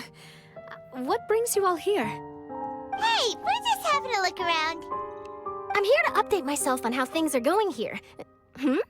Oh, the Fatui are here too. Let me introduce you. This is Mr. Garunt Snežević. He represented the Knave in sending us a large amount of supplies, and is helping with our work. Our residents are hard at work as well. Thanks to everyone, work is progressing nicely. We've lost a lot of people, but we're moving forward. That will have to be enough. Hello, Miss Charlotte. I'm a big fan of yours. I especially like that article you wrote last year about Fontaine's stray cats. But if you don't mind, could you not emphasize our role too much in your report? It's not charity we're doing here. We just happen to share the same interests as the Spina. I get where you're coming from. I'll keep it as simple as possible. Or would you be willing to feature as friendly neighbors? That would be fine. Thanks. Oh, you're back too. How are things? We finished laying down the construction materials. It'll be another hour before the workers are able to go over there. Huh? You're here too, Clorand? Well, her reputation's greatly risen after that whole duel business with Miss Farina. So she's here in Poisson to wait out the heat. All right. She really came here to help me out. There's too much to consider in the reconstruction of Poisson. The Spina has need of more decision-makers. And, well, I do already happen to be connected to Mr. Callis. Oh, wait just a moment. Do you mind me asking a few questions? You know, about how you felt before the duel, about what it was like facing down a god. There's lots of exciting material there, I bet. Forget it. I'm sure you can find a better theme than that, Miss Charlotte. I see you're the same as always. Couldn't you do me a favor, for Navia's sake? Well, if we're talking about doing things for my sake, you might as well just take a few more photos of me. Or of the Traveler. It's better than wasting time persuading Clorand, at any rate. Of course I will. I'm not gonna let her off that easy. All right, then everyone who wants to be in the photo, gather up. And smile!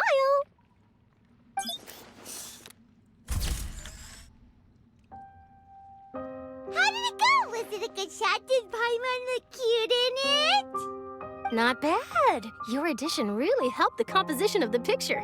All right, hang on a moment. Let me snap a few more shots.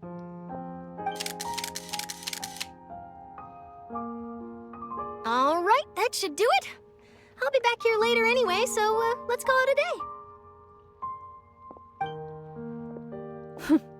You're very quick. Speed is of the essence when it comes to the news, and freshness is the key. Also, not to brag, but I'm pretty good at building connections. Who knows? I might eventually get that interview with you after all, Miss Clorand. Wow, you really do have that never say die spirit. I'm impressed. I'll hazard a guess that this is how you got that interview at the Fortress of Meripede. Whoa, you're well informed. Let me make a guess too.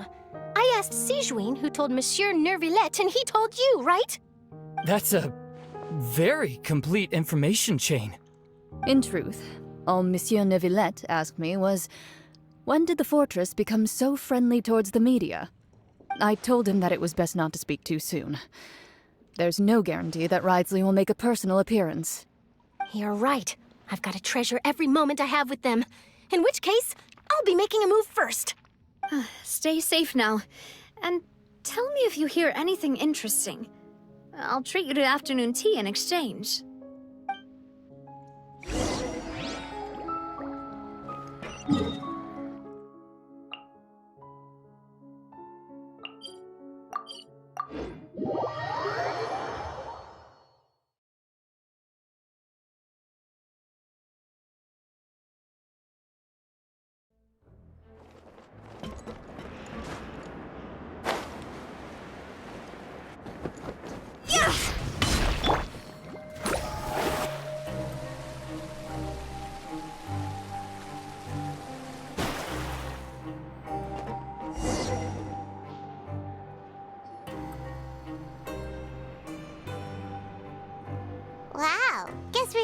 fun, huh?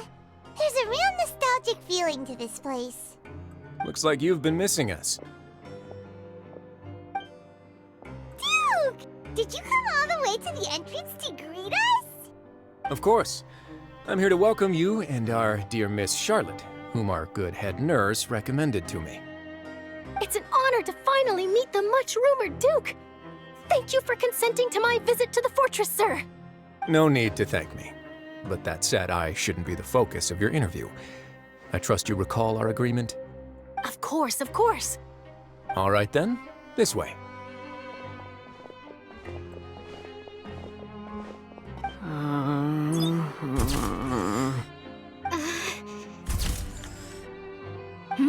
Hey, no need to be so nervous. I've already taken all the photos we need. Miss Charlotte, do these pictures really need to be published on the cover of the Steambird? It would seem that Miss Lorvine doesn't want her face to appear beside that of Mr. Jurier, Sir, please don't say things like that. But it looks like dear Mr. Jurier denies it. Might this interview be very important to you then? No, I just... This is my first time being interviewed, and I'm very thankful to the Steambird for... Now, I might not look it, but I actually did meet Mr. Edwin once. And I'll be honest, I enjoyed chatting with you more. You've definitely got more of that genius vibe going on. The boat that brought about a miracle, the ark that saved the people. Why, you recreated a myth back there, like an emissary of legend. Still, if I might ask, where's that flying ship now? Huh! Looks like Charlotte's trying to get herself another exclusive scoop. I have to apologize, but that ship is presently in the bowels of our factory. I'm afraid it won't be easy for you to get a shot of it. Really? Well, then in that case, could I have an interview with you to make up for that loss? You already know my answer, I'm afraid. Best you interview our head nurse instead. Or perhaps you'd like to take another photo of this couple of researchers? Did you really have to use the word couple? Well, then, 2 solo photos will do. Is my hair messed up? Please, someone help me have a look. Things sure are getting pretty lively here. We've seen this kind of thing before. Oh, seems like everyone's here. Would any of you like to try this new drink I came up with? Ah, Siegeween. Hey, Miss Charlotte. Why don't you, take some pretty photos of our head nurse? Sure. Come on, Miss Siegeween, over this way. Let's find a brighter spot. Huh? Sure. Do I have to smile? So, how have things been at the fortress? Same old, as you can see. Fontaine's undergone some changes, but this place is still more or less the same. Other than that flying ship, it got a tad too much attention, I think. That's why I decided to let the interview go through. We should direct more public opinions toward the behind-the-scenes heroes. Am I right, Mr. Jurier? Miss Lorvine? You're too kind, sir. I believe that you too should have your day in the sun. Not that you would want that, which is a pity. I'll just leave the spotlight to you two.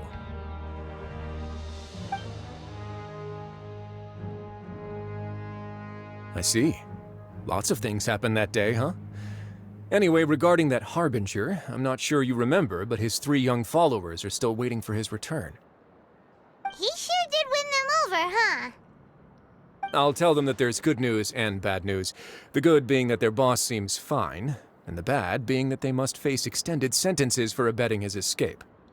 Oh, actually, what about you? Are things gonna change for you too? What change can there be? The fortress will keep chugging along, and so will my duties. As to what Miss Farina's departure will mean for the nation, and if our laws and governance will be transformed, we'll leave those to the folks in the overworld. Hey everyone, the photo shoot's done. Good. In that case, let's call it a day here. Thanks for your cooperation. Come on, Traveler, let's go. Till next time, everyone.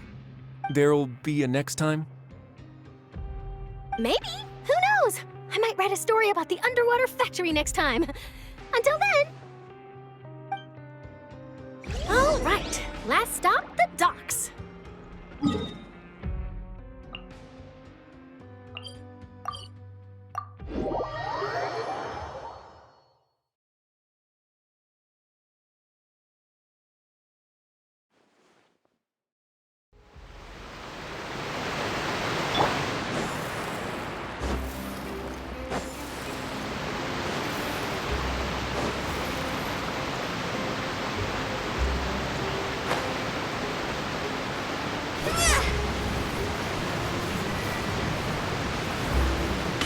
Remember that.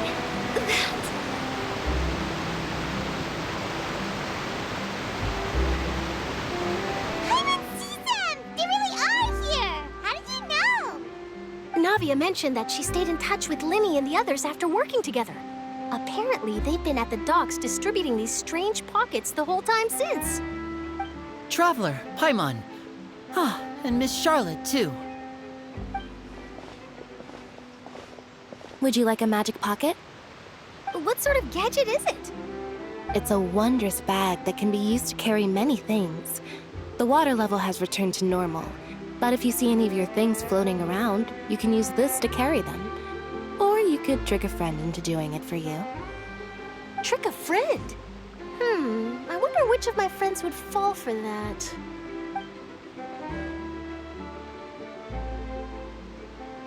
You could just make a friend like Fremine here. Isn't that right, Fremine? Is this what you meant by, I'll help you make some more friends? To be honest, that sounds pretty sweet. Could I have your contact, please? Sure. Please, write down my address. You sure are working hard to help Fremine socialize. He was the one who proposed doing this. He even wants to assist in our magic shows. Yes, I was planning to first introduce Pear as an assistant, and later Fremine himself. In the future, I think we can leave underwater escape magic to him too. That said, would anyone want to see a diver escape underwater? Oh, it'll work out. Every journey begins with the first step. He'll become a part of our show eventually. Lynette, could you come over? Miss Charlotte says she wants to take a picture of us. Got it. My, that Charlotte is rather perceptive. She got rid of everyone the moment she realized I had something to say to you. So, how have things been, Traveler? Father says that you did a great deal during the latest events. She's very grateful for your contributions to Fontaine. That's all right. We were more than happy to help. So, what's she doing now? Oh, I guess you haven't heard. Well, after Lady Farina left, Father and Monsieur Neuvillette opened negotiations, during which he gave Fontaine's gnosis to her as a diplomatic gift. A diplomatic gift? A gnosis? Yes, I was quite surprised at first myself. But when I thought it over, there were actually a number of things going for it. It could have been done as an apology for the incident with Lord Child, or as thanks for his help in tying the all-devouring narwhal down. Furthermore, Father did also lend significant aid to Fontaine and Poisson. That's true, but this is a gnosis we're talking about. Doesn't this seem a bit irresponsible? I would agree, but I've also heard that it seems that Monsieur Neuvillette has had a significant change of heart regarding the matter. So there's some reason for this that only Neuvillette knows about? I suspect you'll have to ask him about that yourself. Ah, yes, speaking of which, I did see him strolling around the entrance to the Fortress of Meripede a while back. Isn't he real busy and stuff? Paimon didn't think he'd have the time for that. But back to the topic. The gnosis was given to the knave, right? What about Child? They say that he's returned to Snezhnaya to recover from his wounds. I hear that the recent disaster really did a number on his health. That's true. When you think about it, we've had loads of run-ins with the Fatui. To think we'd be allied with them this time. So shocked by such a simple switching of sides?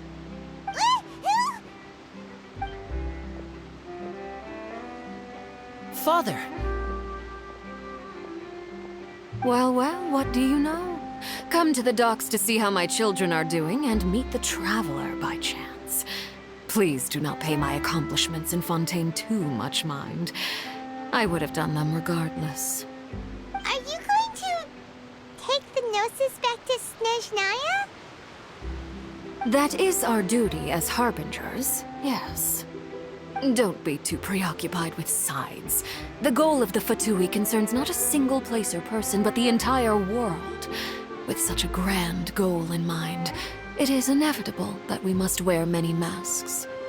Switching my masks is something I've always done. Well, that depends on many things. No one truly knows what the future holds. What good is honesty if you can't rely on it forever? As for you, I very much look forward to our next collaboration. Good things cannot be achieved alone, and you've proved yourselves to be great partners. A vision? All right. I'll remember to return it. Thank you for keeping it safe for him this entire time. And that's a wrap for me. Huh? You're... Greetings, Miss Journalist. Hello. If I'm not mistaken, there are diplomatic channels I'll need to report to take a photo of you. That is correct. So forgive me, but I will not be able to serve as a subject in your article. However, feel free to write as much as you'd like about our dear magicians and our upcoming rookie talent. I will. The sea breeze is quite pleasant. I shall continue my walk while the weather remains so agreeable. Farewell. Farewell, Father. Oh, she has such an intimidating presence. I didn't even dare to take a picture. Thankfully, I've already wrapped up all my pre-scheduled interviews. Thank you all. This'll be more than enough for me to write about, I'm sure. Don't be too nervous. Why don't you take a magic pocket before you go? Here, Traveler, Paimon, you take one too. To move things about? That's right. Funny. I was giving out magic pockets when we first met too. And what do you know? I'm doing the exact same thing right now. So many things have happened, but the pockets are still the pockets. I guess this must be life. We will all follow our own paths, and serendipity will lead you to your fated friends. All right then. We'll be handing out pockets in some other districts later, so we'll get going now. Have a good day, you two. Well, guess we sent Charlotte off. Shall we go see what Neverlette's doing? As long as he's not so busy that he doesn't have time to chat anyway.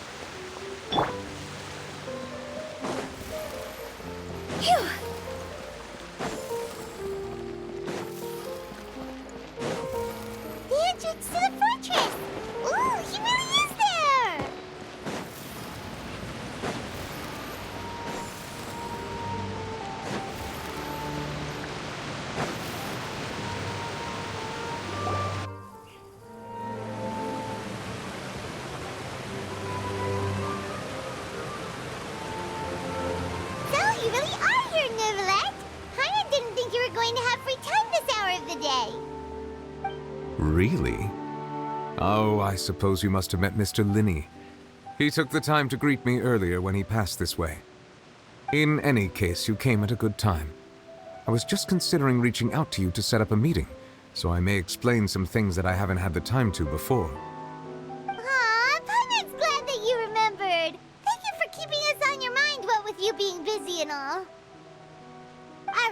let's have it then. How was Fontaine actually saved? The whole business is still quite the mystery to us. It is strange how words can often leave a bitter taste in the mouth when it finally comes time to say them out loud.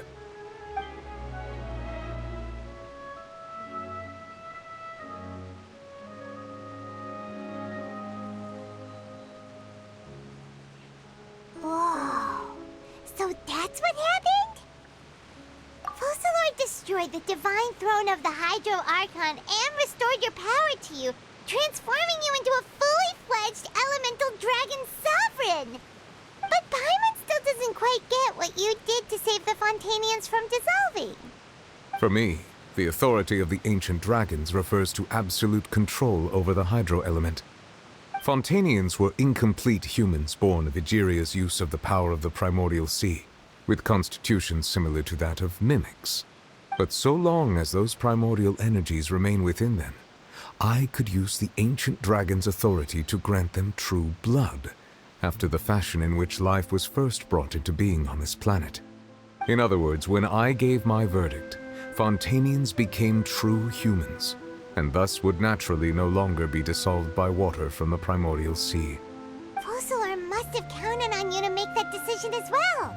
Your verdict was the key to making the prophecy appear to have come true while saving everyone. Yeah, and in a manner of speaking, Focalor finally managed to fulfill the original Hydro Archon's wish to turn Oceanids into real people too!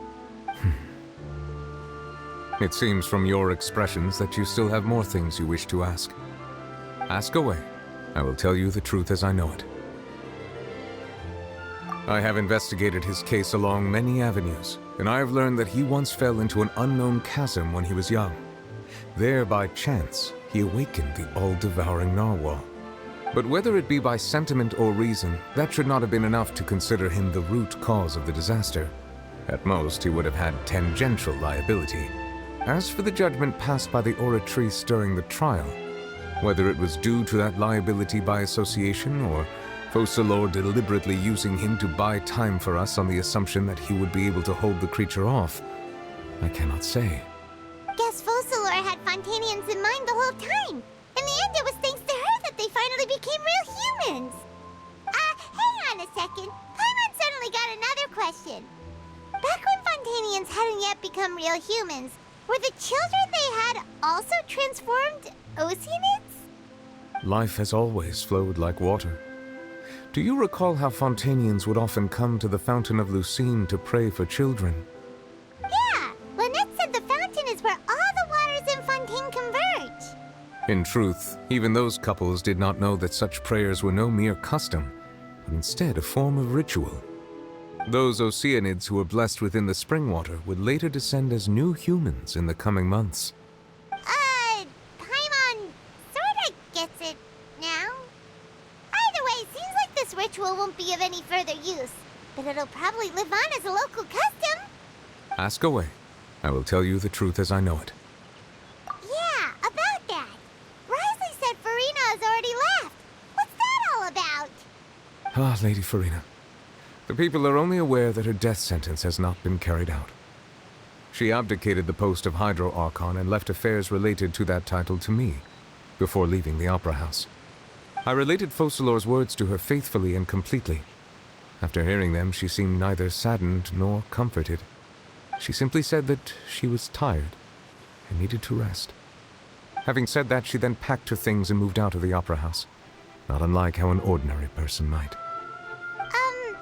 But she's still got a place to stay, right? You need not worry. I will make arrangements to ensure that she will not want for food, clothing, board, or travel. In truth, I am somewhat happy for her. The wear and tear on her spirit will, of course, take time to heal.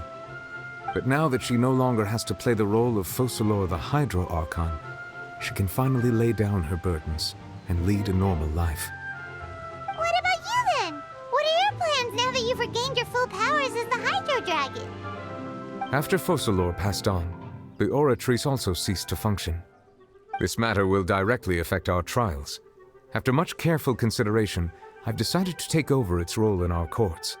From now on, I shall hear cases and pass verdicts by myself. considering stuff from the perspective of the Udex, huh? As an elemental dragon, there are indeed many things that I must do. But this power and this duty, in a manner of speaking, you could say that both were granted to me. As such, before I attend to my other responsibilities, I must first and foremost continue to serve Fontaine as its highest judge. The duty of the Hydro Sovereign and the duty of the Udex shall coexist within my person.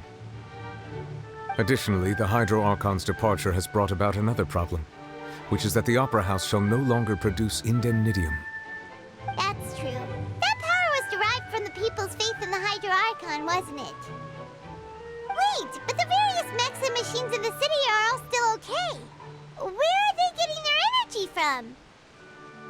As I am now, I have full command over New Musia, and it can serve as a complete substitute. Another reason why I cannot quite leave Fontaine immediately. Wow. This ancient dragon's authority stuff is really quite useful, huh? Ask away. I will tell you the truth as I know it. Oh, that's right! They say you've given it to the knave as a diplomatic gift or something! Leaving aside their intentionality, the two Fatui Harbingers have indeed done much for us during this crisis. Their sole remaining goal in Fontaine, at least at this point, would seem to be the Gnosis. The Oratrice has ceased to function. The Hydro Archon's divine throne is now no more, and I do not need the Gnosis's power. As such, it has lost all meaning for Fontaine.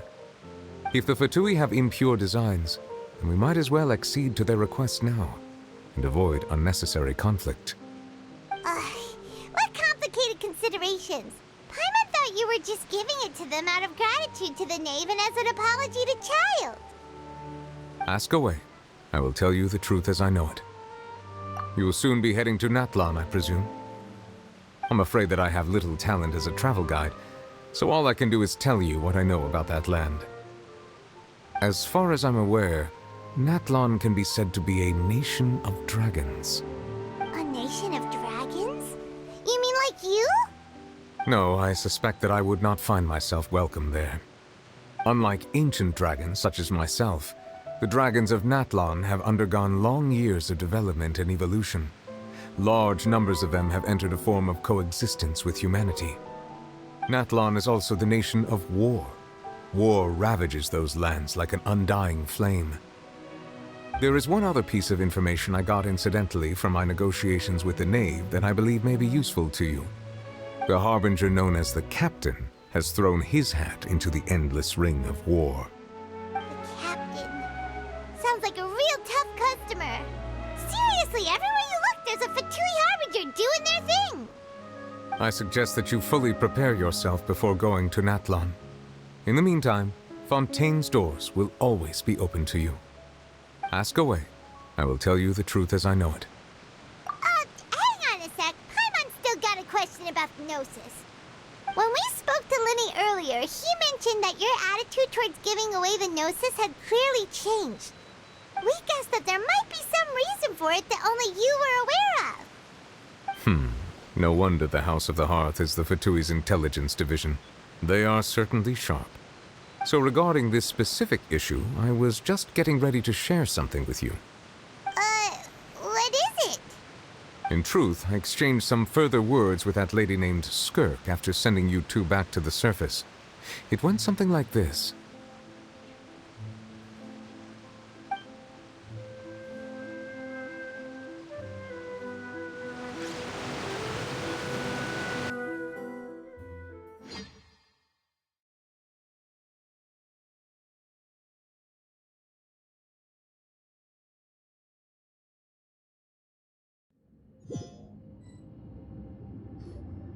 Well, we're going to head topside to see what's going on. You hurry over soon as well, all right, Nervalet?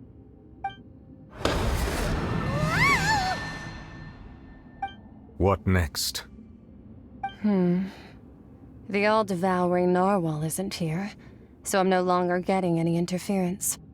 I can finally catch the scent of your power, what it's made of. It is the authority of the planet's primordial dragons, but with something very similar to a god's curse mixed in. It's quite a novel blend. I'm sure I've encountered something like this before. What was it again? I do not know what you speak of. Oh, of course. How could I forget? You should have the remains of the third Descender on your person, yes? Remains? I've never heard of any such thing. Huh. According to your parlance, I believe it may be called a gnosis. Well, that much is true. After Focalor's divinity faded, she handed her gnosis to me.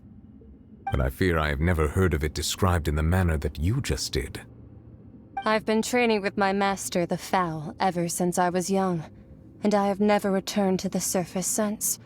So most of the information I possess, I got from him. It is only natural for those who are greater than humanity to possess a different sort of common sense, which is why there are so many problems in our attempts to communicate with humans. Regardless, you should probably get rid of objects of misfortune to prevent any disasters from befalling you. To live in itself is a blessing.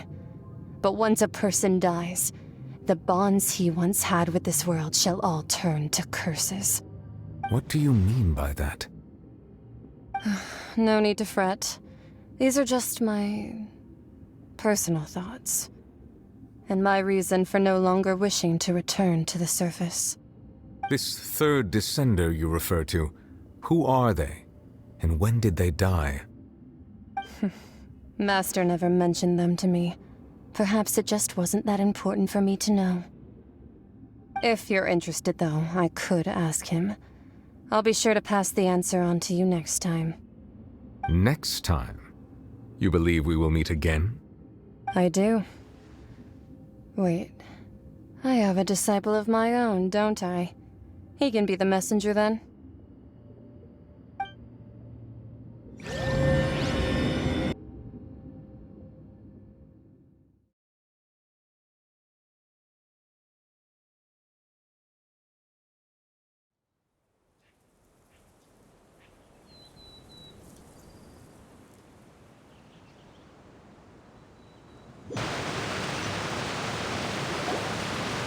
That's what she told me. Whether it would prove useful or not, I wanted to pass that information on to you. The remains of the third Descender? So that's what the Gnosis actually are. Paimon just thought they looked like chess pieces. How could they be a person's remains? All the same, assuming that there was no misunderstanding or special metaphor at play, that is what she meant to say. And she said that it would bring misfortune and that you should check it, which is why you gave it to the Fatui. If she speaks the truth, then I would simply be putting Fontaine at unnecessary risk by keeping it here.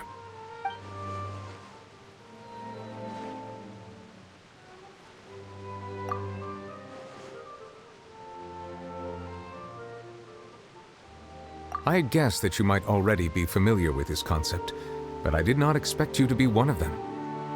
That means that the Gnosis, which are exceedingly element-compatible and can even enhance elemental abilities, do indeed come from the third Descender. I wonder, does your body also possess similar properties? Like being able to use elemental powers without a vision. That does sort of count as special compatibility, right? No, let's not think about this stuff right now. It just feels creepy. Comparing the Traveler to the dead third Descender and all.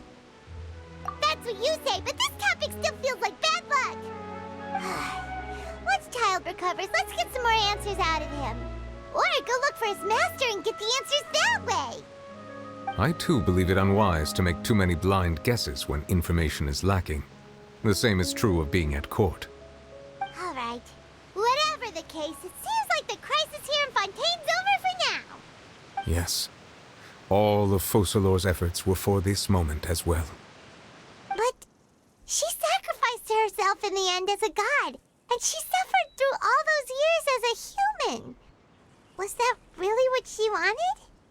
I suppose that would be the mystery of a god's will. I suspect not. But once in a while I too would guess that if wishes were like the clouds in the sky, they will one day return to the earth as raindrops. Life flows like water, and rain is the final answer. The water levels may sometimes tilt one way or another, but the rain falls fairly upon all. And what, ultimately, is the difference between the rains that fall upon all of us?